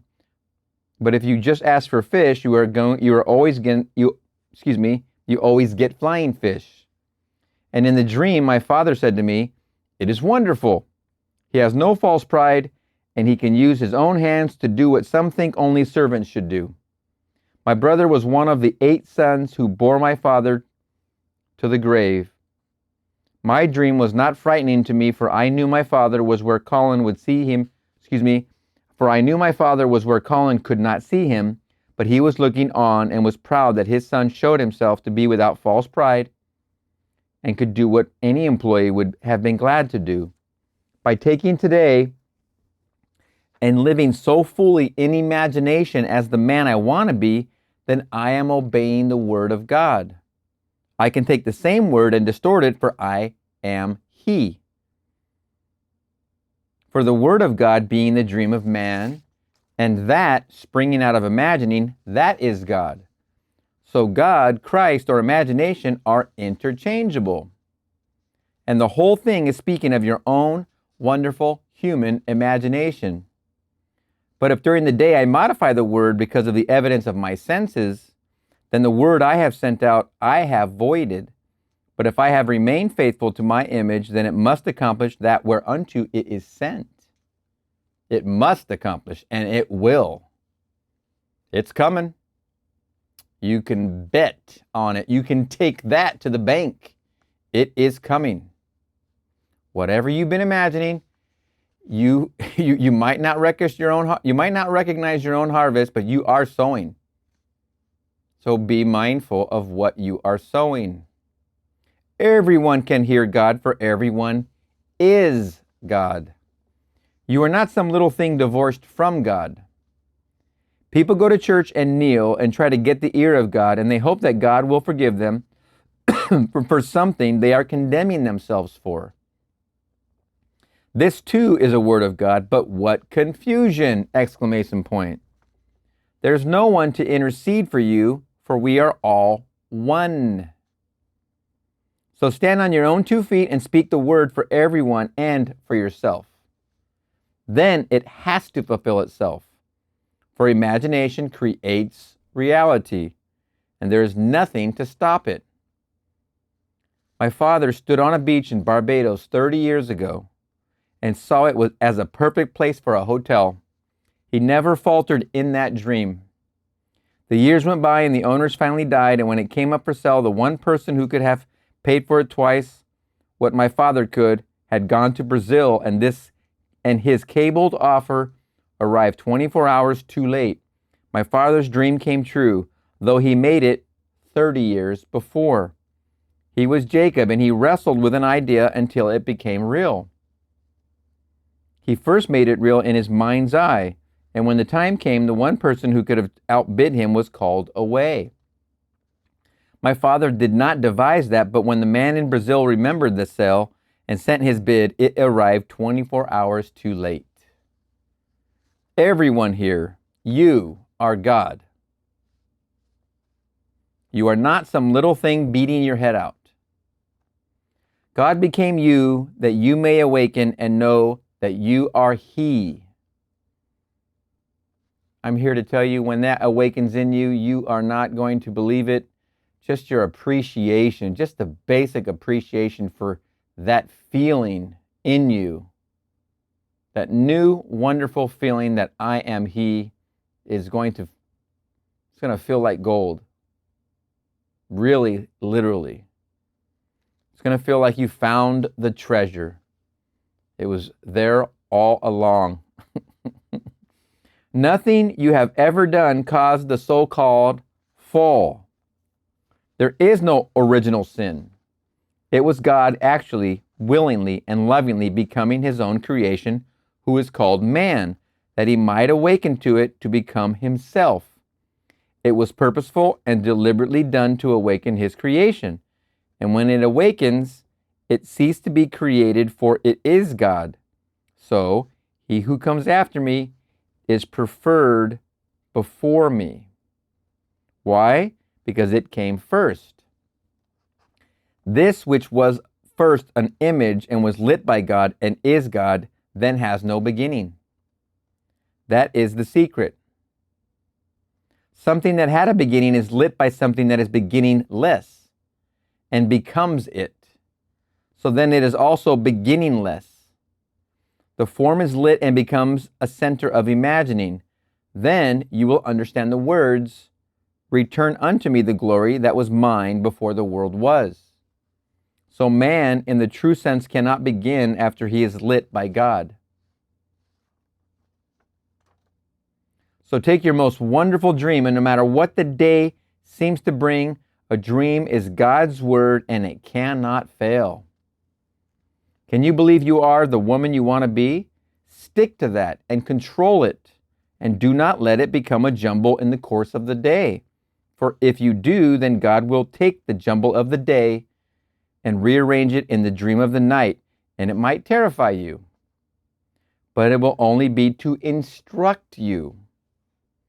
These dreams are created by you in the course of the day, but if you would now only set the pattern of life you want and remain faithful to it, it cannot return to you void, but must accomplish its purpose.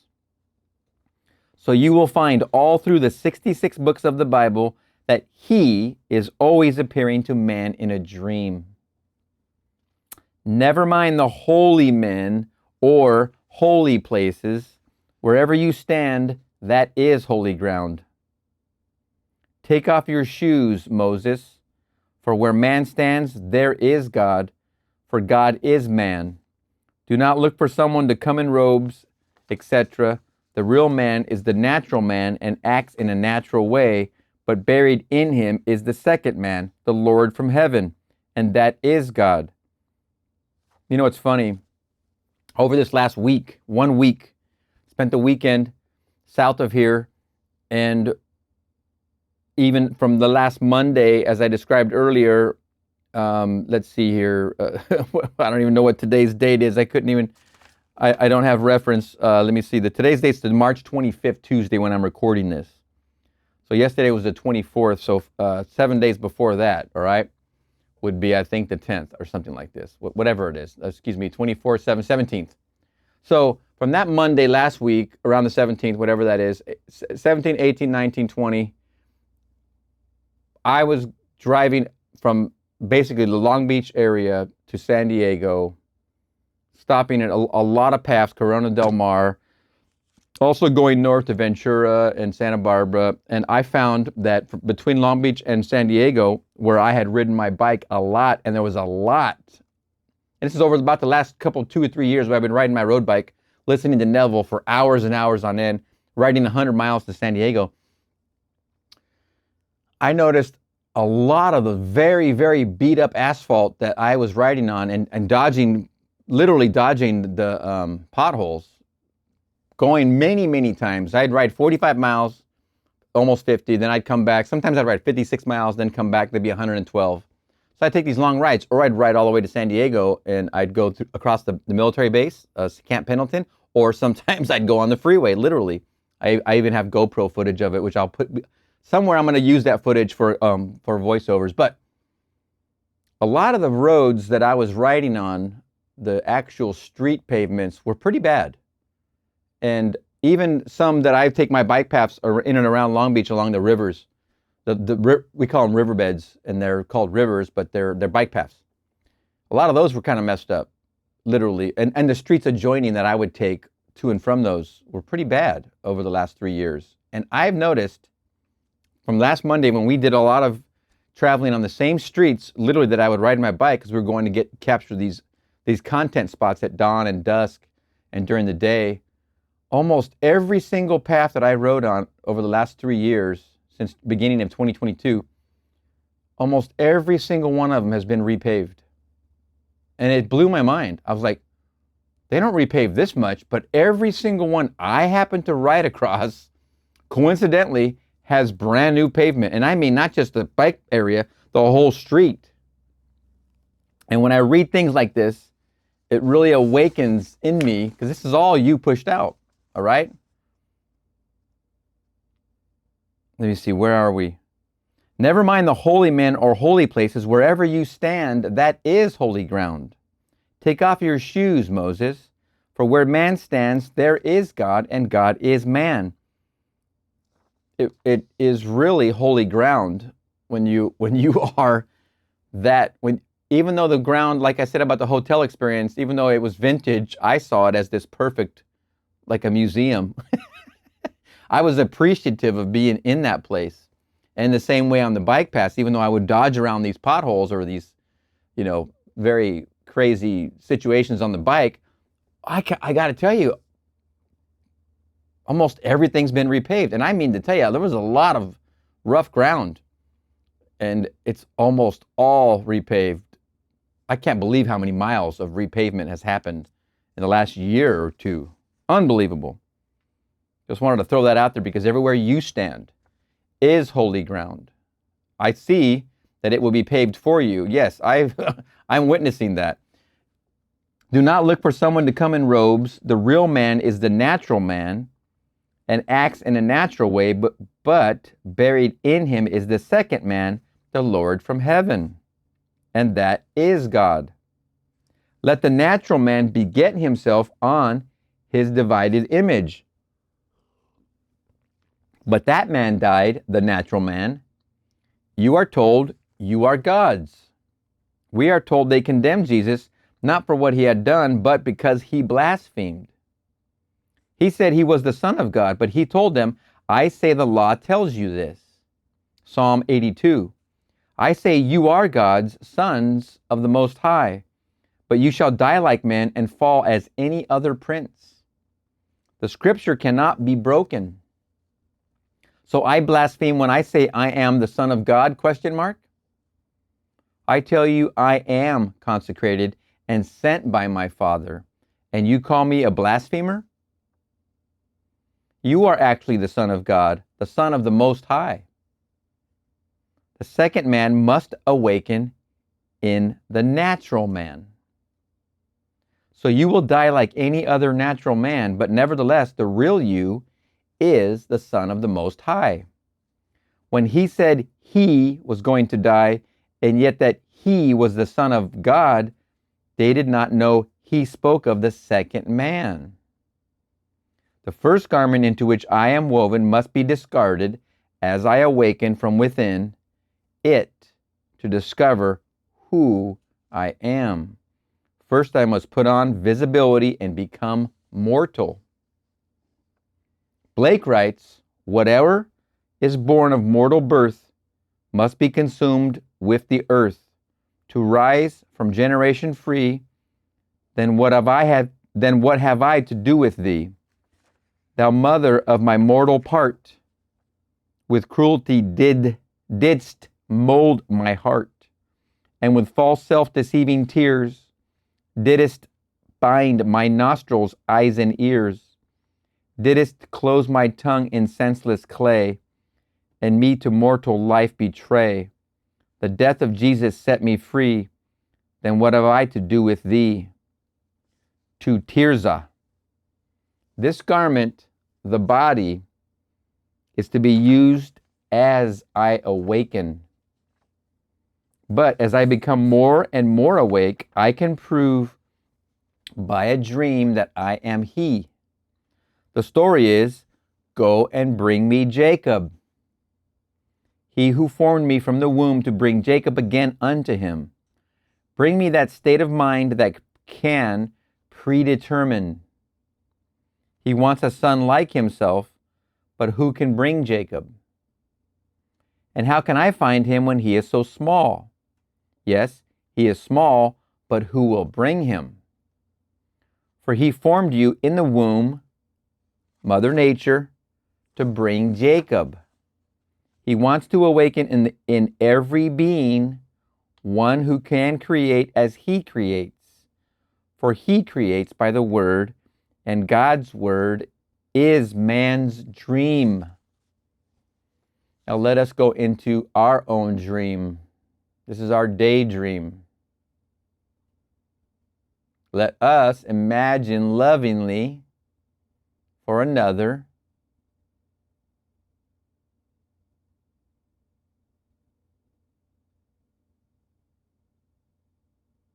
Bring them into your mind's eye. See them sharing the God spell with you. See you hugging, shaking hands. See them telling you of what they see in the new you and how they are celebrating that new you.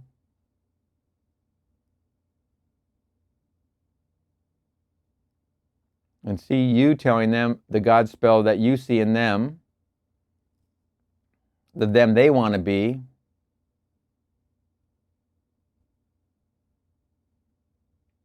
Congratulations all around, hugs, high fives, handshakes, smell someone's shampoo when you're hugging, touching, hugging, high-fiving.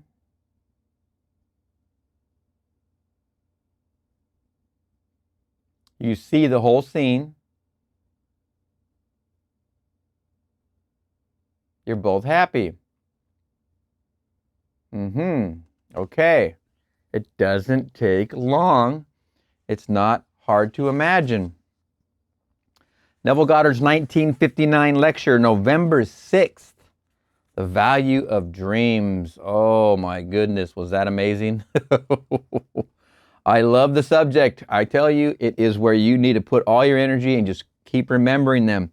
And of course, daydreams obviously have a value. We just went over that in detail. So we're going to see you in the next dream. Neville Goddard, 1959 lectures, The Only Christianity, November 10th, 1959.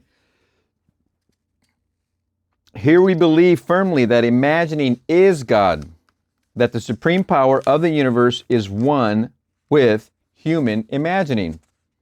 So when you read the Bible, a fabulous inspired book, and you come to the word God, you can also use the word imagining, and you will get a clearer understanding of it. Romans 4:20, no distrust made him, Abraham, waver concerning the promise of God, but he grew strong in his faith as he gave glory to God, fully convinced that God was able to do what he had promised. Faith was in there, and it was very important. He grew strong in his faith, and as he gave glory to God. That's your imagination. When you read it, you might think of some being external to your own imagination. Could you now dream of being the man or woman you want to be? Could you now dream of that? That dream is a promise. We are told that he was not swerved by anything in the world and gave all the glory to God. Or imagining. If you see these guys finish a NASCAR race and they're giving all glory to somebody that it appears they are claiming is outside of themselves, but if you reimagine the end of a NASCAR race and they're giving all the glory to their imagination, that's what you hear when you're using Simon Peter in your hearing. You're hearing the revised version when they're sitting there saying, all glory be to my imagination. That's what you hear. In their reality, they're giving all glory to something that they think is outside of themselves. That's okay. We're not here to judge. We're here to use this in a fun manner. But there seems to be a large claim that all glory should go to something outside. We know this. We're not here to fight that battle. What we want to do is create an understanding within ourselves that that glory is to our imagination. If you can imagine yourself being the man or woman you want to be, then that dream is a promise. We are told he was not swerved by anything in the world and gave all the glory to God, or imagining, fully convinced that God could do what he had promised. If it becomes an image and you can dream it, therein is his promise. You wouldn't even be able to imagine it if it couldn't be a promise. It wouldn't fit here if it couldn't manifest in your life by you, by giving your faith to it. If you believe what the churches teach, you may think that you are not entitled to the good that you desire. Read Romans 1:20. Ever since the creation of the world, his invisible nature, namely his eternal power and deity, has been clearly perceived in the things that have been made. So they are without excuse. For although they knew God, they did not honor him as God or give thanks to him. But they became futile in their thinking, and their senseless minds were darkened. Claiming to be wise, they became fools and exchanged the glory of the immortal God for images resembling mortal man or birds or animals or reptiles. And then they worshiped and served the creature rather than the Creator. I tell you that he is speaking of this immortal being in everything that was made. Even the suit you are wearing, someone has to first imagine it. The first thing imagined is the invisible image, and then it becomes externalized as a hat or a suit or a house.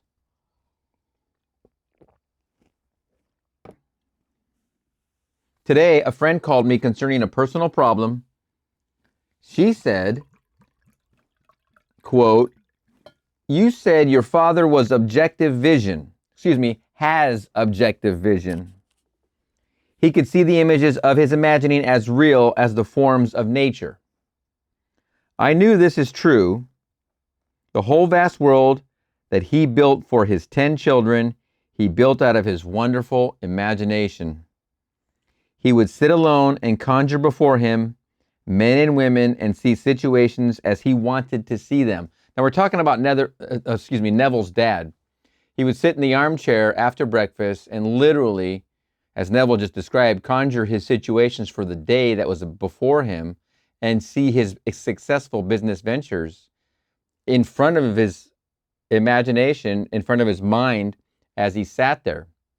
Then he would go about his day and these events would happen literally for him, by him actually. It's very fascinating that, again, I'm going to repeat this anyway, but it's fascinating that Neville's family had this inclination. His father did it in his own. Neville ended up being somebody that discovered it in his own from Abdullah and then taught it and then blew it wide open. And then his brother Victor also used it to imagine the building that was to become Goddard Enterprises and then begin that whole business venture that the dad created, which he just mentioned, and left all the sons and daughter independently wealthy when he left this reality. So it's fascinating, that family, and all it takes is focused imagination. Very, very simple. It doesn't cost you anything. Here we go. Today, a friend called me concerning a personal problem. She said, "You said your father has objective vision. He could see the images of his imagining as real in the forms of nature. I knew this is true. The whole vast world that he built for his 10 children, he built out of his wonderful imagination. He would sit alone and conjure before him men and women and see situations as he wanted to see them. And then he would arrest that state just before sleep, and he controlled it completely. This is what I want for you. I control my life. I want the same for you." He controlled it completely. And when he later returned to his offices and these things came to pass, he was not surprised. Others set the deals in motion that he had already seen in his mind's eye. You literally put the wheels in motion for your experience. It's coming from you. This lady called to tell me about her sister's husband. Her father had opposed the marriage and had said that this man would never be any good. And he had set forth in detail just what he would do.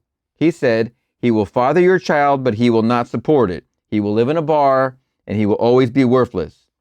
This man has fulfilled that prophecy in every detail.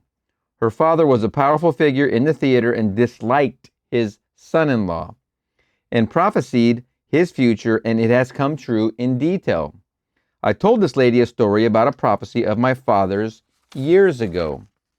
In 1919, at the turn of the year, I can see my father at the head of the table and all of his children sitting there, and he said to my mother, "There will be a war in 20 years. Wilsey, Wilsey. It will be in the fall.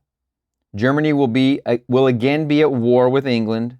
Japan will be in it, and Russia and Italy. America will be our great ally." My mother looked around the table at her sons and said, "My boys will be of the age to go to that war. What are you talking about?" He said, "It will be true, and already all the ships are discussing it." In 1919, they're already discussing it. He was a ship's chandler and talked with many people. My father did not know that this power he had of imagining as God. My father did not know that this power he had of imagining as God. He could take a man or woman or a community and see them so vividly in imagining in his own living room that they became objective to him, and afterwards find them coming to his office to propose what he had inwardly set in motion. But he did not identify that power that creates his world with this supreme power that he called God. Ever since the creation of the world, his invisible nature, his eternal power, has been clearly perceived in the things that have been made. My father saw everything as made. He discussed the program with a man, and afterward the man comes to him and proposes a deal that my father had already closed in his imagination. But he did not identify it with God. They exchanged the glory of the immortal God for images resembling mortal man, and served the creature rather than the creator. Served the creature rather than the creator. You could also say serve the creation. Building little wood figurines that you hang on the wall, those are creations also. It's another way to use these words. It's very interesting. I want to add that my friend who does use Ho'oponopono, he uses it to the extent where he does say, "I love you, thank you," to his prospects that he goes and visits on to propose work or price for work, or they want him to do some things. But he does give the price, but he doesn't close it like this, like Neville's father did, which is more to the completion of the event. But when he uses, my friend, the Ho'oponopono, he's just saying, "I love you, thank you," but he's keeping himself in suspense. And I think he likes it that way. He likes to not know or know. In his business, he likes the variety of it, I think. So he doesn't actually close it like Neville's father did, but he does use the "I love you, thank you" to a great extent, and gets a lot of business specifically from that. Just practicing that. Everyone here, your invisible presence is God, but if you imagine money into being and you make $1 million, suddenly you worship the million, not the power that made it possible. You enter a certain social circle and then you forget that you brought it into being by imagining, and now you think this group is what is all important. So man forgets and exchanges the glory of the immortal God for the image of a mortal man or something that vanishes. For everything visible will vanish, but you will not vanish. Everything visible will vanish, but you will not vanish. You will always say, "I am." I am is not going anywhere. Your I am is not going anywhere. Everything physical will vanish. Even this great land one day will be washed by the sea, but you will not be.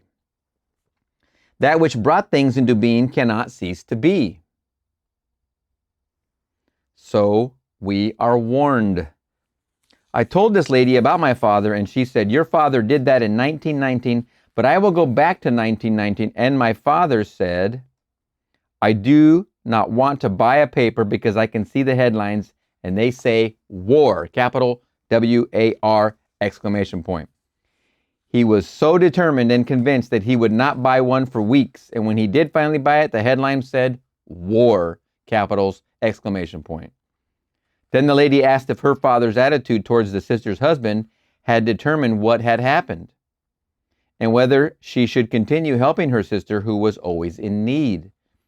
Yes, it determined what happened. But now it could be changed radically. What is a radical change of attitude? In our new vocabulary, redemption is the word that equals radical change of attitude. Give to the sister if she needs help. But then I told her that this power is all imagining, and it is one tissue with our own wonderful imagination. There's only one. We do not differ in nature or substance from it, capital I, capital T, but only in degree of intensity. If we could imagine anything in the world and not swerve and not turn and give all glory to this power called God, nothing could keep it from coming into being. God speaks to man through the language of dreams. Now let's I don't know if he's going to break it down more, but I'm going to go ahead and try and break it down a tiny bit more. That the man, the father-in-law, the son-in-law to that father-in-law in that story was not using his imagination. Therefore, the father-in-law's imagination was what the son-in-law fell into because he wasn't using his own. If you're not using your own imagination, you will be the automaton of that person who is using it. And as he described this man, he was a player in business, so he obviously kind of probably used the same idea that Neville's father used, just being forthright and just being persuasive in business, etc. And if this guy's not using his imagination, he fell right into that trap. It was a trap set by someone else. You're not using your imagination, someone else will be. It's what all the commercials on TV are about. You're sitting there, drool coming out of your mouth, looking at the tube, and they're giving you consume, consume, consume. And you fall right into these traps, and you don't realize it. That's exactly what's happening in that story.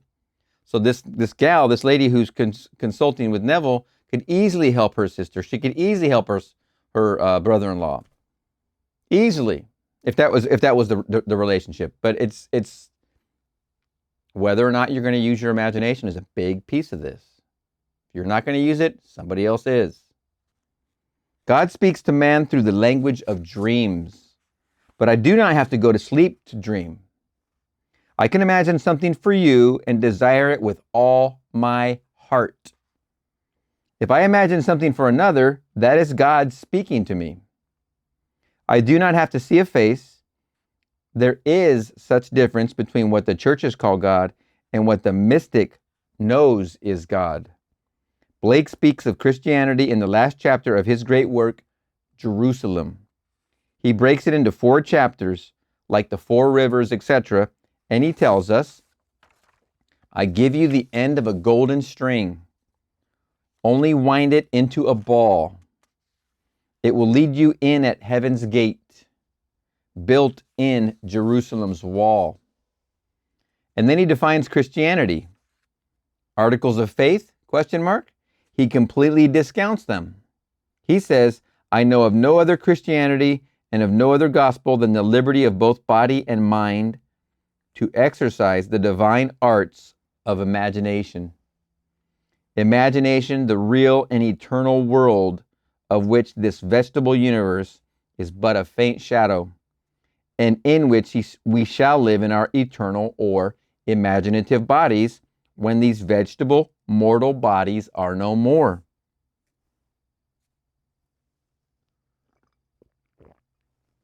Eternal, imaginative bodies. Love it. No other Christianity than the right to exercise the divine arts of imagination. So I say to you, I would like so-and-so. I am close to the picture, so would you now exercise the divine art and hear so and so for me? And you say to me, will you hear something for me? Imagine you have told me that what you want is now so, and give all the glory to the power that creates in this world. I have personally done this unnumbered times. It is the only Christianity in the world. It has nothing to do with any church. The only Christianity is the liberty to exercise the divine arts of imagination. Can I do it? Who is doing it? God is doing it! Exclamation point. I do not have to make any form. The supreme power of the universe is one with human imagination. If we go back to the Old Testament and take the word maker, it means imagination. Your maker is your husband. The Lord of hosts is his name. The word potter means imagination. I went down to the potter's house, and he was working at his will. And the vessel in his hand was spoiled, but he worked it into another vessel, such as seemed good to him. If I would only take that and use the word imagination, but the translator could not bring himself to use it. What is in my mental hand that I am making? If it is not good and I do not revise it, then I am turning my wheel and recreating that same picture. But if I am a wise potter, I will change it and hear you tell me that you now have what you desire. I will make a new vessel. Who is doing it? The potter, and that is imagination. All day long, I think the same thing over and over. I am working at the wheel of recurrence. Everyone here can be the man or woman they want to be. I know it from my own family. Have you ever noticed how if you go into a business and take all the facts and estimate just how things will come out, how often they come about as you said? Who did it? You are not a prophet, but you are imagining. And the state then comes true. Not a thing is brought into being by any power outside itself. It is sustained by the activity of the one who brought it into being. So if I brought in poverty, it can only remain as long as I am conscious of being poor. The moment I cease to imagine that I am poor, then things begin to change. There was a play on Broadway called The Millionairess, and a critic wrote sarcastically that Katharine Hepburn was trying to impress us with the fact that all a pauper needs to become rich is the arrogance of wealth. He was wiser than he knew! Exclamation point. The arrogance of wealth is all he needs to stop being a pauper. You walk in a state, and it is an activity of mind, and to the degree you can sustain it, to that degree you will create it. The whole world is nothing but God, and God is imagining, and man is imagination. And we dwell in him, and he in us, and we are one. Now you try it. Take something tonight. If you are too close to your own picture, do it for someone else, and see that one as he would like to be seen by himself, and then remain faithful to it. Very big point right here. If you are too close to your own picture, that means when you are too close to your own picture means if you are too emotionally attached to the outcome. Because you can't, excuse me, I don't mean this about you personally, but if you're unable, I don't like the word can't. I try not to use it, so excuse me for that. I would prefer cannot, but I don't even like to use cannot or can't. But if you are too close to your own picture means you are emotionally attached to the outcome. And in so imagining for yourself, when you're so emotional about the outcome, when it means so much to you, that's directly emotionally attached to the outcome. If you are too close to it, your own picture, and you're too emotionally involved to that outcome, then hold off on yourself, do it for someone else, and see that one as he would like to be seen by himself, and then remain faithful to it. He may never let you he may never know you did it for him, but that doesn't matter. It's the most wonderful. It's like the whisper of an angel in your ear when you hear the person you imagine for literally on the phone tell you exactly the words you used in your imagining. Again, I imagined this exact glass given to me by a porter on a ship. I eventually got on a ship and was handed that glass by a porter, a waiter, at the top of a hotel while overlooking the ocean in Monte Carlo, Monaco, the hairpin turn, the Fairmont Hotel, right on the roof in the restaurant. It is the most amazing thing when you hear the words, when you get handed an object that was in your mind, only there, hear the words, see the object, touch the object. It floors the heck out of you. It's going to put a smile on your face you can't believe. It doesn't matter. You don't tell. I told the story, like I said in the previous video, to the people at my table, my sister, my brother-in-law, and my wife. It didn't hit any fertile ground. My story went out there. I'm not blaming anybody. That's not the point of this. You don't need to tell anybody. You don't need to tell them you did it. You just get that smile and that warm fuzzy. And you get to a place where you realize this is coming from you. Everyone is you pushed out. Then you start to construct these wonderful constructions for all those in your garden. You start to tend your garden. That's a whole nother purpose why you're here. He may never know you did it for him, but that doesn't matter. When the thing happens so naturally that he will never think that what you did was responsible. He has exchanged the glory of God for an image resembling mortal man. He will say he met a certain person and they influenced somebody else or recommended him and that brought it all to pass. These things get the credit and he forgets immortal God. I have told you the story before of a friend who came to me because he desperately needed a larger income, etc., to care for the educational needs of his family. His present bank position held no hope of advancement. I taught him what to do, and while I was absent in Barbados, he did it, and when I returned, he told me he had secured this fabulous position with the Rockefeller Foundation, where he still is. But as time went on, he is so literal-minded that he began to forget how it came about. And now he gives full credit to the man who spoke to him in church and finally asked him to come into the foundation.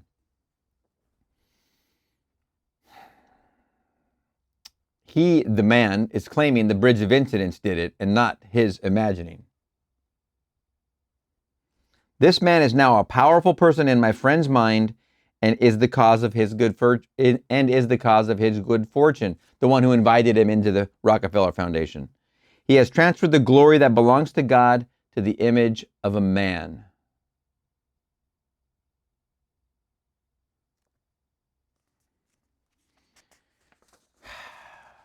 No matter what you are doing, can you see clearly what you want to do and carry on a conversation inwardly with a friend, which will imply that which you desire is now a fact? Then do it. For on higher levels of imagining, inner activity is revealed by inner conversation. If man would listen to what he is inwardly saying, he would know what he is setting in motion. As man walks the street, if he would pause and say, "What am I saying now?" he would find that 99% are justifying failure. But we are told, "You are without excuse, for you have seen him and his work, yet you deny it." When you hear the word God or Jesus Christ, you think of some being external to your own imagining. But there is none, for imagining is God. This is what lights every being in the world. And as you imagine, so you will become. So no matter what your present limitations are, you can start now to dream the most noble dream. And you can walk through this door tonight as though it is true, knowing that your imagining is God. There is no fiction. You can write your own novel and realize it. Even someone in a dungeon may be imagining, and who knows what he may call forth. You would think our jailers would be a lot kinder, considering what we know here. If I were in a dungeon, I would move the world if necessary to get out. And it will move for you. Neville was in a dungeon called World War II, and he got out with his imagination.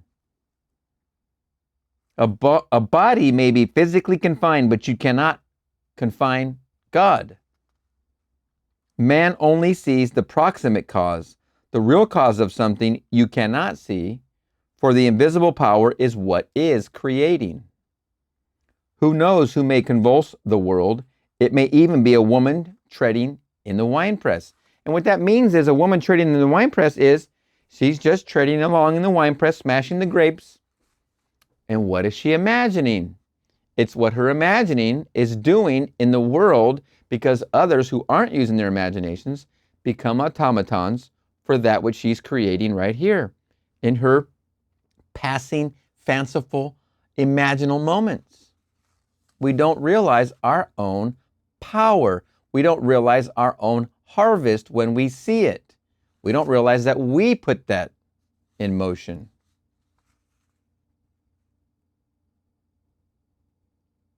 Now you know the meaning of, Father, please forgive them, for they know not what they do. Everyone here, you can be what you want to be, no matter what your dream is. I'm saying that to you, too. Everybody, anybody listening or seeing this video, you can be what you want to be, no matter what your dream is, literally. If you're willing to let God do it, God being your own imagining, you walk completely suspended above appearances, and you will become what you desire. This is the only Christianity I know. The freedom to exercise this divine art of imagining. Now, you try it. If you are here for the first time, I challenge you to disprove it. Everyone has the same power. We are all made of Him. Of course we have the same power. We all have the same imagination. It's Him. Wishing for the day and hoping for the day that we will wake up and remember and use our imagination lovingly for ourselves, for others. Can you imagine the abundance about us? Imagine the abundance all around you, all for your family, in your family, everybody. The abundance is profound. It's barely imaginable. If we all would just consider that our imagination is creating our abundance, then we go and use it. We use it wantonly. We use it foreverly, recklessly. Everyone has the same power. Because one has 1,000,000 does not make him any more a creator than you are. Be careful what you are imagining, for what you are imagining, you will create. Though it may convulse the world. I hope you have the revised version of the Bible, for it is from what I have quoted tonight. It is more accurate in meaning, if not as orally beautiful as the King James Version. That's a version I bought after I learned that Neville specifically recommended that version. You will find, a fast story about my Bible experience. In 1990, I bought, I believe, a King James Version at a Bible shop. I sat down on a bench in a park, and I don't know if I told you this before, but I sat down, I opened it up, and I go, what the heck is this? I couldn't understand it for the life of me. And I went to Catholic school growing up, very tiny amount. We went to catechism, They kicked me and my brother out because we were too independent to handle that rigid pulling of our sideburns, the whacking of our fingers with the rulers. We were way too unruly for them. And thank goodness, because they booted us out in 2 weeks. It's catechism. But we did go to church on Sundays, and we experienced that whole thing. The Bible study was usually orally fixated during Mass. So I'd hear it. We didn't study it per se because we didn't stay in catechism or Sunday school or the weekday school that it was going at the time. So I opened that book on the bench. I bought that at a Bible store thinking I would find answers in this direction. It's about 1990. It's going to be a longer story why and how I got to that point. But looking at that book, I'm like, what the heck is this? Within 1 year is when I met my teacher, because I was looking for answers and I thought that they were going to be in those pages. Now I know that they were in those pages, but I had to go the way of my teacher who unveiled a lot of understandings through metaphysical subjects, just like Neville. Same stuff Neville went through, I went through. He was an astrologer. I did numerology very, very intensely and deeply and taught it. I did astrology and all these other fun subjects.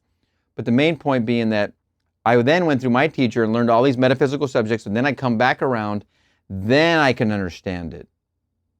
And we're talking about decades of time here. I have no qualm against any of my experience. That just happens to be the way I went about it. In the interim, I did sell that King James Version stuff. So I go through a lot of books. I buy books, I read them, I sell them. If I kept all the books, it would really fill up my whole garage. I have a 2-car garage. It would fill it up. But I just sell them off because I don't hold on to them, except for my Seth books. I'll show you those one day. I'll video that. But this book and its value is incredible. So when Neville mentioned the new revised version is, so I bought it recently and I went ahead and hunted on eBay. I hunted a 1990 version that looks very similar to the one I had. So I got that and I have it. And I have not delved into it because I get so much from Neville, but I do possess it, so I know I can reference it now, which is wonderful. And my buddy, that friend that has the business, that he does a lot of hauling jobs for people in a retired community, and he comes across a lot of old Bibles and old concordances and things like that. So I always have him looking for me for a Strong's Concordance is one I want. You wouldn't believe what the families tell him to throw away. It's incredible. But anyway, let's get back. Revised version. You will find in Romans that recreation for it all, for after Acts, Paul lays the foundation and he states, I am a child of Abraham and one of the tribes of Benjamin. But he sees it now not as the code, but the spirit. And he sees circumcision no longer as only a physical act. He realizes that he is now a true Christian. He did not go to any church. He sees now the spirit of the law and not the letter. You cannot be born a Christian. It is a way of life that you adopt. You could be born in the Vatican with the Pope as your father, and you would not be a Christian. You can only be a Christian when you see the reality and adopt it as a way of life. The law was given to man, but they break through from the letter of the law and find the spirit of it and live by it. And that is Christianity. There are many religions based on many isms, but that is not Christianity. It is the liberty of body and mind to exercise the divine arts of imagination.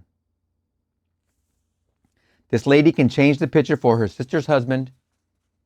I'm glad he's returning to this point because it's a very good point.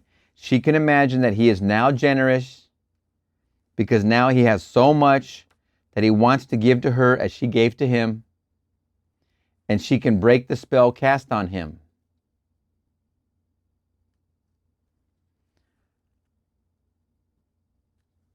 I've never heard Neville say that before.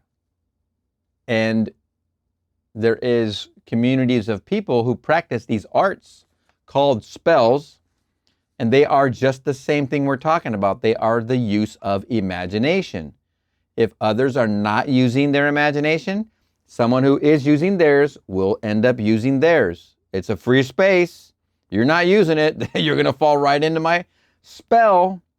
And again, back to my wife's work of a couple years ago, she would leave for work and she would say, we have all these insane deadlines. And I would imagine her walking back in the house. After she walked out, I would imagine her walking back in and telling me the wonderful news about her deadlines all being completed and everybody's working overtime and all these people are completing tasks and doing 7 days a week and 12 hours a day and happy to do it, they were. When I imagined that, she'd come and tell me that good news and I'd be like, and she'd be telling me about all these people, they're just, and I'd go drive to that job site and with her and visit it on the weekend and whatnot, and people were just out there lovingly doing what they wanted to do, which was work and get the OT for them, but it fulfilled their place. Her imagination went out, they fulfilled that imagining of fulfilling the targeted deadline. They put in the overtime. They became the bridge of incidents for that imagining. Same thing with this woman in the wine press he's about to mention, or his mom. I know my mother, when she darned our socks, dreamed for each of us of a future of which she would be proud. I mean, how wonderful is that? Every one of us is living a noble life, and I know she dreamed it for all of us. She never spared her shoe.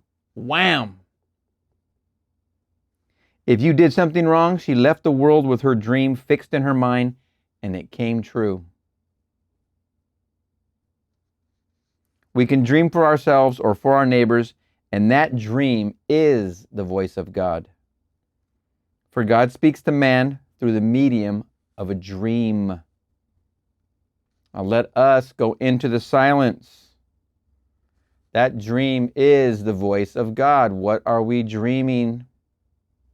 What is the man or woman you dream yourself to be right now?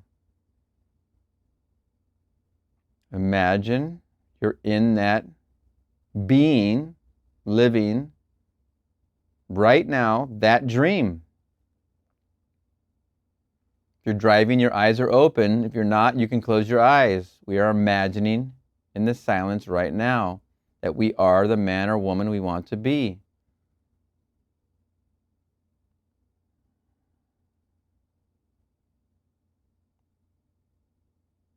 You can choose any of the three. I am healthy. I am wealthy.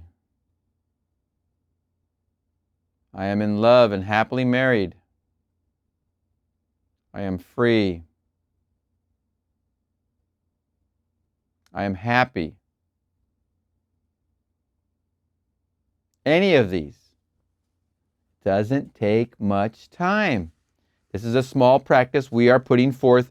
As Neville says, let us go into the silence each time. Let's do it together. If you're driving, don't close your eyes. If you're okay with closing your eyes, you're not going to believe what's going to happen as you start to close your eyes from the 3D. There's a lot to behold about you when you dream nobly for yourself. What is that man? What is that woman you dream of being? We bring it into being when we close our eyes. We close them, go into our closet, we imagine ourselves in that being. I am that I am. All right. What an amazing lecture, man. Oh my gosh. Wow. The Only Christianity. Neville Goddard, 11/10/1959. All right, we're going to see you in the next one. Neville Goddard, 1959 lectures. Esau and Jacob, November 13th, 1959. One of my favorites. Whenever he gets into this, I love it. Great, great, great stuff right here. So we'll get into that. As I promised last Tuesday, I now want to give you my personal technique that I use when I pray for myself or for others. But for the benefit of those who are here for the first time, I want to say that we believe here that imagination creates reality. And because only God creates reality, your imagining and my imagining are one with the supreme power men call God. In order to tell you of my technique, I must go back and give you the reasons. I will go back to my personal experiences and tie them together with the Bible. It speaks of the birth of a child in Genesis 25, the child of Isaac and Rebekah. Rebekah, desiring to conceive after 20 years of barrenness, prayed unto the Lord, and the Lord responded to her prayer, and she felt this strange struggle going on within her, and she wondered why. And the Lord said, 2 nations are in your womb, and 2 peoples born of you shall be divided. The one shall be stronger than the other, the elder shall serve the younger. And then the moment of delivery out came, and then at the moment of delivery out came first a red hairy being, and then came another whose hand was holding the heel of the first, and he was smooth-skinned and hairless. The first was called Esau, and the second was called Jacob. Now the story is, bring me Jacob. If you remember it, Jacob took Esau's birthright, and then he took his blessing, and Esau said to his father Isaac, have you no blessing for me? And Isaac his father said, you shall live by the sword. You shall serve your brother, but when you break loose, you shall break his yoke from your neck. That was the only blessing he could give to his firstborn son, for he had given it all to Jacob, which means the supplanter. It makes no sense if you take it literally. It has nothing to do with persons called Rebekah or Esau or Jacob. It is all within you that this drama is unfolding. I was 7 years old when it happened to me, and I found myself in an infinite stormy ocean. I was the ocean, and yet I was Neville. It seemed unconcerned as to what it did to Neville, and it tossed Neville like a wave, and Neville was scared almost to death. The ocean did not care, yet I, Neville, was also the ocean. This happened once a month from my 7th to 12th year, and I could tell from the strange sense of expectancy I felt during the day when it was going to happen. I dreaded to go to sleep, for when I began to go to sleep, then I became one with this immensity, and it was all this great ocean. And then a separation took place between the ocean and its wave, but I was still the ocean. Month after month, this division took place until my 12th year, then it vanished. I mentioned it before in another video where I did have the same experience, and I'm going to guess starting about 3, 4, because I remember it was in a certain house we lived in. I had a similar experience, but it wasn't the ocean, and I heard it described by Seth. I mentioned this in another video. Like I said, I've heard it described by Seth to Jane one time. Basically, I felt really, really microscopic, and at the same time, I could feel that size. I then would also alternate between feeling immense, meaning so big that I could encompass everything. And then the weird feeling of it was I would bounce back between the two, and it would have me quite dizzy, going between the two, back and forth. And it was quite a strange feeling. And I would get it, I think I would get that during catalepsy maybe, or definitely a hypnagogic state, right in the SATS moment, or either going into sleep or almost into sleep. In that state, usually when falling asleep, never when waking up. And I had it quite a bit when I was little, but not like clockwork like he did, but I had it quite a bit. And then I had it as an adult. I think I've had it in this calendar year, as a matter of fact, once already. And before that, I can say maybe a couple years ago. And it comes and goes for me, from my experience. Back to Neville. When I was 21, it returned on a different key. One night I was contemplating samadhi, and I was reading this book on the life of Buddha, the light of Asia. I fell into an involuntary trance. When I awoke, the sun was up, and I had not moved for 10 hours. But during that interval, I became infinite liquid light. I was not then divided. There was nothing but light. I was the one reality, and I was infinite light. That was the second experience. Then came others of a secondary state of this division. I was projected with a certain intensity out of my body. I became aware for the first time of this division, and then I was more than just this being of flesh and blood. I was out, and this reality was in the room looking at this body on the bed. Then I desired to get back into the body, integrating as a unit, and do it consciously. I did it, and then with a deliberate conscious intention, I intensified this power, and I felt myself moving out again. I desired to come down into the room, and I made a sort of loop. A cloud formation was over the head, but everything was in detail. I could see through the breaks in the cloud, the face that I see every day in the mirror, my face. I tried to go through the wall, and I could not, and then I made a great leap at the wall and knocked myself back into the body again. He wasn't flying through walls yet. Man thinks that when he looks into a mirror, that is all he is. Burn him up and he is gone. It is not so at all. Man that appears from the womb is this picture of the twin that comes into the world. Every child that comes from woman is Esau. You may be quite hairless by normal standards, but you are still Esau. He changes his name from Esau to Edom, which means redness or red blood. This being always comes first into the world, and after him comes one to supplant him, and that is Jacob. You do not see Jacob, he is hidden. So it is said that he had no hair, he lived in a tent. That tent was Esau. Then comes the separation. For God and only God brings about that separation, and God is that infinite ocean that will take this being and toss him over and over to bring about this separation. There is something in man that brings about this separation and separates Jacob from Esau. Have you no blessing for me, Father? You asked me to bring you venison, and now I discover my brother has deceived you.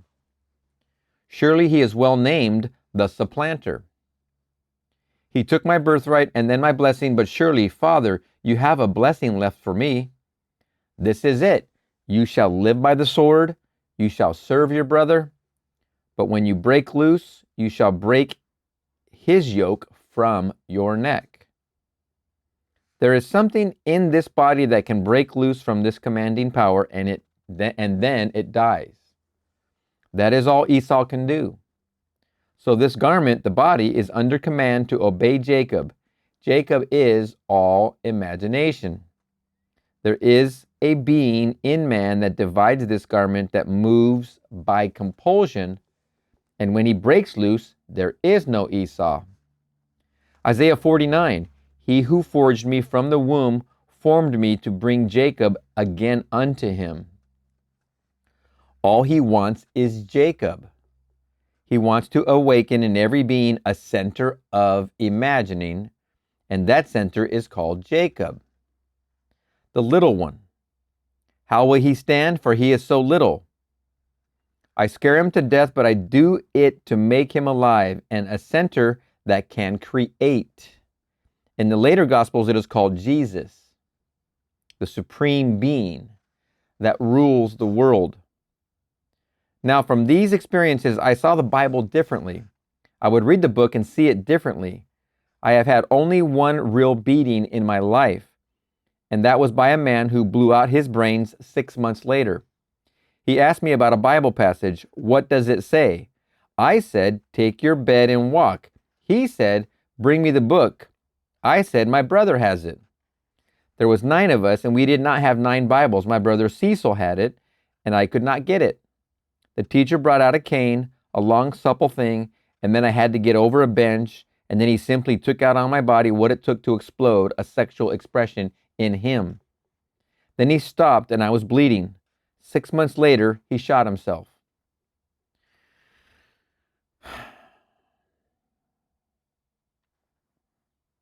It was all because of that passage in the Bible that he beat me.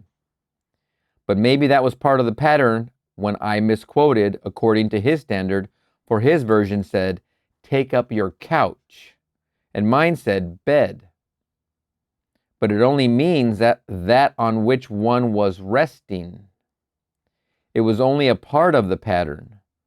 So I was being tossed by that ocean. But it seemed not to care about that which it tossed.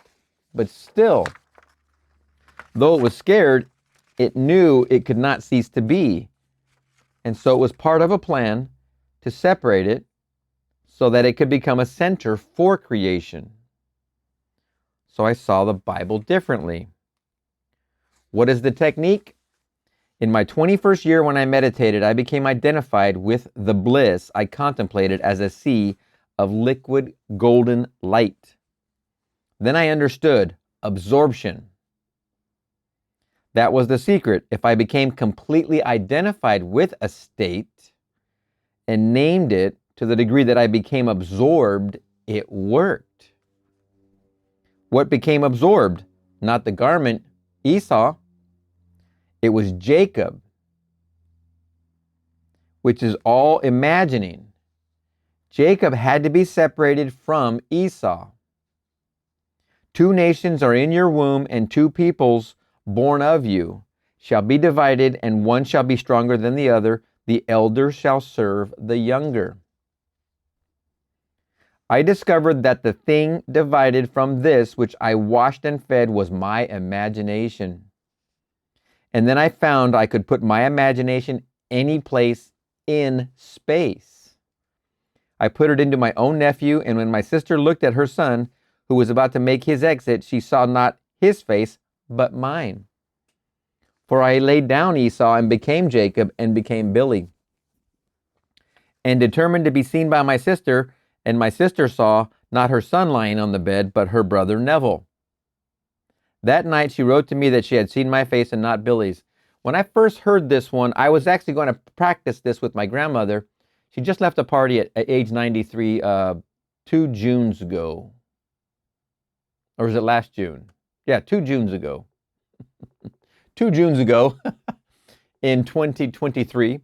And then in September approximately, we celebrated. But before that, before she left the party, half a year, so I came across this lecture and I heard it, I believe, and I was going to practice that because my grandma and I were close. And I was simply going to go there to where she was. She's in 2 states away. So I decided I didn't, my aunt who was minding her, she was caring for my grandmother, her daughter, and I knew if I did this that my grandmother would see me, but I didn't know how my aunt would react. But I knew when I first heard this, I go, okay, I'm going to practice it with my grandma. But I'm like, no, I don't want to cause too much of a ruckus over there. But I can see exactly how Neville did it with his sister's son. I can see the simplicity of it so easily. So I just decided not to do it. I haven't practiced it yet, and it just depends on the other side, the other party. Neville's sister's is definitely a closer situation than my situation there. And even though my grandmother and I were very, very, very, very close, wonderful lady. But I chose not to do it. But I know I could easily have done it. It crossed my mind many times. And I will do it, and I'll update you whenever I do it with whomever I do. Okay. That night she wrote to me that she had seen my face and not Billy's. When I wanted to go to Barbados and did not have a penny, I slept in my imagination in Barbados and saw the world from Barbados, keyword from, and I went there through the efforts of my family who thought they had initiated the trip. When I identified myself with a state, others responded. They moved like automatons. And then I wondered if I should do it, and then I went back to that passage in Genesis. You shall serve your brother, and every man in the world you shall serve. And when you feel right about it, and then you will feel right about it. This one was imagining, and every being in the world is serving him. You do not have to ask anyone in the world to help you, no matter what they say. I'm going to repeat this section here. And then I went back to that passage in Genesis, and here it is. You shall serve your brother, and every man in the world you shall serve, and then you feel right about it. This one was imagining, and every being in the world is serving him. You do not have to ask anyone in the world to help you, no matter what they say. Esau can only live while you have your yoke upon his neck. And when he breaks that yoke off his neck, Esau dies. Yet he perpetuates himself constantly before he dies, that Jacob may put his yoke on another neck. And Jacob is called in the New Testament Jesus Christ. Yes, indeed. The old man dies. That's breaking the yoke. Break that yoke off his neck. Esau dies. That's the old man. That's killing the old man. Here is an exercise that I have found very helpful. At home, where I know what every part of a given room looks like, I sit in a chair facing one wall. And with my eyes closed, I look ahead and see not the wall that is in front of me, but the one that is behind me. I see that wall in my mind's eye, and it is now in front of me. Then the room has reversed itself, or I have reversed myself.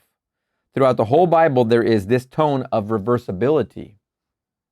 I discovered as I read it that it means this. So I see what is behind me as if it were in front of me. Here is another exercise. I would sit physically in my living room in New York City and assume that I was actually standing on the street in front of my apartment house, and standing there on the street, I would see details on the marquees of the building. Physically, I was in my living room on the 16th floor. But in my imagination, I was on the street and I was seeing it. Then, still in imagination, I would walk back into the building, come upstairs, and sit down where Esau was. And the next time I actually did go out and took Esau, when I reached the street and looked at the marquee, I saw on it what I had not noticed the last time I looked at it physically. Taking Esau means he went there. He's physically is Esau. Going there in his imagination, that's Jacob. Luckily for me, when this began to appear when I was 7, there was no psychoanalysts in the little island of Barbados, and if there had been, my father could have not afforded them. They would not have known what was happening to me. Luckily for the work I was to do, I was born there on this little island that had no importance in the world and no psychoanalysts. Exclamation point. Lovely. So no one could disturb what my father was doing to bring about this separation. It went on for 5 years, from 7 to 12, and then I was torn apart, but I did not lift that being out until I was 21 and saw it differently. There were not two of us, but I was it, and I could say I and my father. But in the beginning, I could only call it a stormy ocean. I was it, and I was also Neville. When I was 21, I saw it and became absorbed in it, or else there was no Neville. There came this separation on different levels to show how you can pray. You can be anything in this world. I would take a piece of wood, or a flower, or an animal, and try to feel myself as it, and I finally could feel what it would be like to be a glass of water. In our Seth classes, we did this one time, and I forget which book Seth gives this instruction, but it's a good one. I actually walked around my house as my previous dog and I saw everything from his perspective. And it changed my perspective completely. I often do that with my current dog. This was our previous dog, same style of dog. But in the classes back then, I really literally walked around if I said my apartment, I think I might have mistake, in my house. I don't know if I did or not, but either way, mixing my pets together over time.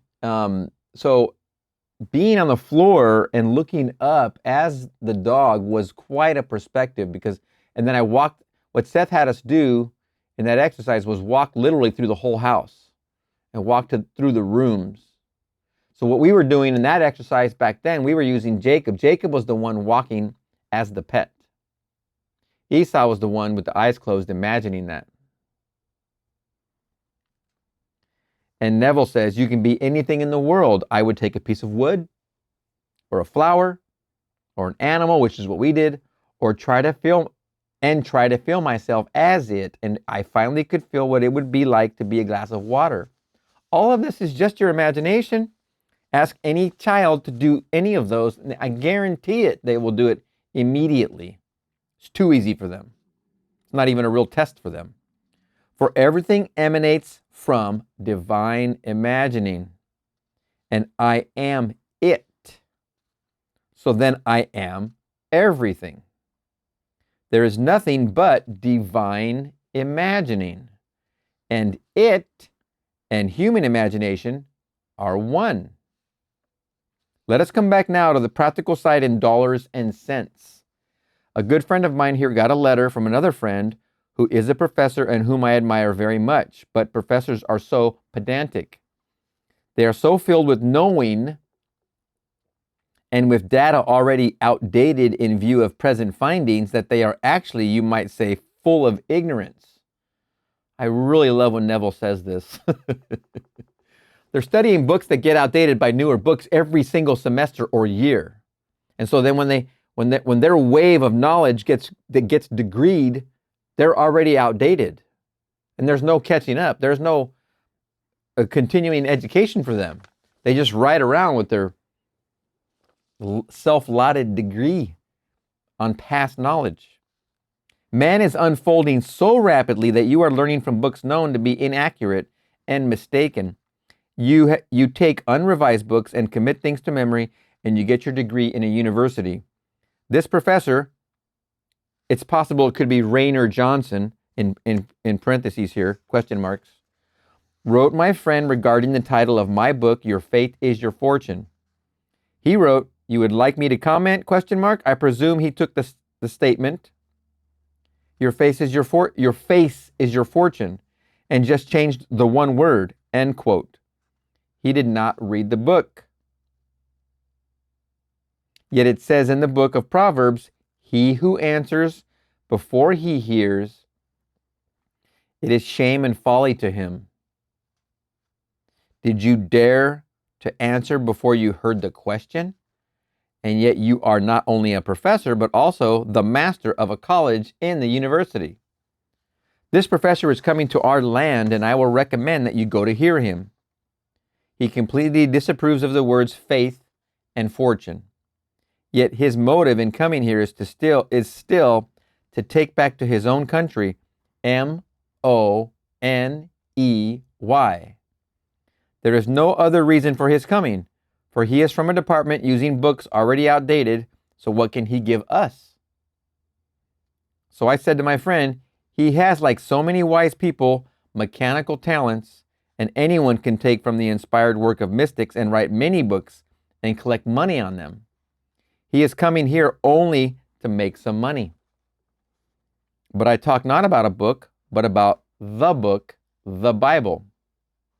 I went through all these experiences, and I know that the secret is identification with the ideal, no matter what it is. If you want money, what is wrong with that? This one who is coming here will not refuse the check when it is offered to him.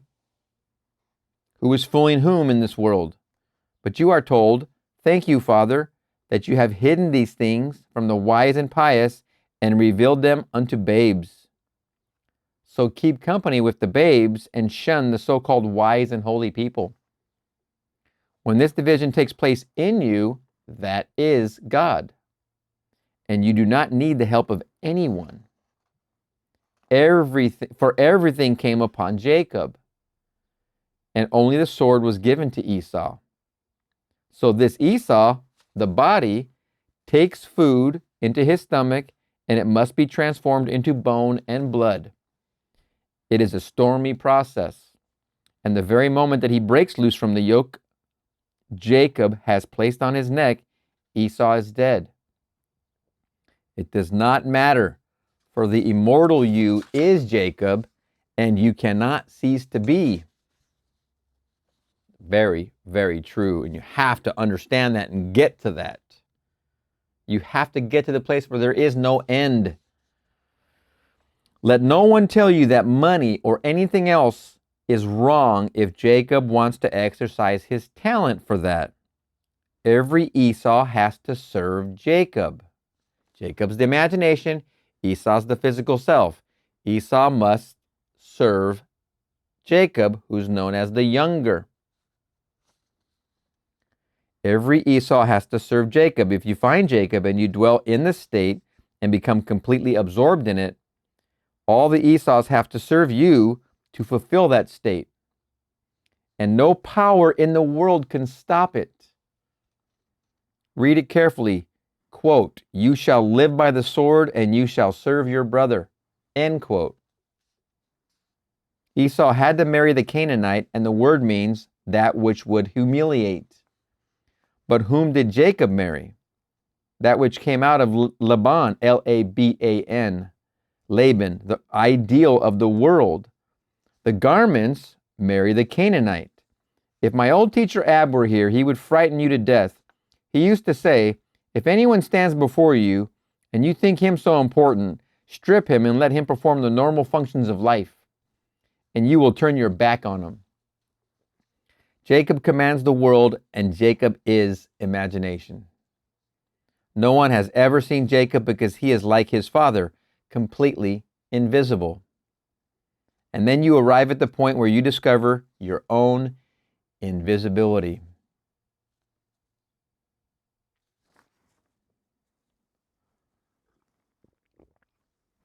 J.W. Dunn, whose books are known to you, asks, how can you see something that has no edges? He asked the angel who appeared to him, why can they not see the shadow of God is casting over the world? Why can they not see the shadow God is casting over the world? And the angel replied, because it has no edges. He thought that was right, for it is impossible to see this without a not this, to make comparison. But that is not true. For when man discovers Jacob, he has no edges, but he is more real than all the Esau's of the world. He is everything and all things at all times. Every Esau you see with these is here to serve Jacob. Jacob is your imagination. Jacob is in the world of the real. Esau is in the shadows. Esau serves Jacob. Jacob imagined, Esau puts it together for Jacob. If you're not using your imagination and someone else is, and you're not, you will be the Esau for that Jacob, because that imagination is Jacob. That will be the commandment for you to go to work and fulfill what Jacob imagined. You're the Esau. You're the garment. Here is a statement made by Aldous Huxley regarding D.H. Lawrence. He was a strange man, but he seemed to know what he was talking about. He knew what it was to be a cow or a daisy. He knew the emotions of his favorite cow, and he knew what it was like to be a daisy. He knew what it was to be the moon. Huxley did not understand. He had mechanical talents, and he could describe these things as they were described to him by D.H. Lawrence. Something is taking place in you, and God is doing it. For the depth of your being is God. And when this is done, then Jacob is divided from Esau. Everything is given to Jacob. And never shall the scepter fall from his hand. So I have given you my technique in praying. I do not assume the responsibility for making anything. So after I have identified myself with the state that I desire, I let it be so. It may take a day or a week or a month, and sometimes I never hear about it, but I know it must come true. For my word cannot return unto me void. I see what I want to see, and then I let it be true. I do not lift a finger to make it true, for how can I discuss it when it is already so? You have to get to that place too. That's Abdullah telling Neville, you want to go to Barbados? You are already in Barbados. You can't want to go there when you're already there. You can't discuss going there when you're already there. It's not possible to go. It's not possible to talk about, you get on a plane, you go fly to Hawaii, you're on the beach, you're on the North Shore, you're at Waimea Bay, you're sitting there under some palm trees. You're not going to sit there and talk about going to Hawaii. How could you? It would make exactly zero sense. It doesn't even do anything to you to talk about going to Hawaii when you're sitting there on the beach, soaking up the sun. It wouldn't come out. It couldn't come out. So if you put yourself there as Jacob, you're there. So to then continue to talk about it is defeating. It's trying to say Esau's in charge, not Jacob. No. Jacob is in charge. Your imagination is Jacob. The supplanter is in charge of what you are doing as Esau. Whenever you have imagined yourself as you want to be and you have felt the thrill of it, that is Jacob's command. And the outer being has to move through all these states to fulfill it. Whether that means go get and get a contract or get the funding or get whatever, someone's going to take you, or you win a contest, you win the puppy, you win the bike, you win the house, you win, because Jacob already has commanded it. All the Esau's will put that together for you. The greatest visions in the world are in the Bible. Let this one or that one justify their little comments on the words faith or fortune.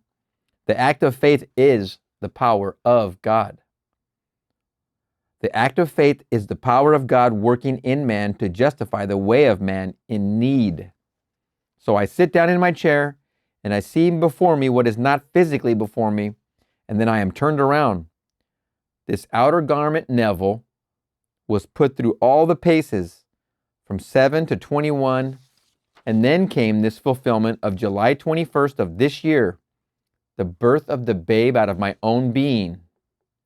And I saw the complete separation of that little one called Jesus Christ from that which is Esau. Out of Esau came Jacob. And out of Mary comes Jesus Christ. And both come from a separation or a tearing away. It has nothing to do with dogma. Do you want it to be? Well, you name it. Identify yourself with it. Completely absorb yourself with it.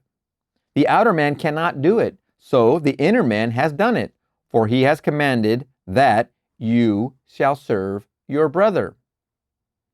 This hairy garment comes first, and then comes the one you cannot see, and that is Jacob. So no matter who you are, this is the plan of God to awaken sons. This outer world seems to come first, but it comes to awaken God who created it. When he individualizes himself, what he wants most is Jacob. The whole of the physical world is completed, and we are told the whole of the physical world is completed, and we are told it is now melting in radiation. And then when the yoke is taken from Esau's neck, he is dead. Let no one tell you that you are some little worm. And what does every single university teach? Let no one tell you that you are some little worm. You are here because there is that child of God to be separated from the outer form by which you are recognized when you walk the street. That would be Esau. Exercise this power for everyone in the world, and not only wish them well, but identify yourself with your wish for them. Then it is done, and you do not need to raise a finger to make it so. You let it be so. You will conform to what you have done. It does not matter who they are, whether they are simple people or if they have degrees. These degrees are given by Esau to Esau. And you are only concerned with Jacob. Isaiah 49, he who formed me from the womb to be his servant and to bring Jacob to him again. Repeating, he who formed me from the womb to be his servant and to bring Jacob to him again. There in your Bible you will read it.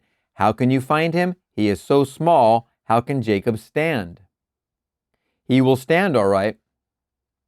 How small he is, I know, for the infinite ocean tossed me on its back, and I know it did not care. It was doing it for a purpose. I was tossed all over its infinity. I was afraid to go to sleep when I sensed the approach of these nights, and then when I closed my eyes, this separation took place. He was pulling me out of myself. He was pulling me out of himself. That was the great ocean of life. When you understand this, you will know what the flood means and the true meaning of the story of the ark. So tonight, if I could give you my technique in essence, it is this. I sit quietly in a chair. I do not lie down, for that position is associated with sleep. I sit in a chair and I imagine and become absorbed and identified with whatever another asks of me as if it were already realized. To me, it is then real, and they are standing before me and telling me the exciting news of having realized their dream. Imagining lovingly for another, just like we do during our going into the silence periods. I sit in a chair and I imagine and become absorbed and identified with whatever another asks of me, as if it were already realized. To me, it is then real. And they are standing before me and telling me the exciting news of having realized their dream. That's how you do it. It's that simple. If physically they were in tears, it would make no difference, for that is only Esau. And I know that he must go through something to bring Jacob. Jacob is the supplanter. Jacob's the new man. I am not interested. Listen to that sentence again. If physically they were in tears, it would make no difference, for that is only Esau, and I know that he must go through something to bring Jacob. I am not interested. Esau must serve Jacob. If they call me next day and tell me the most awful story, it does not matter, for they started when Jacob gave the command, and all the blessings of the universe were given to Jacob, and everyone has to serve him. If they call me to say they have been fired, I say good. When they had been fired, they became the fulfillment of what I had heard for them, and they will find that it was the turning point to take them to what they desired.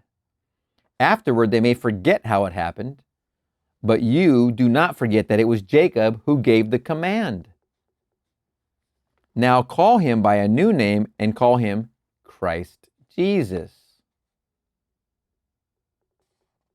Read the genealogy and you will see Esau came first, then Jacob. John came first, then Jesus. They both came in a miraculous way. Isaac's wife was barren for 20 years, and then he prayed. Jesus was born of a virgin. It has nothing to do with a man or a woman. I am every character in the Bible, and these are only imaginal activity. And this was an imaginal activity that could pull out of itself what it desired.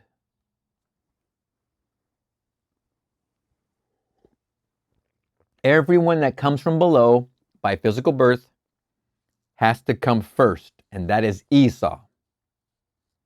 And he will be torn apart so that he will be separated, and then the child is born. And then there is no limit to the translucency of expansion of the Son of God. Let us go into the silence.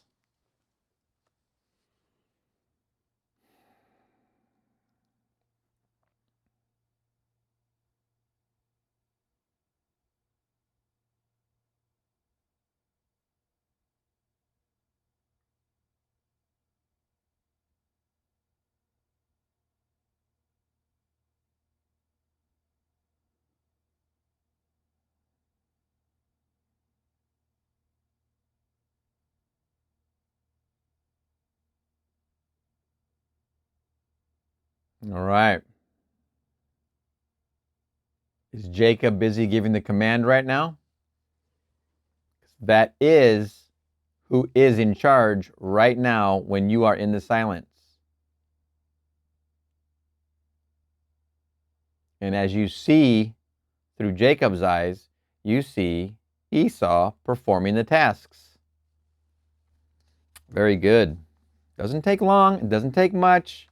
Just grab a situation and do like Neville just said he did. Sharing the good news, celebrate, hug, high five, touch, smell, see. Question: will you explain further about seeing another part of the room? Answer: practice by location. This is the tearing apart of Jacob from Esau. Sit in one room of your home and view another room and see what you would see if you were physically there. And you tear yourself apart. It's the same thing we just did by going in the silence. We can easily do this. I can right now, I'm sitting where I am with my eyes closed. I can see myself in my kitchen. I can literally, easily, because I've been there so many times, I can see my kitchen. I can walk to the counter. I can touch it. I can touch the sink. I can reach for the faucet, turn it on. I actually can feel the water on my hand right now. I can stop that activity, dry off with the towel. I can turn around, go to the refrigerator. I can open the doors and I can feel the cold air. I can feel it right now. Closing the doors to the fridge, I walk to the front door and open the front door. I could hear that front door crack. I hear the noise it makes. And I could sense the air from outside. And I can sense my doggie right at my feet at the screen door.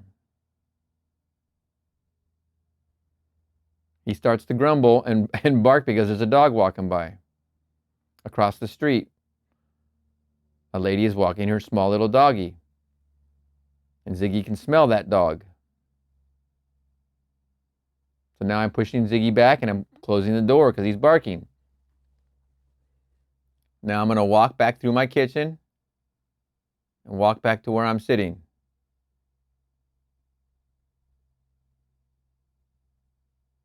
Now I'm sitting here, opening my eyes, looking at you. Am I surprised I'm not in any of those places? No, because Jacob walked here and sat and opened his eyes. Esau stayed still. Esau didn't go to my kitchen. Jacob did. And every single thing I just did was a by location practice. That's all Jacob. Also all Christ Jesus. Either one, that's okay. To me, I find it neat and fun to use the Esau-Jacob metaphor because it's wonderful. I, being a twin, born first, stillborn brother, I can identify with that Esau-Jacob so wonderfully well that I can easily understand because my brother is not here. But I have become him. I have awakened as my own brother, if this makes sense. So when I just did my bilocation practice, as my own brother, I walked into the kitchen and did those activities and then walked back. Doesn't matter. This is all fun and games. Have fun with this. You want to say Jacob and Esau? Great. You want to say Christ Jesus? Great. The names don't matter. Just get the practice. Close those robbers. Close the door to your closet and imagine yourself in those rooms. Fun stuff. You got to get that flexibility moving. You got to break the rust off of there. Okay. Let's go ahead and repeat that piece right here. The bilocation. Practice bilocation. This is the tearing apart of Jacob from Esau, which is what I just did. Sit in one room of your home and view another room and see what you would see if you were physically there. And you tear yourself apart.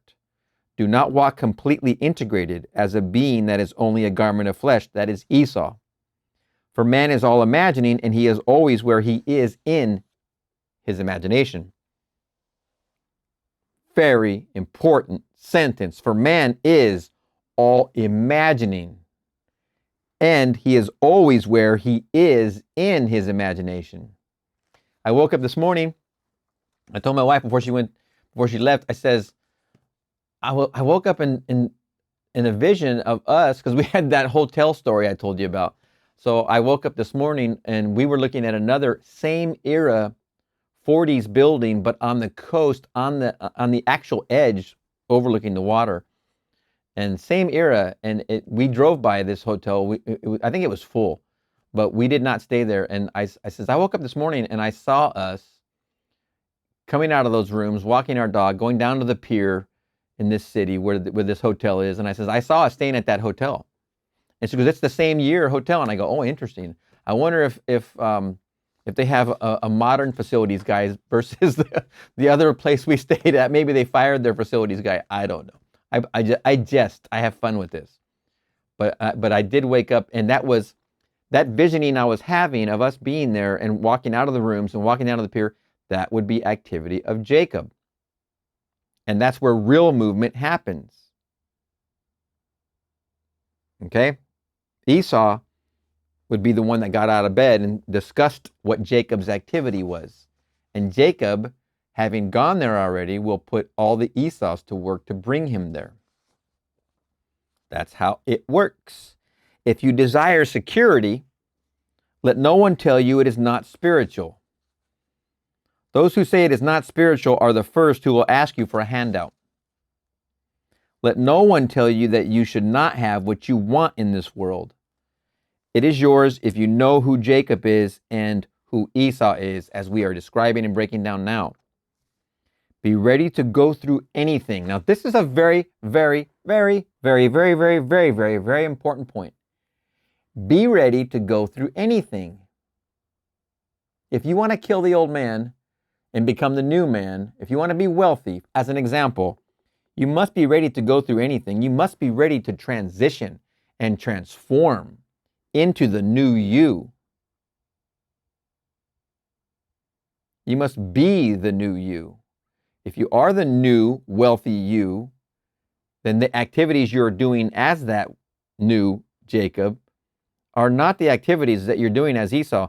And it isn't like you have to go write down things to forget and not do this and do this. No, just be ready for your new you to be surprising you with activities. Be ready to go through anything. Esau has to go through it.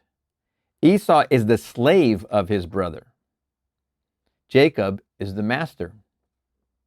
When you break loose from his yoke upon your neck, you are dead. Esau. That's the old man. When you break loose from the yoke on your neck, when you break loose from his yoke upon your neck, you are dead, because Jacob is in the new you, and you, being the Esau, will go with him. You're the shadow that follows Jacob. Jacob is now wealthy. Is imagining the cars, imagining the home, imagining what goes with wealth, imagining the meetings with his financial planners and his account holders, and is becoming that Jacob is moving. That yoke upon the neck of Esau, it's on Jacob, When you break loose from his yoke upon your neck, you are dead. Jacob is the one that has a yoke to Esau. Esau is the slave of his brother. Jacob is the master. Yokes are those Y-shaped things. You know, they're like a servant, and they put them on like bulls and cows and things that till the field. That's a yoke. Esau is the slave of his brother. He must do the bidding of Jacob. Jacob is there first. Esau follows and serves, lives by the sword. Jacob is the master. When you break loose from his yoke upon your neck, you are dead.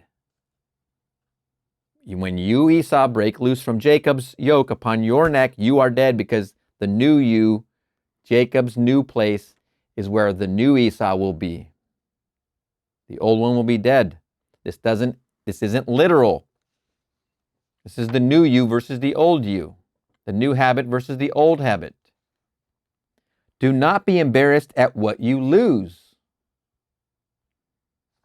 Oh man, I don't even want to get into this whole subject, but yes, there are going to be situations that test you. And you are going to it's going to feel like the 11th hour, the dark before the dawn. Don't be afraid of it. If you lose something that is extremely supposedly valuable to you, understand that belonged to Esau, the old man, the one that's now dead. It had to go. Some things have to go for you to become the new Jacob, for you, the new Esau, to be where Jacob is. Jacob's pulling you.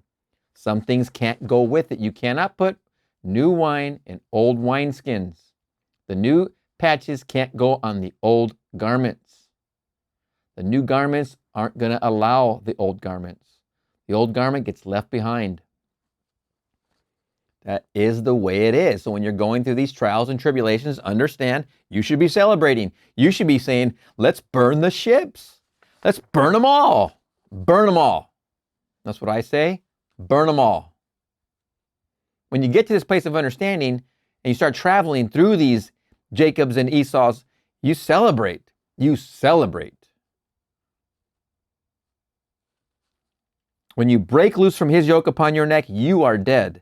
Do not be embarrassed at what you lose. The best thing you can lose is false pride. You may have to go through the furnaces to lose false pride, for it is Jacob's command. That was a wonderful question. Question, next one. How do you see this golden light? Answer, I sit quietly and turn my eyes inward as if I'm looking into my skull. In a moment, a golden light begins to glow. Light begins to appear, and it looks like golden liquid light, and it comes before my eyes, and then it goes out in a circle after circle, like smoke rings. And these increase in rate, and then they become like a funnel with the big end at my face. Another exercise I practice, I take a table or a rug. I do not look at it, but focus my attention beyond it.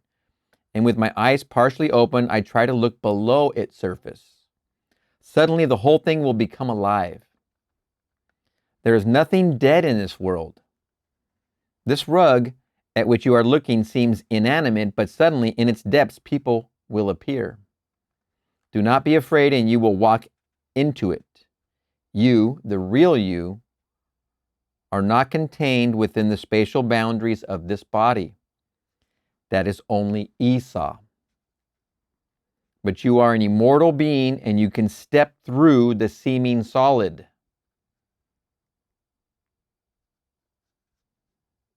If you would like confirmation of this technique, read the life of Da Vinci. He said that is how he got all of his paintings. He was the first one to give us the model of the airplane. Before the Wright brothers were thought of, he drew it. He said that when he wanted to paint, he would look into a modeled wall, and then all these people came out dressed in costumes, and they were not paid models. Modeled wall, M-O-T-T-L-E-D. He would look into a modeled wall, and then all these people came out dressed in costumes, and they were not paid M-O-D-E-L-S. They were not paid models. I was in Rome, as I said before, on my cruise that I imagined, and it happened, and we celebrated our 25th wedding anniversary last August of 2024, and we saw some of Da Vinci's art, and it was incredible. The master. And there was a lot to behold on that whole trip, I mean to tell you. Da Vinci. Take a wall in your home or look at the fireplace stones. They will become so familiar, and then the wall will change its face. Now this I've done millions of times. I mean, I would sit in meditation. It would, now in hindsight, I call it meditation, but I would just lay there and look at my ceiling and had these little acoustic 12 by 12 tiles. They had little holes in them. It was a 70s type of pattern thing. And we had put that in to cover the whole ceiling. The ceiling, I think was mottled plaster. It was, roughed up plaster or whatever. So we put that layer there. My family did, and then I would stare at those, and they would disappear. The holes in those 12 by 12 tiles would disappear, and then whole sections would be gone. Then it would just be a blank color of white. But the definition of it was completely gone. And I could just sit there and lay there and see that all the time. That was like a no-brainer. Take a wall in your home or look at the fireplace stones. They will become so familiar, and then the wall will change its face. It changes with your mood. Often it is a little girl. Then it changes into something entirely different. This happens, I'm sure it happens to you. It happens to me too often. You could be in the shower and I look at the water droplets on the glass. And maybe this is a creative mind versus people who are very Esau focused. I don't know. But I look at the glass and I can see faces. I can see people. I can see all kinds of things in the water If I'm in that creative mood, I can see a lot of stuff on the water, on the glass, coming in the shower. Your senses begin to expand, for there is something in every child born of woman that is immortal. I personally have no experience to confirm reincarnation as commonly taught, but I do have many experiences concerning worlds within worlds. I cannot tell you if the popular conception of reincarnation is true or false. I know I have always been, and I know I was sent, and that world from which I was sent is real to me. Yet I had to go through what this world calls birth, but I do not call that reincarnation. That is the awakening of the sons of God. And there's only one, and that is Jacob, or Jesus Christ. The immortal being in you has never been tarnished. You cannot tarnish Jacob. That's like, to me, him saying that to me is totally good news. And I believe it completely. You cannot tarnish Jacob. Esau has to go through all these things and fight all the way. We think there must be some redemption for Esau, but it is Jacob who has been given full control of the whole.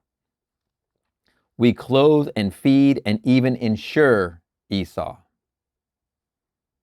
I love when he gets into the insurance stuff. That is hilarious. The being that cannot die is not insured, but we insure Esau. Read it carefully in the New Translation, the Nelson edition. They put it like a poem and it stands out like a gem.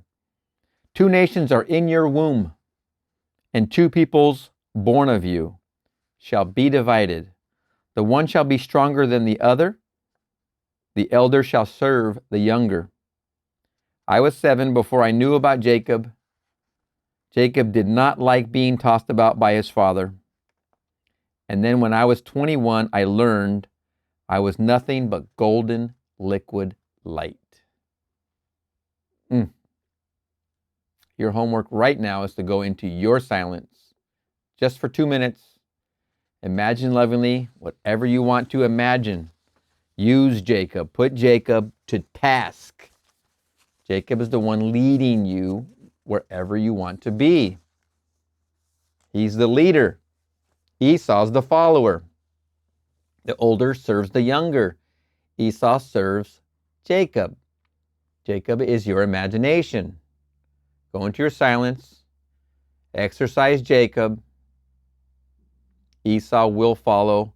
It's guaranteed. It isn't an if. It doesn't depend upon anything. You don't have to do penance.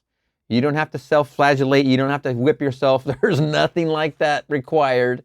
You just imagine. And all the Esau's, which are all the automatons of the world, will put it together for you without any effort.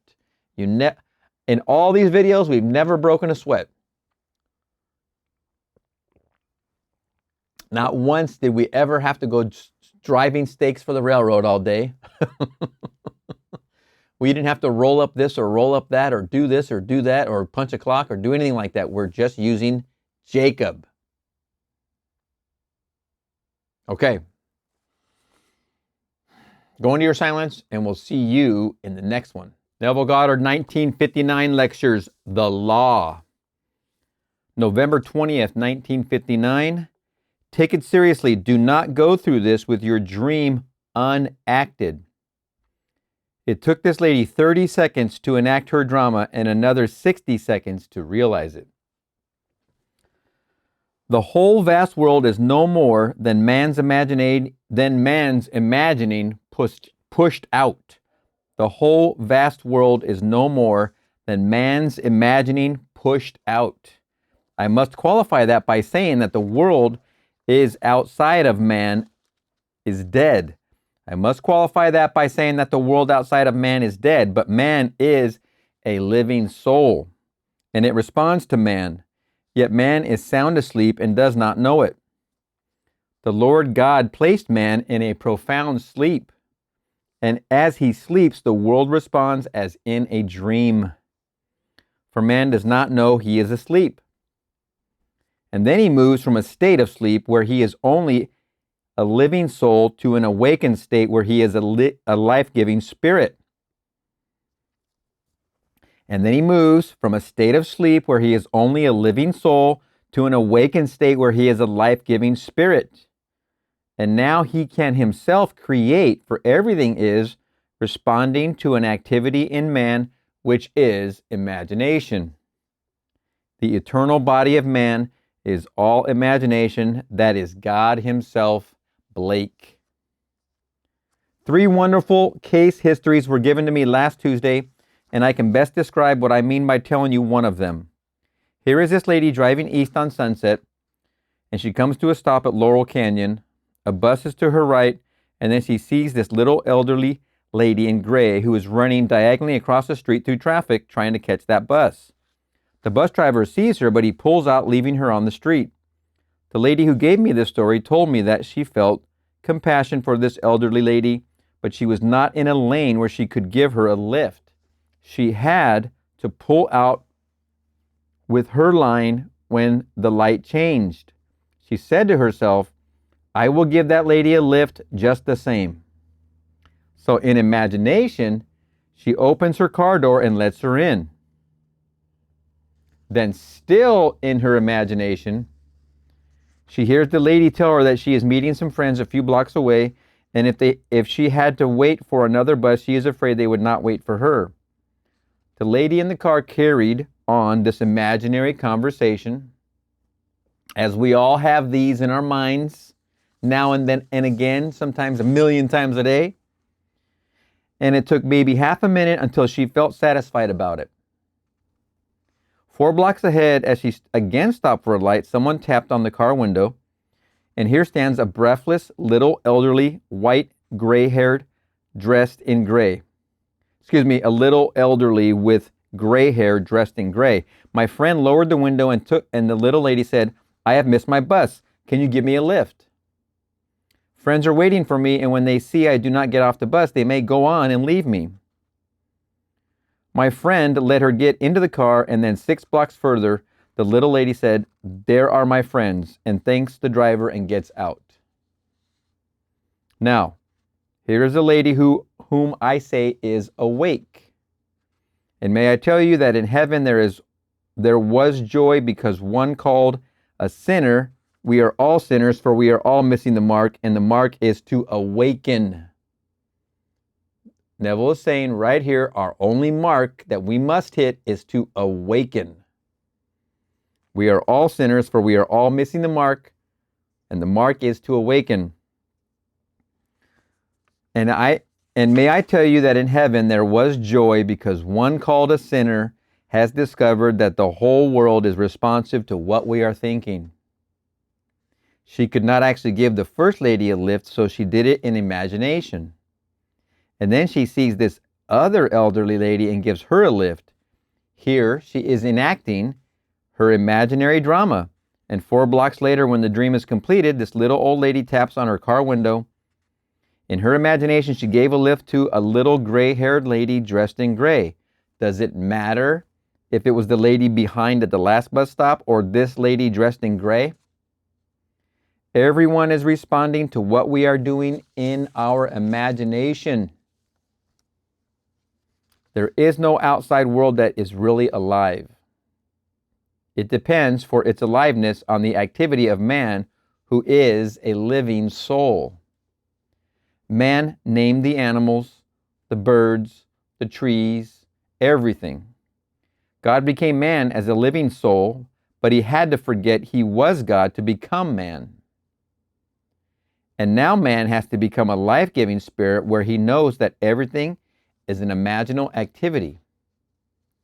Here at that corner where the first part of this little drama took place, half of those who witnessed it would bawl out the driver for not waiting for the old lady, and the other half would say she was a fool for running into the street.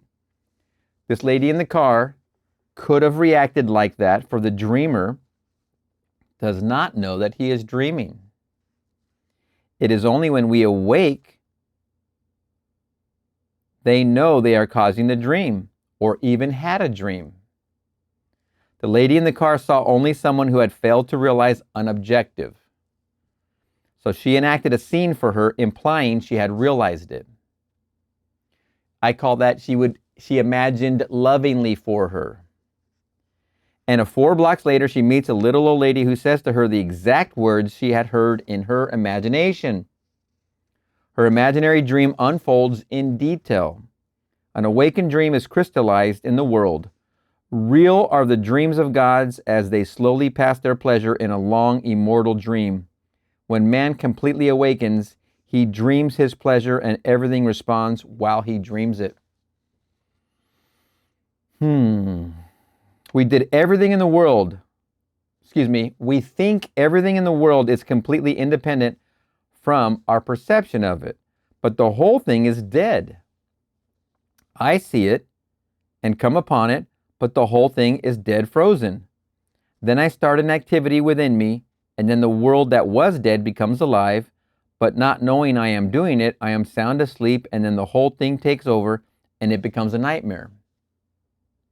But I must keep control, and I know it is dependent on me. The world is infinite response, and the thing that makes it alive is the living soul called generic man. That's male or female. And then God wove himself into the brain of this generic man, and then he sleeps. As man begins to awaken, he controls and takes over and is no longer a victim of his vision. So he has control of his attention. Everyone is free to create his world as he wants it, if he knows that the whole thing is responding to him. In Luke 13, we are told the story of 5 Galileans who have been murdered by Pilate, and he mixed their blood with their offering, etc. And the central figure of the Gospels, which is your awakened imagination, says to his followers, "Do you think these 5 were worse sinners than the others? I tell you, no. But unless you repent, you will all likewise perish in the same manner." Here on one level, we think it served them right, just as those who saw the scene on Sunset Boulevard would say it served her right, cutting across the street like that. In this story in Luke, we are told that a man sinned in the past and was murdered by Pilate. It has nothing to do with it. Then Jesus asked them, "Do you think that the 18 upon whom the tower in Siloam fell and killed them were worse offenders than the others who dwell in Jerusalem? I tell you, no. But unless you repent, you will all likewise perish." On this level of the dream, people think of getting even. It is a dream of confusion, and people are reactivating. But man has to awaken and become an actor. On this present level is always reflecting life, not knowing he is the cause of all he observes. But when he awakens from the dream and then becomes an actor, what percentage would have done what this lady in her car did? There is no outside world, they would have reacted or feasted on the fruit of the tree of good and evil. They would have had a violent reaction, and then they would have had a violent resistance from this dead universe. But this lady makes her dream, and the whole thing comes to pass exactly as she pictured it, even to the number of blocks. You might almost think she had manufactured that little old lady in gray, but I tell you, everything comes in response to our own wonderful imaginal activity. You can be anything in this world, but you cannot know it or expect it to come unless you act. If you react based on the past, you continue in the same pattern. To be the man you desire to be, you must create the scene, as this lady did, and the whole world will be convulsed if that is necessary to bring it to pass. There is no other power but God. But God had to forget he was God in this state of sleep, and then he awakens and consciously determines the conditions he wants in the world. What do you want in the world? So again, I say to this lady, the angels rejoiced over your awakening. And I say this without pride. They also rejoiced because I kept my promise that I would come and awaken this sleeper in the world of men. For I also had to forget everything to become man. For when one goes and then returns, he has to forget everything to become man. For when one goes and then returns, he has to forget everything. But he promises he will carry out his pledge and help man awaken.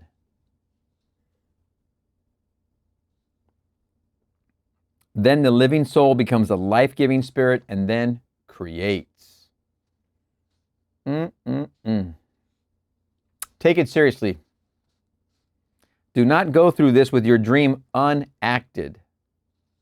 It took this lady 30 seconds to enact her drama and another 60 seconds to realize it. You tell yourselves it must take time. What time? Read Corinthians 1:18. I could go before men with all the words of wisdom, but know only one thing, the cross. To the wise it is foolishness, etc. What is the cross? Think of it in this light. You began seemingly in your mother's womb and end in the grave. You do not, but you have that picture. Look on the horizontal line of the cross as time, intersecting this vertical line, and call that infinite states like Jacob's ladder. At any section of time, I can move up or down. Time is flowing, and the state with which I am identified still unfolds. So while seated in my car, I can move up and enact a drama. I acted and remained within that state. It unfolded. It took 60 seconds. There are infinite states intersecting the line of time. We become one with a certain state, and it demonstrates itself in actual phenomena. Everyone here, it need not take you more than 30 seconds to bring about a change of state. What would it be like? And you name your desire. Remain in that state, and that state, by the passage of time, will unfold in your world. You do nothing about it once you have entered the state, for the outer must move by the compulsion of the inner power. This little lady in gray had to come to my friend's car. Every detail of that imaginary act took place. Why not? The universe is infinite response. When you know that there is no one in the whole world could ever faze you because he is a shadow. I have seen the whole world dead, completely frozen, and then I allowed something within me to start, and everything became animated. Then you ask yourself a million questions. Who am I? What is this all about? Why? Everything here is responding to the imaginal activity within man. When someone who is sick becomes well, when someone who is blind then sees, is that more of a miracle than what this lady told? She is awake. If you make a fortune, it means nothing. All the honors of men in a state of sleep are as nothing. You must repent. It has nothing to do with the so-called judgment of God. It is only a dream, and man is reacting to the dream, and he does not know that he is the dreamer and causing all the dream. The literal meaning of the Greek word translated as repent means a change of mind. It has nothing to do with the moral picture. The church has introduced that, but it has nothing to do with it. I don't care what a man has done. If he changes his mind in this meaning of the word repent, things will change. For he is then on the line of the vertical line of states. He stands at a point on the states.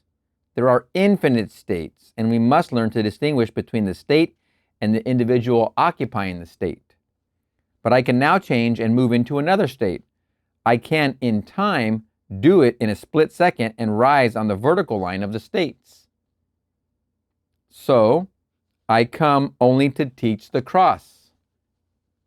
Said Paul, I will rise within myself and ignore the former state, and within myself, I will assume that things are as I want them to be. If I remain faithful, the passage of time will unfold it. So Blake said, eternity is in love with the productions of time.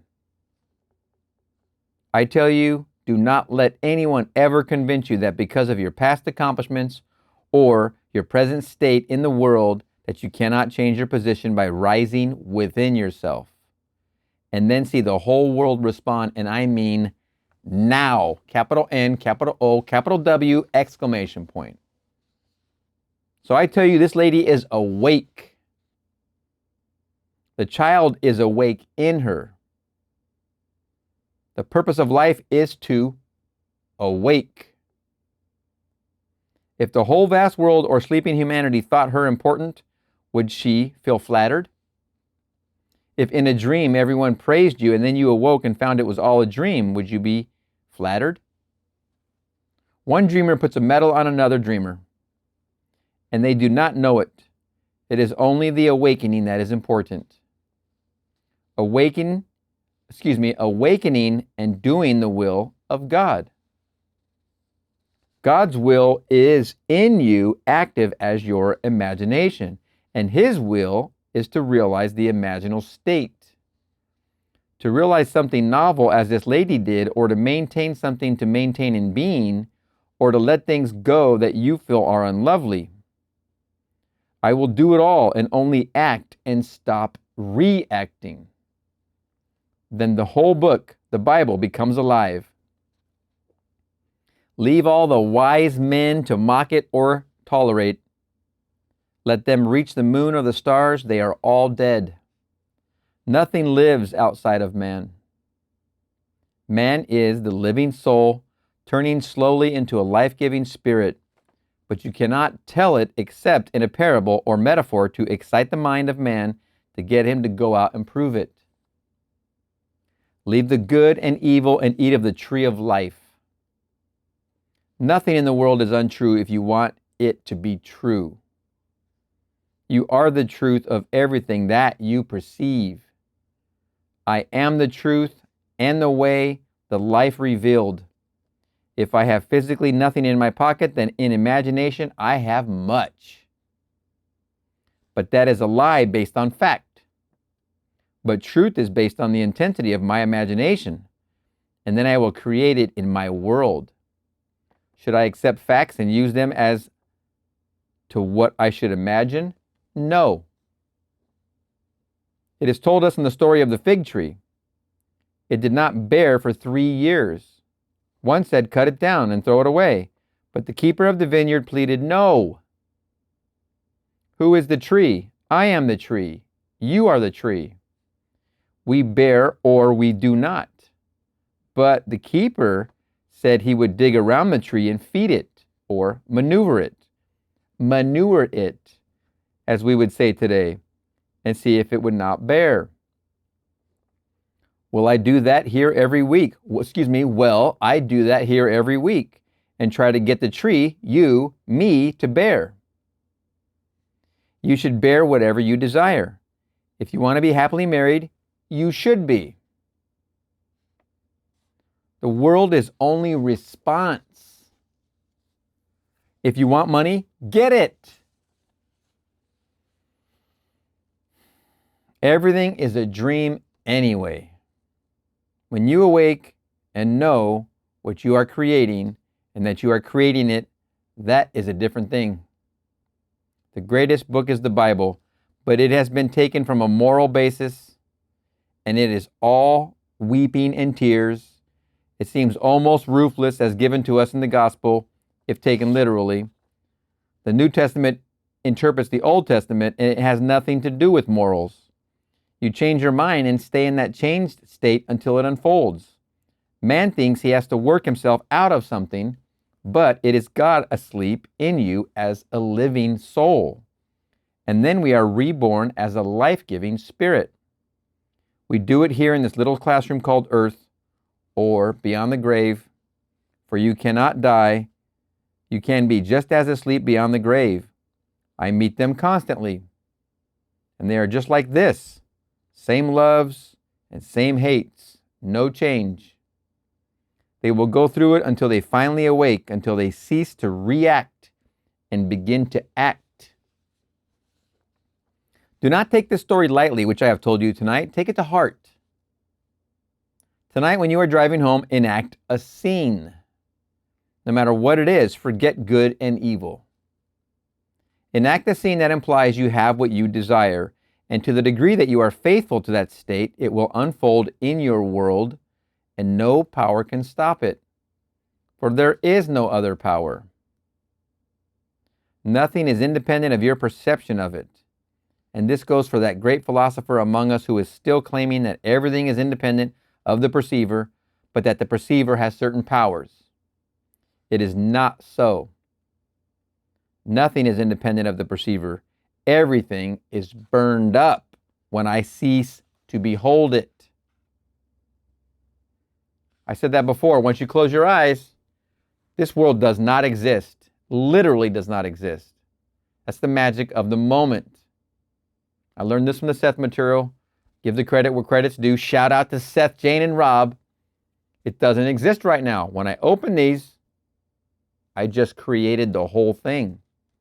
Everything I can perceive, I just put there. It's all me pushed out. You want to kill one?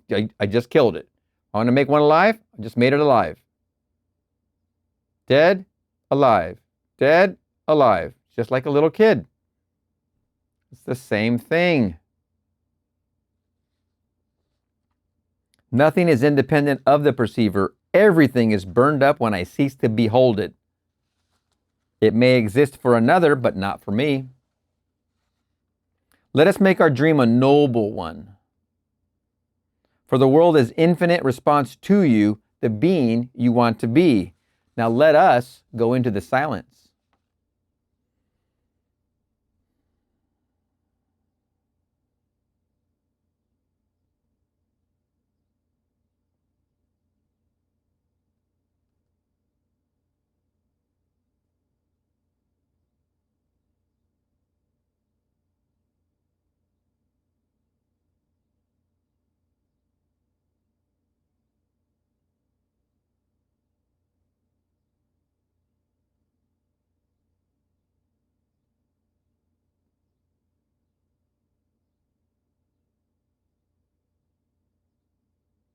Good.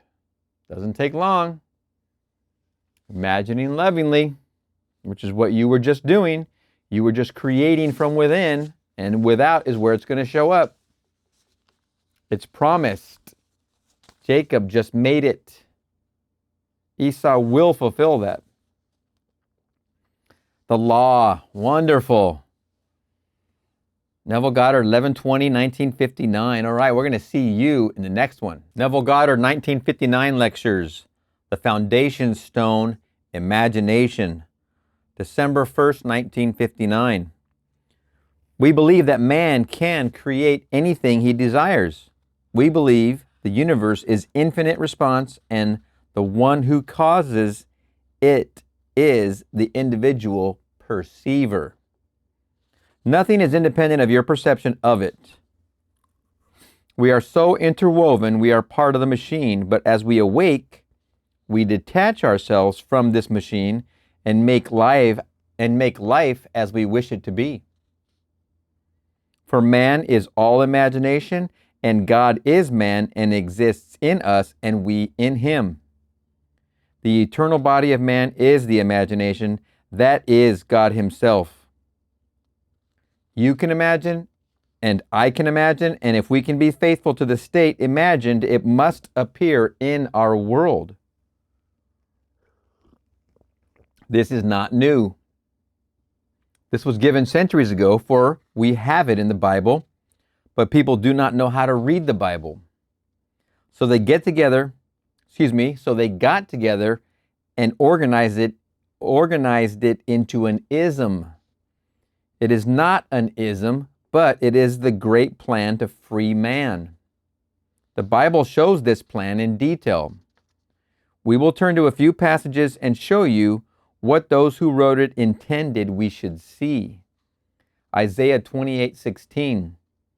Thus says the Lord God, behold, I am laying in Zion for a foundation stone, a tested stone, a precious cornerstone of a sure foundation. He who believes will not be in haste. Now we are told in the book of Psalms that the world rejected the stone. The stone which the builders rejected has become the head of the corner. You cannot lay any other stone. On this stone you may build gold, silver, hay, or stubble, and the day will reveal it. I tell you that this stone is your imagination, and it is called in the Bible Christ Jesus, or God, or the Lord. It's so simple. It's your imagination, and it just has a couple different names. It's that simple. It is your imagination, which is one with the divine imagination, which created, sustains, changes, and even destroys part of the creation. This is the stone that is tested, and it is a sure foundation, and he who believes in it will not be in haste. If I can but imagine and know that imagining creates reality, I will not be impatient or lead a superficial life. When a man does not live in his imagination, he will become impatient of the outcome of what he desires, and finally he will become violent in his effort to get things. Here is one who asks the question, who do men say that the Son of Man is? Some said this and some that, but again he asked, but who do you say that I am? Matthew 16:13. And Simon Peter replied, you are the Christ, the Son of the living God. And Jesus answered him, blessed are you, Simon Bar-Jonah, for flesh and blood has not revealed this to you, but my Father who is in heaven. And I tell you, you are Peter, and on this rock I will build my church. The churches tell you that it means a man called Peter. It is not an individual. The whole thing takes place in the mind of the individual, of you, the individual. You imagine a certain state, and it is called Peter. If it were a man called Peter, you would not find what you find 6 verses later. For there he turns to the same character, Peter, and says to him, get behind me, Satan. You are a hindrance to me, for you are not on the side of God, but of men. That is what every man in the world does. He gets a revelation, and he realizes the foundation stone is imagining. He sees a friend who needs help, and he imagines he has what he wants. If he believes it, he is not in haste. He is imagining what he wants, and he is not violent, and he is not concerned. And he does not give suggestions to the friend as to what to do physically to bring his desire to pass. If the foundation stone is true, there is only one power to support it. If he knows that, he will not allow himself to be turned. He will remain faithful to his assumption, but we are told in the Bible story that the one who had been commended, Peter, turned and became violent. And then Jesus said to him, get behind me, Satan. You turn your back to the ways of men to get things to go as you want them to go. You pull all the wires, and therefore you have turned from the only foundation in the world, and that is Christ Jesus, which is human imagination. If you believe this, you will not reject the stone. Stone is even in Hebrew, and it means to create or beget or build children. It means to create or build or beget children. Here is a stone in Zion, which means a high pinnacle or a barren place. That is man before the stone is sunk in him. He is the waste, the desert. Sunk in man as his imagination is the only foundation stone, for there is no other foundation of the living God, and he has sunk himself in me. Therefore, I am the Son of the living God, for there is only one, and I am He. If I believe this, I will not be impatient. He who believes it will not be in haste. This is the Lord's way. I ask you to test it. Bring before your mind's eye what you want to see in this world. It may be business or a friend's good fortune. It can be anything. For on this foundation you can put stubble or wood or hay. You are building with hay when you say of someone, I know he was no good. That's hay. They lived in that state concerning another, and then it came to pass, and they say, I always thought he was like that. Some of us build strange things for another. We were imagining on the only foundation, but we have put stubble on it instead of gold or silver. And the day revealed it, and then we cannot relate what happens to anything we have done. We don't recognize our own harvest. The Hebrew meaning of the stone is to beget children. All the events of my life are my children. Everyone can build on this one foundation. I am laying in Zion a stone. What stone? God is burying himself in everyone in the world. It is a true stone, a precious cornerstone, and one who believes will not be in haste. I have seen an imaginal act take 2 years to come forth, but when it appeared, what a giant! I have seen it come in an hour.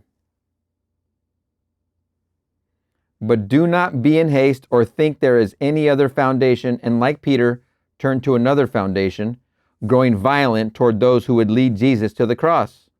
But Christ said, I came to move toward the cross.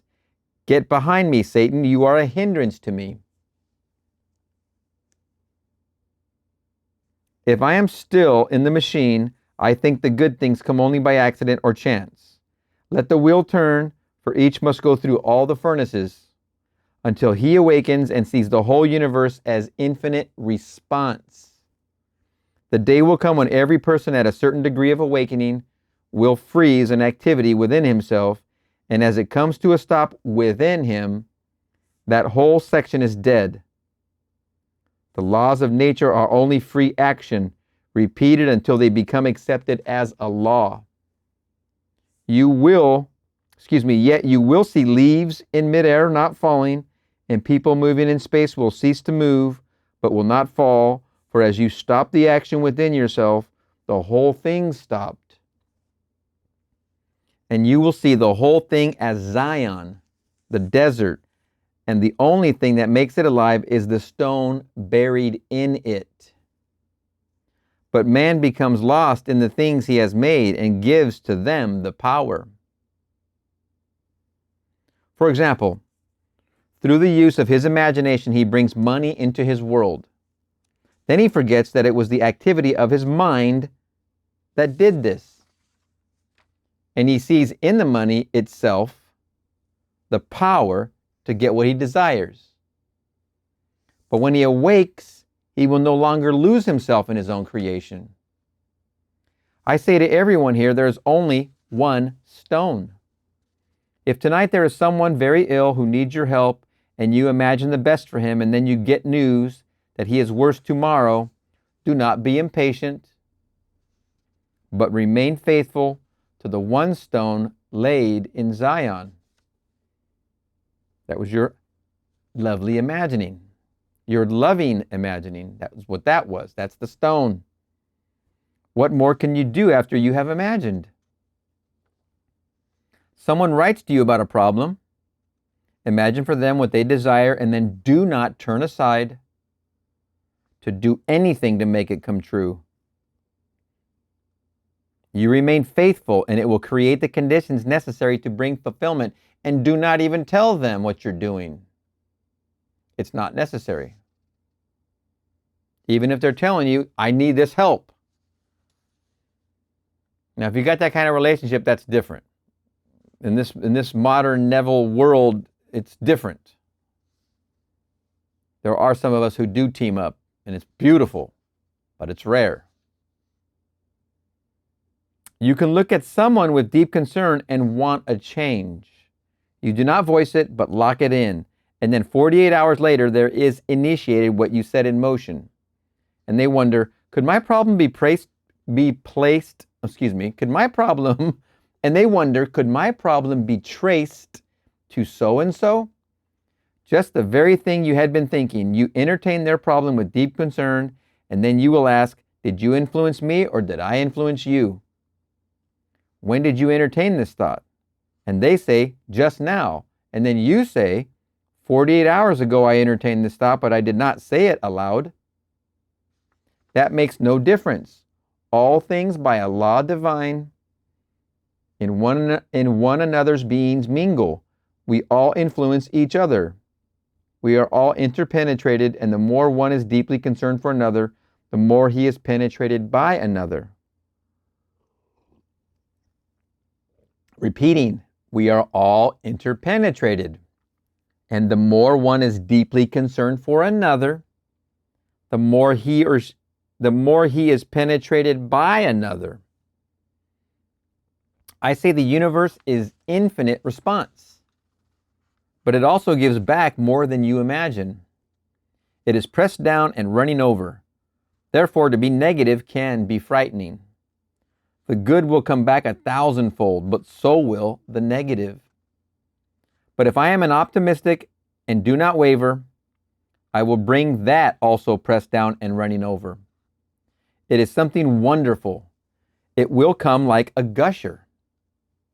The world responds more than it takes, and it gives to the individual more than he imagines, good or bad. I say to everyone that the greatest of books is the Bible, but people have organized it, and even say they have found the remains of Peter or some other biblical character. Peter is not a man, but a state. You rise up to the crown of it all, and that is Christ. States are permanent, but I am not fixed. I am a living, moving being. I can be praised for one state, and then I see a morning headline say and move from that true foundation, and then the power rebukes me as Satan, for I reacted instead of acted. Would you like to be in the state called Peter, the one addressed in Matthew 16? How? Let me say and mean it. My imagination is God, and there's no other. It is one with the supreme power, and let me live in that state. And then I am being addressed. You are blessed, Simon Bar-Jonah. It means the depth of my being is giving it to me. Can I do it? The day that you do it and remember you did it, at that moment you are relating that story. When Peter confessed, "Thou art the Christ," that is the stone on which the whole thing rests. But when he got away from that and reacted, then he was called Satan, or the reactor. God is begetting sons by means of the stone. He buries himself in every man in the world, but he is rejected. I can tell you these things here, but if I told them across the airways, I would be immediately turned off. People cannot believe they are responsible for their own imaginal acts. Boy, we've come a long way. Just the impact of the Seth material alone. Profound. People cannot believe they are responsible for their imaginal acts. They do not want to believe it. I cannot be free of the results of what I imagine. Go out determined to prove it, and having proved it, keep the stone alive. There is no other stone. No other can any man lay, which is Christ Jesus. But on this build anything, but build gold. Do not build hay or stubble. I want everyone here to test it. Take someone who is really distressed, and if you believe in the foundation, you will leave here tonight without any concern for them. Even if you receive wires stating things are worse. It might take a week or a month, but that which you have imagined, if you remain faithful to the stone, will come. I have seen a man looking at a building which is an inanimate thing, and you would say it could not respond. How can he look at it and see his name on it when he does not have a nickel? But he did it. I know the man. It's Neville's brother Victor, by the way. And in a way, he could have not have devised, the building became his. Let no one tell you that something cannot respond, but when we are still part of the machine, we cannot quite see that we are the cause of everything in our world. And we hope good fortune will smile on us. Then when you set something bad in motion as the machine turns, you cannot see what caused it, but when you become awake, you can control the machine. It responds to the imaginal acts of the awakened man. For the awakened man is in control. Of course, he's the one doing the imagining. A thrill is in store for you when you can finally stop all activity and the whole thing will freeze. You will know what the so-called wise men say, but you will hear only these words. I thank you, Father, that you have hid these things from the wise and pious and revealed them unto babes. For you will know that it is the perceiver who is making everything alive. For you will find that nothing is independent of the mind of the perceiver. A truly awakened teacher could freeze certain sections for the edification of his students if he chose. By normal standards, everything would die if you suspended activity, but it does not die, for there is nothing outside of your perception of it. Take your boss or an employee and represent them to yourself as you want them to be, and believe in the reality of the foundation stone. And then you will not make haste to bring it to pass. For imagination is creating reality, and in a way no one knows it will be brought to pass if you remain faithful. Is to be brought up by my wife's sister. This man had tried for 7 years to get enough ahead to take a trip to St. Louis to see the child. He constantly tried to see himself getting a job with more money so he could make the trip. He was told that by the right use of this law, he should only see himself with his child and let the way be left to God. Following this, he was given a job that took him from Los Angeles to New Orleans, but that was not near St. Louis. He took the job and persisted in his dream, and in 3 months he was transferred to the St. Louis run and given a 24-hour layover there every week. You have to go up. When the inspiration strikes, you go.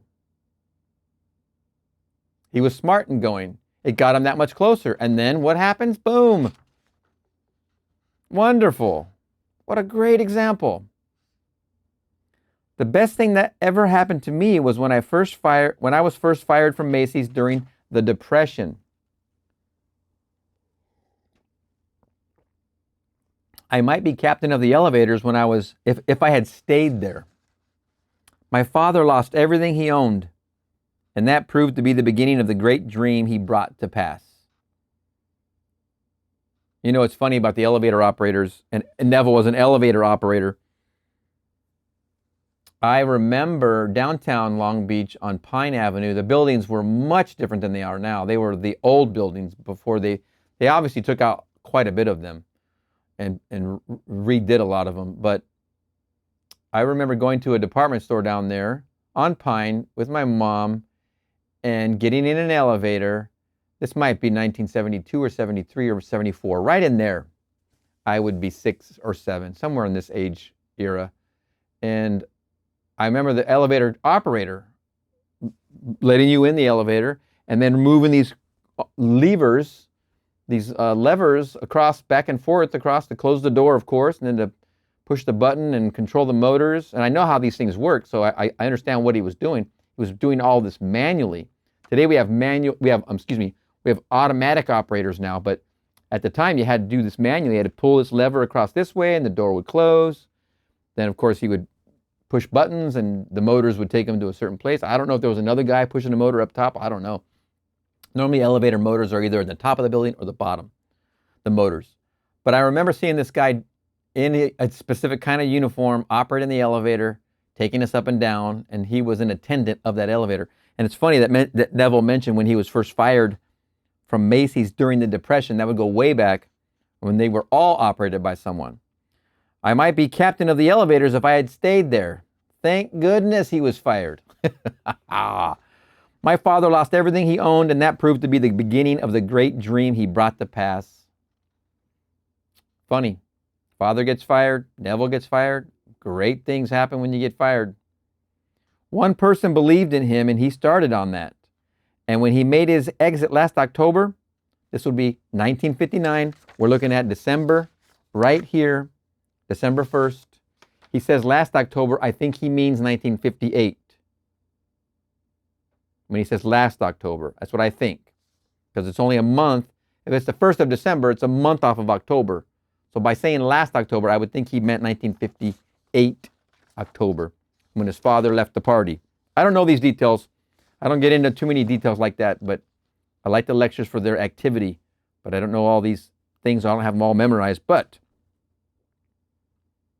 And when he made his exit last October, he had given to his community much that no one had ever given before. The blackest day of his life turned out to be the bright day of his life. No matter what you have done, forget it. You are God, and God is untarnished, for he is all imagining. Cowboys and aliens. God doesn't care who you were. He only cares who you are.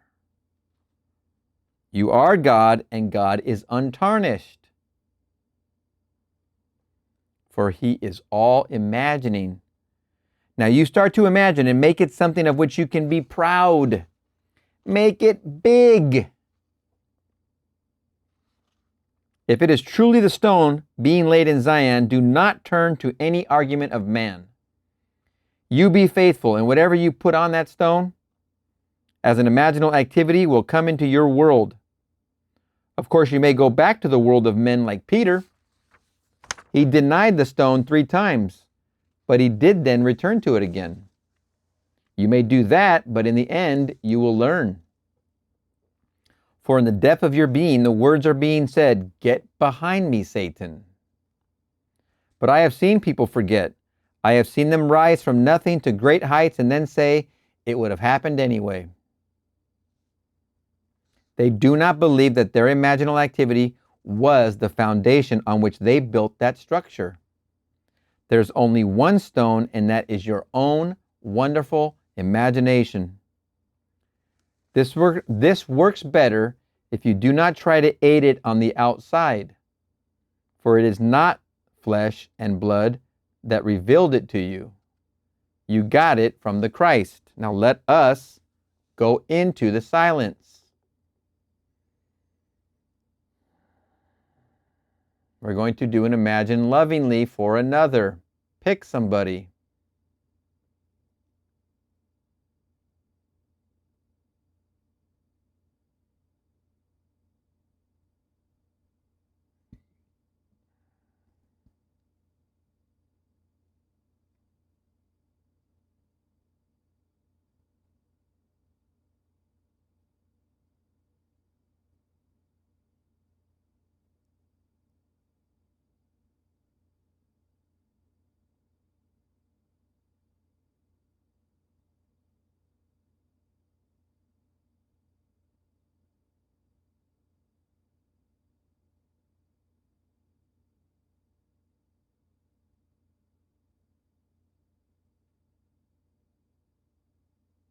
Good. Celebration, hug, high five, smell, see, share. That is the power of your imagination. You just created an event that will come to pass. Now, if you were driving, you didn't do this, but I do it when I'm driving with my eyes open anyway. It's easy enough to be in a daydream with your eyes open. And what is a daydream but a dream during the day? What a wonderful lecture. The Foundation Stone, Imagination. December 1st, 1959. We're going to see you in the next one. Neville Goddard, 1959 lectures, The Story of Judas. December 4th, 1959. Judas is one of my favorite subjects. Oh! We tell you here that we believe you can be what you want to be in this world, and that is my purpose to tell you, and that it is my purpose to tell you. If I have moments in my life I regret it, not in the sense of a change of mind as in the word repent, still I must tell you. I may have moments of regret that you have misused this power for any purpose, yet it is better that you misuse it rather than not to use it. How many times one feels concerned at the misuse of this principle? Yet it is better to misuse it than to bury it. For even by the misuse we learn, though painfully. In the story of the talents, it was only the one who did not use it that was condemned. We are living in a world that is like a play, and some seem from birth to be cast in a difficult role. And yet you tell him that God is infinite love. But he is the playwright and the casting director, for this is a play. As Shakespeare says, all the world's a stage and all the men and women merely players. We have our exits and our entrances, and one man in his time plays many parts. But that time is not 70. It is the time it takes to awaken that man, the perfect actor, or God. So I play every part, but playing every part does not mean I play every man or woman in the world. There are billions of actors, but only so many parts, and every part you and I must play. The central figure is the star, is Christ. And the whole play is about Christ from Genesis to Revelation. But there are many parts that reveal it. There are 12 main characters, the 12 disciples, and the 24 elders, and the high priest Caiaphas, and his political opponent Pilate. Now I might have pronounced that wrong, excuse me, Caiaphas, Caiaphas, and his political opponent Pilate. There are in every age and every time. These are in every age and in every time. The purpose of the play is to awaken in us the actor God. These characters of the Bible are not people. They never walked the earth as people. We play all the characters, but they do not live any more than Hamlet lived. When Olivier plays Hamlet, Hamlet can do nothing but what Olivier does, and then Olivier can, if he wishes, play another character altogether. The characters are the eternal states of the soul, but we must learn to distinguish the man from the character he is playing. The characters are real in eternity, and we assume the character and play it on this sphere. To say that everything in this world is a play does disturb, but I want you to believe it. Tonight, I want to discuss the most difficult of all these characters, and if asked, you would refuse to play that role, but it is the most important, for until it is played, Christ cannot awaken within you. It is the character of Judas. People say he is the betrayer, but to be able to betray, I must first hold the secret. So I betray you into the hands of your enemies. I reveal you, for that is what betray means. Only he who knows God could reveal God. Only Judas did not leave Jesus in the garden. The others left him, but Judas remained to reveal him.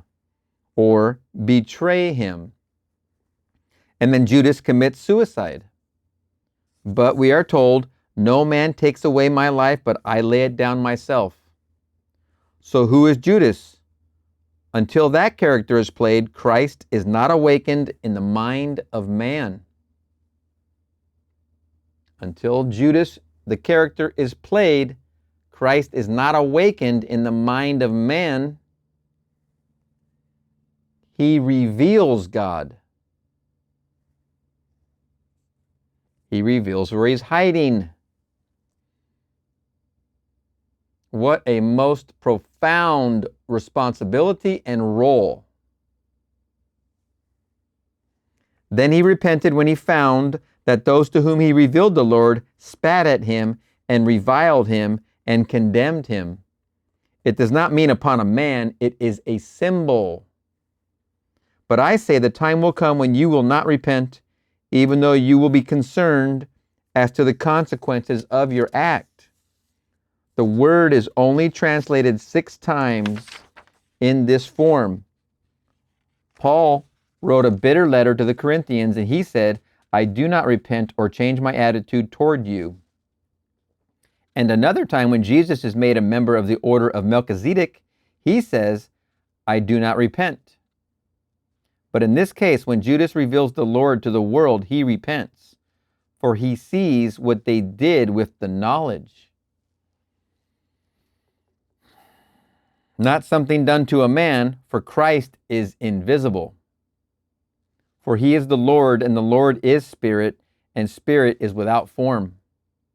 You tell the world who he is as man's invisible reality, and then when you see that they spit in his face, figuratively, then you are concerned for the consequences of your betrayal of the identity of God.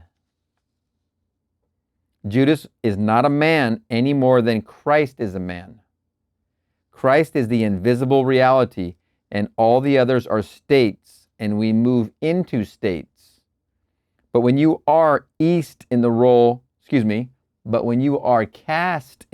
of Judas, you are at the end of the play, and the play is over. You betray the identity of the creative power of the universe, and then you commit suicide. You hang yourself upon a tree. As he betrays him, he becomes the very being that he betrays. Now, Judas comes from the same form as the word Judah. It means the hand. It is the first symbol in the name of God, or the Hebrew symbol Yod. The hand of worship, the hand of the Creator.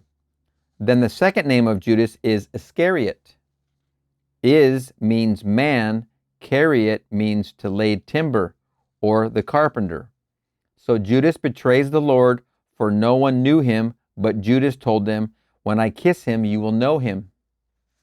Ooh, that brings a vision I had last week. That brings a vision together.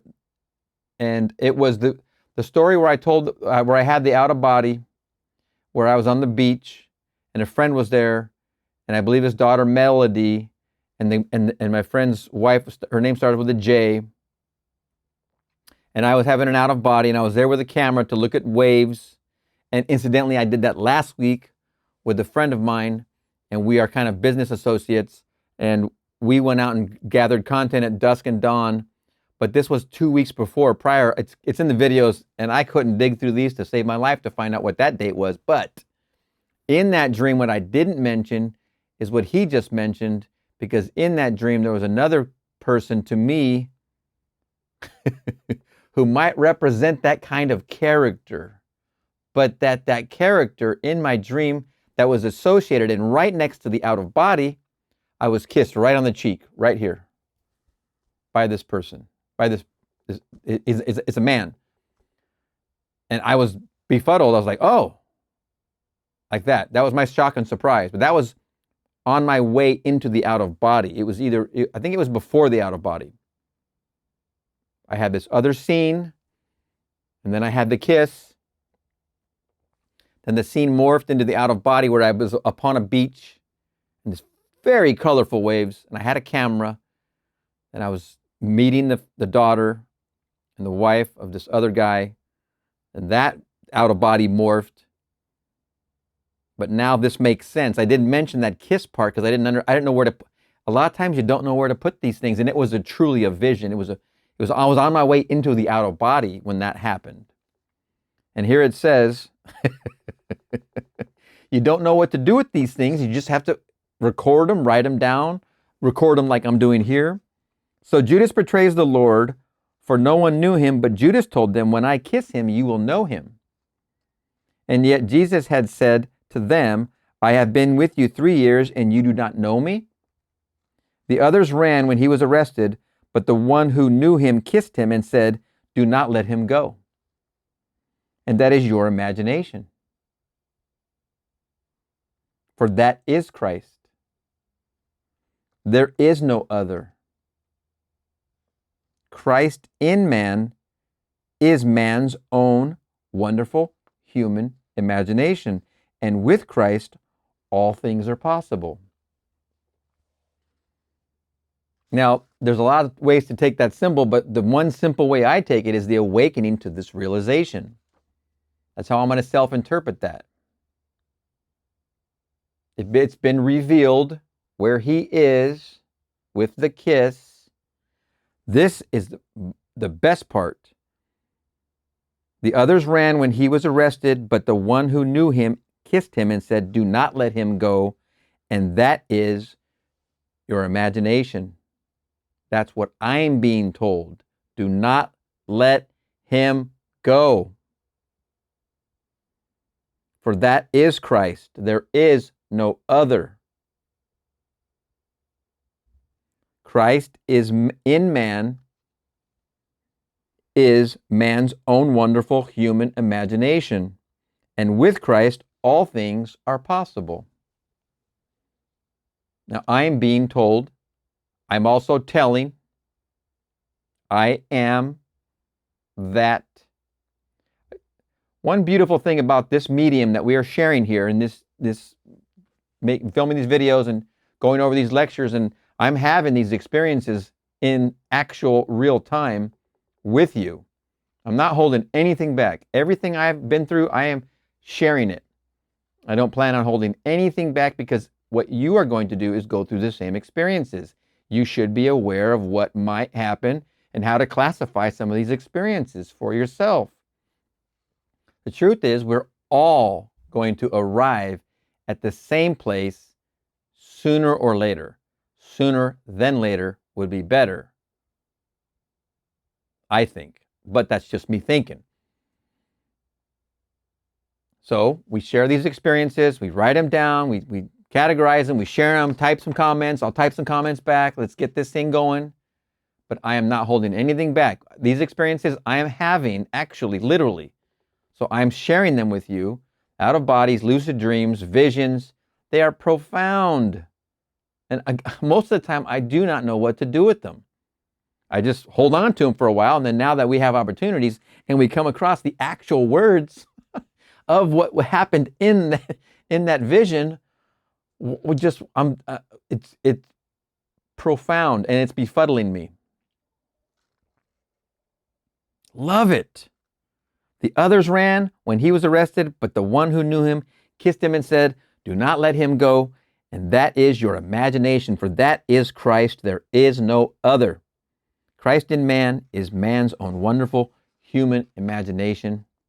And with Christ, all things are possible. So you can take this revelation and go out and be anything you want to be. If using this power, I go out and take advantage of another, it means my misuse of what I have just heard. Can't do that. But the one who tells you and then sees what you do with it often repents. You're the example. Repent means a radical change of attitude. But the one who tells you and then sees what you do with it often repents. So the story is told you that they spat on him, not a man, for who can spit on imagination? not knowing there is no other, we are all one. This is spitting on Christ, or putting stripes upon him. Not on his body, for he is invisible. For my Father is spirit, and spirit is invisible. So the most difficult to play is that of Judas, or the betrayer. And if the playwright were casting the play, no one would volunteer to play it. While working, sometimes I'm able to put on a movie on the side, and I have a screen that's wide, and I'll put a movie on this side, and I'll just let it play, and I'll be doing spreadsheet or some other stuff, work. And I rewatched the 1988 drama known as The Last Temptation of Christ. Fascinating movie. I remember watching it a long time ago, and it spoke to me, and a lot of different elements of that movie spoke to me. And a lot of the things that Neville brought up spoke to me and they were familiar because I had saw that movie. And in the very beginnings of the movie, it was going good, and I was like, oh, I'm thinking about it from my Neville perspective. I'm like, oh yeah, this, that, and the other. And then I saw because this, I think this, oh my gosh, I can't remember the name of the man who put this movie together. He's a famous director, I believe. But anyway, a lot of the struggles of the man known as Jesus. See, in the movie, they try to weave the biblical meanings and passages through it to be in 3D. And it was doing okay with that, but I didn't like that so much. But it was actually doing even better with the meanings of things. The Last Temptation was this whole idea that this character in the movie, which we know as Jesus, was not fulfilling his role, and so he slid back and took a detour into the essence of the flesh, or the life, or the children, and getting back involved with that versus going and fulfilling what he came to do. As far as the movie's concerned, good movie. If you have the time to watch it, I suggest it. And I can't tell you how much of Neville is in it. I need to watch it again because I was busy working, but a lot of things stood out really well in that movie. It was curious, highly curious. And I know there was a lot of controversy. When that came out and hit the theaters, people were mad. They were mad all over the world. They were mad everywhere, in Germany and all over the place, in Europe and England.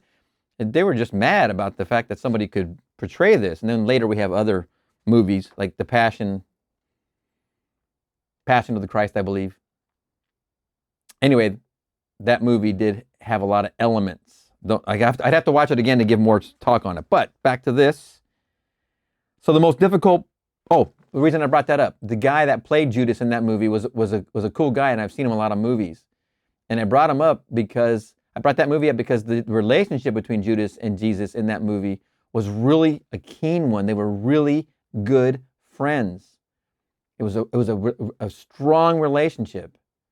And it's a very interesting portrayal when you look at a 3D image movie of a portrayal of what we're talking about here. And it's curious. So I don't know how much Neville has influenced that story, but I'd have to look into that. But it seems that there's some pieces in there. But the friendship between the two was really cool. So anyway, the most difficult to play is that of Judas, or the betrayer. And if the playwright were casting the play, no one would volunteer to play it. But one has to go out and betray God by telling his identity. And to the degree that you can do it, you will prove it by the behavior of those to whom you tell it. For all the characters of the Bible are true as states, and they live forever.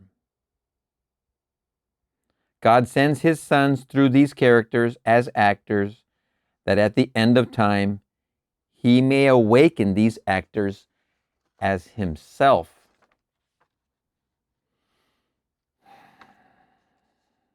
You are infinitely greater than any character in the Bible, for they are states.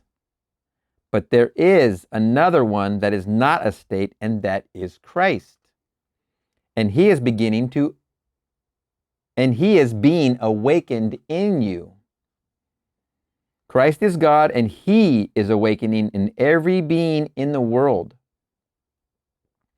He has prepared a play to awaken every child born of woman. And to create like his Father, he has to go through every experience, and they are all written in the Bible. So there are 12, and the 4 and 20, and there's always the political power, and the religious power, and the wise men, called the Sadducees, and those who conform to that which they think will make them important in the eyes of men, the Pharisees. Then there are those who have mechanical talents. You can take from the inspired works of a Shakespeare or a Blake and write many books, but they could not write one thought that is original, and they are the scribes. Then there is, excuse me.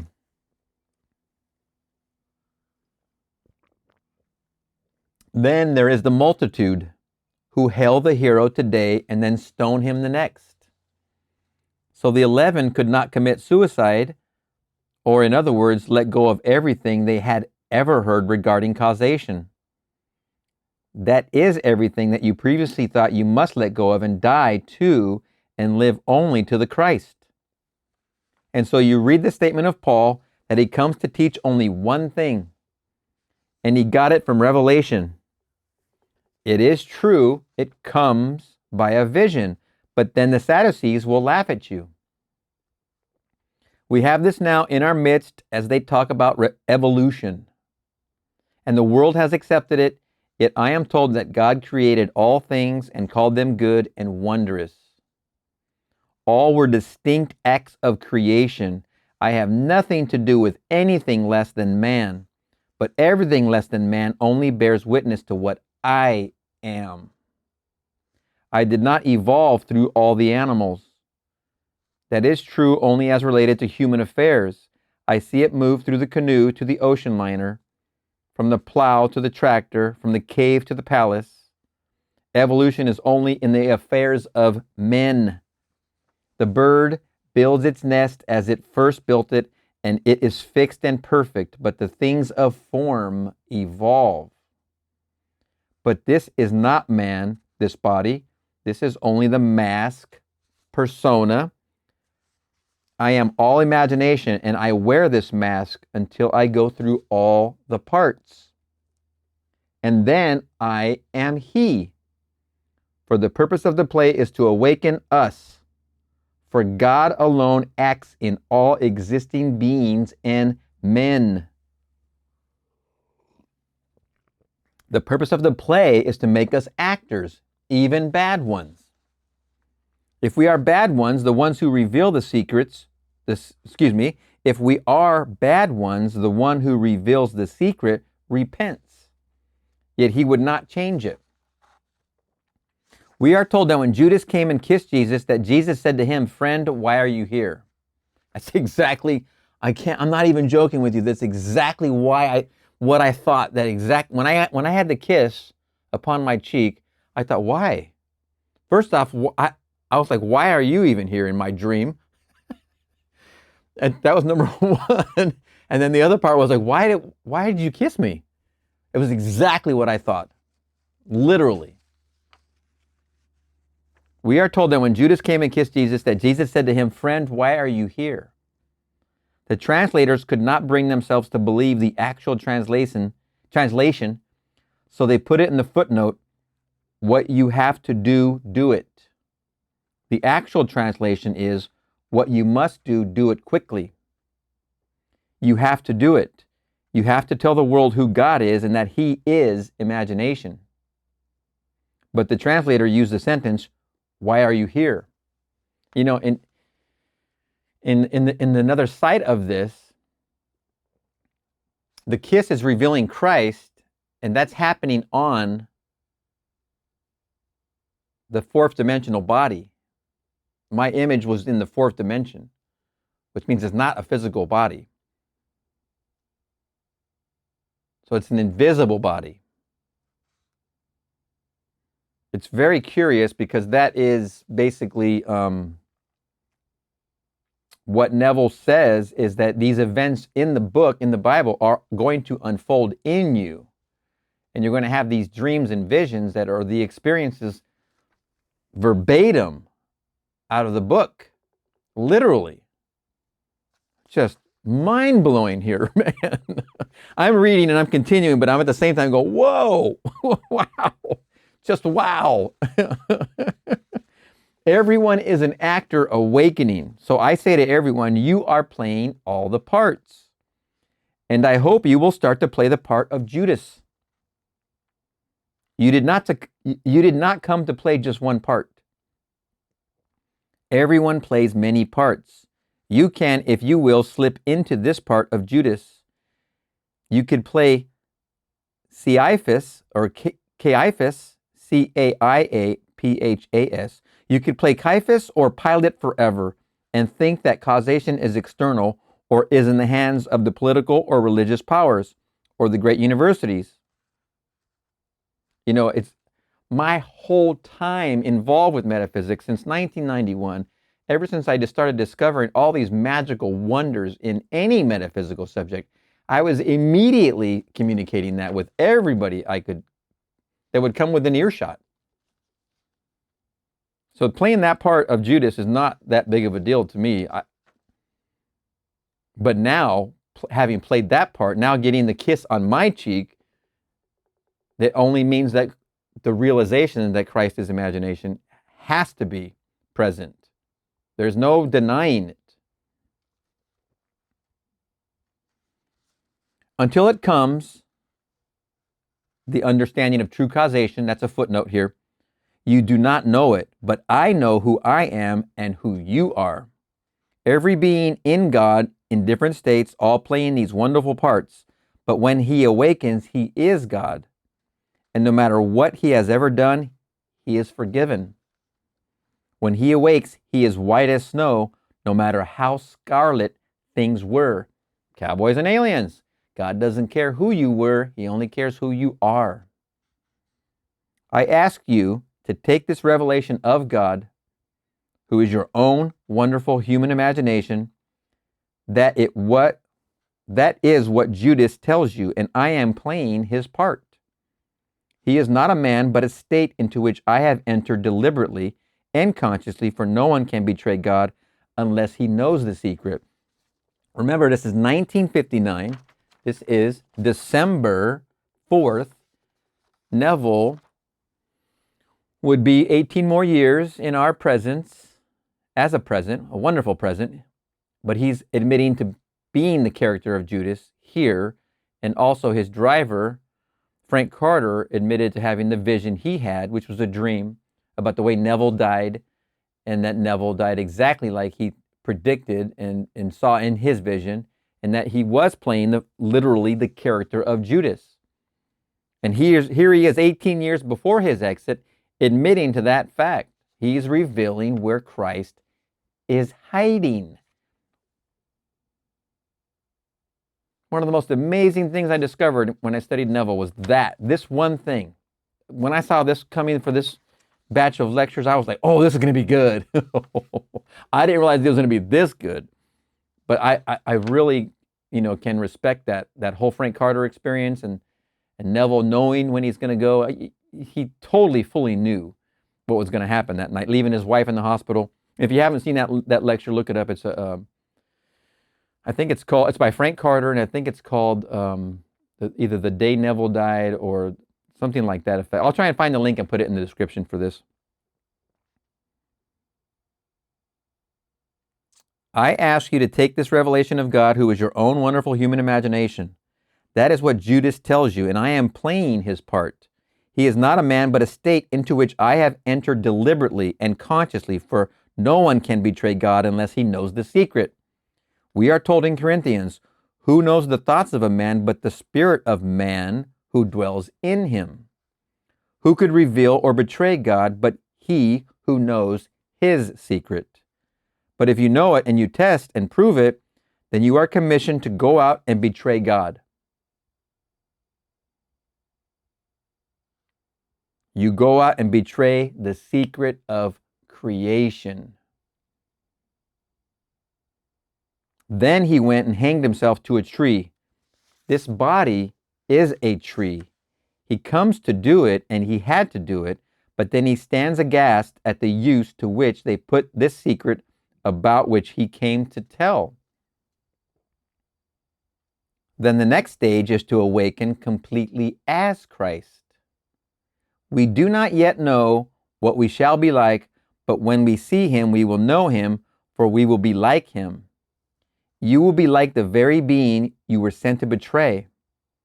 Everyone here will play every character in eternity. I do not mean people. They will go through all the characters, for the characters are eternal states. Distinguish man who is all imagination from his present state. You can forgive him anything, knowing he is playing a part written for him by God. We are all players in God's play. You can go back and see the parts you have been playing from the cradle until now. If you were given a vision, you would now, this moment, see in human form the state that I am playing. You would see it, and yet it is not a man, but only a state. I have seen people in argument, and over them you see figures in contention. They are only playing states, and as they forgive and shake hands, these would vanish. A gentleman sat here the other night, and he wrote to me, as you began to speak, I saw over your shoulder a patriarch who wore the black hat and robes of a priest. I do not know who he was, but I feel he is a great inspiration to you. This is true, for I entered a certain state. I was speaking about the foundation stone, and that state was personified as a man.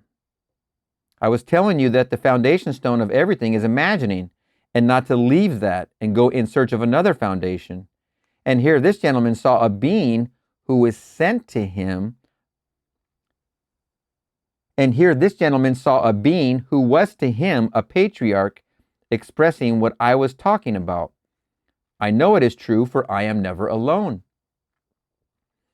But you are infinitely greater than the state, for you are a living center of imagining. You can move through all the states. You are not the state. They build churches to Peter or to John, etc. They are being built only to states. And the states are eternally dead until the Son of God gives them life. When you enter the state of contention, it is then alive. But if you are not in the state of contention, it is dead. They do not build churches to Judas. I lived on a little island, and they divided it into 11 parishes, named for the disciples, but there is no Judas. My forefathers did not know he was the most important, for only he could discover God and betray him. They call one who betrays a friend a Judas. But in Matthew 26, Jesus calls him friend. And then he said, what you have to do, do quickly. He did not call the others friend. He called Peter Satan. But to Judas, he said, betray me. Exclamation point. And in that movie, The Last Temptation of Christ, they do portray that friendship. It's a very strong friendship, very heavily reliant. William Dafoe is the character, by the way, that plays Jesus. And then often those to whom the secret is revealed begin to use it wrongly. They discover imagination creates reality, and disliking someone they will imagine something bad, and by their very intensity bring it to pass. You can use this in a horrible way, so we are told he repented or was deeply concerned as to the consequences of his act. Now listen to this again. And then, often, those to whom the secret is revealed begin to use it wrongly. Now we're talking about your imagination creates your experience. Your imagination creates your reality. What you imagine lovingly for another brings you up with them. Job, the whole story of Job. But in this case, they discover imagination creates reality, and disliking someone, they will imagine something bad by their very intensity, and by their very intensity bring it to pass. You can use this in a horrible way, so we are told he repented or was deeply concerned as to the consequences of his act. Referring to Judas and his act. But we already know the golden rule is the rule, the only rule. You can be what you want to be in this world, and those who recoil from this truth are its enemies and do not know it. We already know of them. Millions will recoil from it. But that is all right, for they have not yet reached the point where they can be cast in the role where they will take it and go out and betray God. You can betray God only by revealing him. You will not know him by anything the scribes or the Pharisees will tell you, but only by inner revelation. And when you are fully persuaded, you will go out and tell it. Then whenever the day comes to close this eye and take off this mask, you will awake among the giants of those who are awakened. But none will fail, for everyone in eternity will finally awaken. So if I have to play a part over and over until I am buried in the part, I will be buried until I learn I am the actor and not the part I am playing. Isaiah 40, 6 through 8. It seems so strange that the book that forms the foundations of the play should make this statement: all flesh is grass, and all its beauty is like the flower of the field. The grass withers, the flower fades, but the word our God will stand forever. And the word is the play from Genesis to Revelation. If you took all the Bibles and burned them, the play remains in spite of the written record. Now that is a big boom.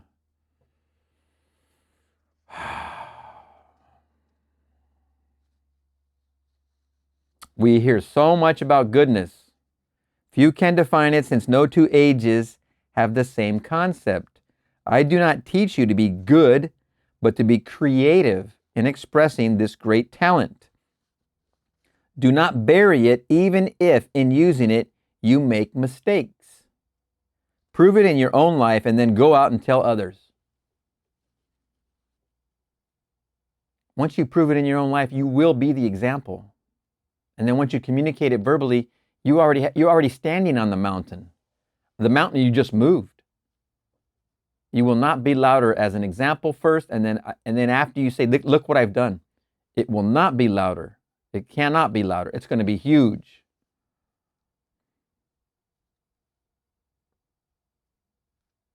Prove it in your own life and then go out and tell others. No priesthood could send you or have the power to send you out. No holy water will send you out. You are sent by God, and God is spirit. So if you feel moved to do it, do not hesitate.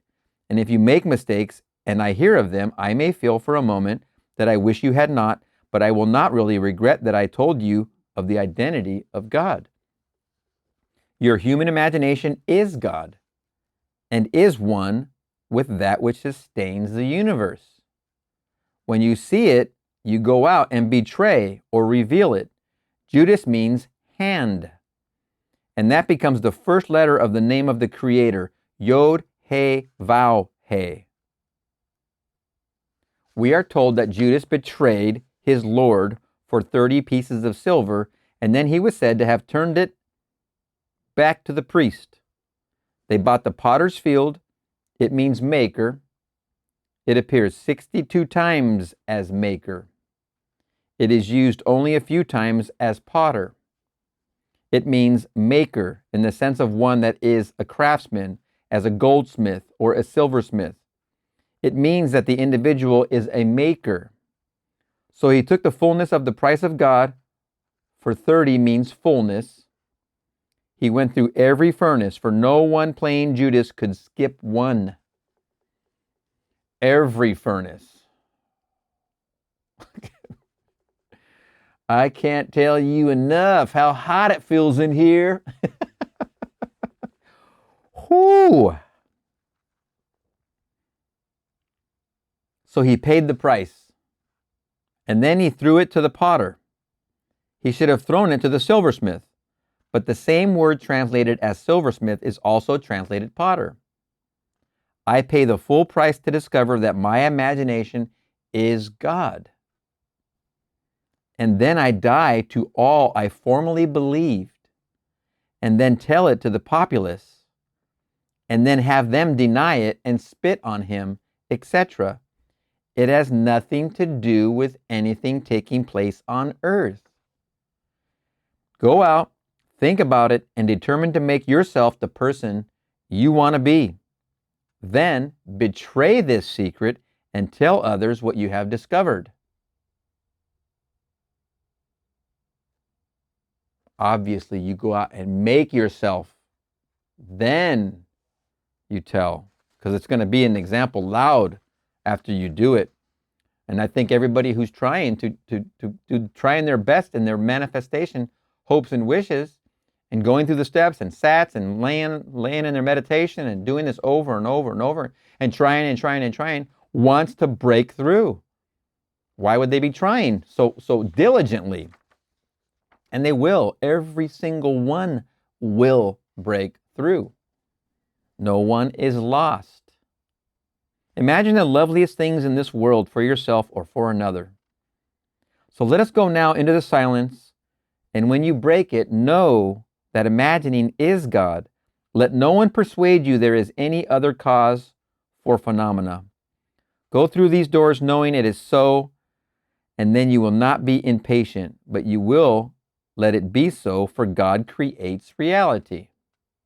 The Father walks through the world with me, and I do not know it. I do not know that the imaginal activity is the cause of what appears in my world. Now let us go into the silence.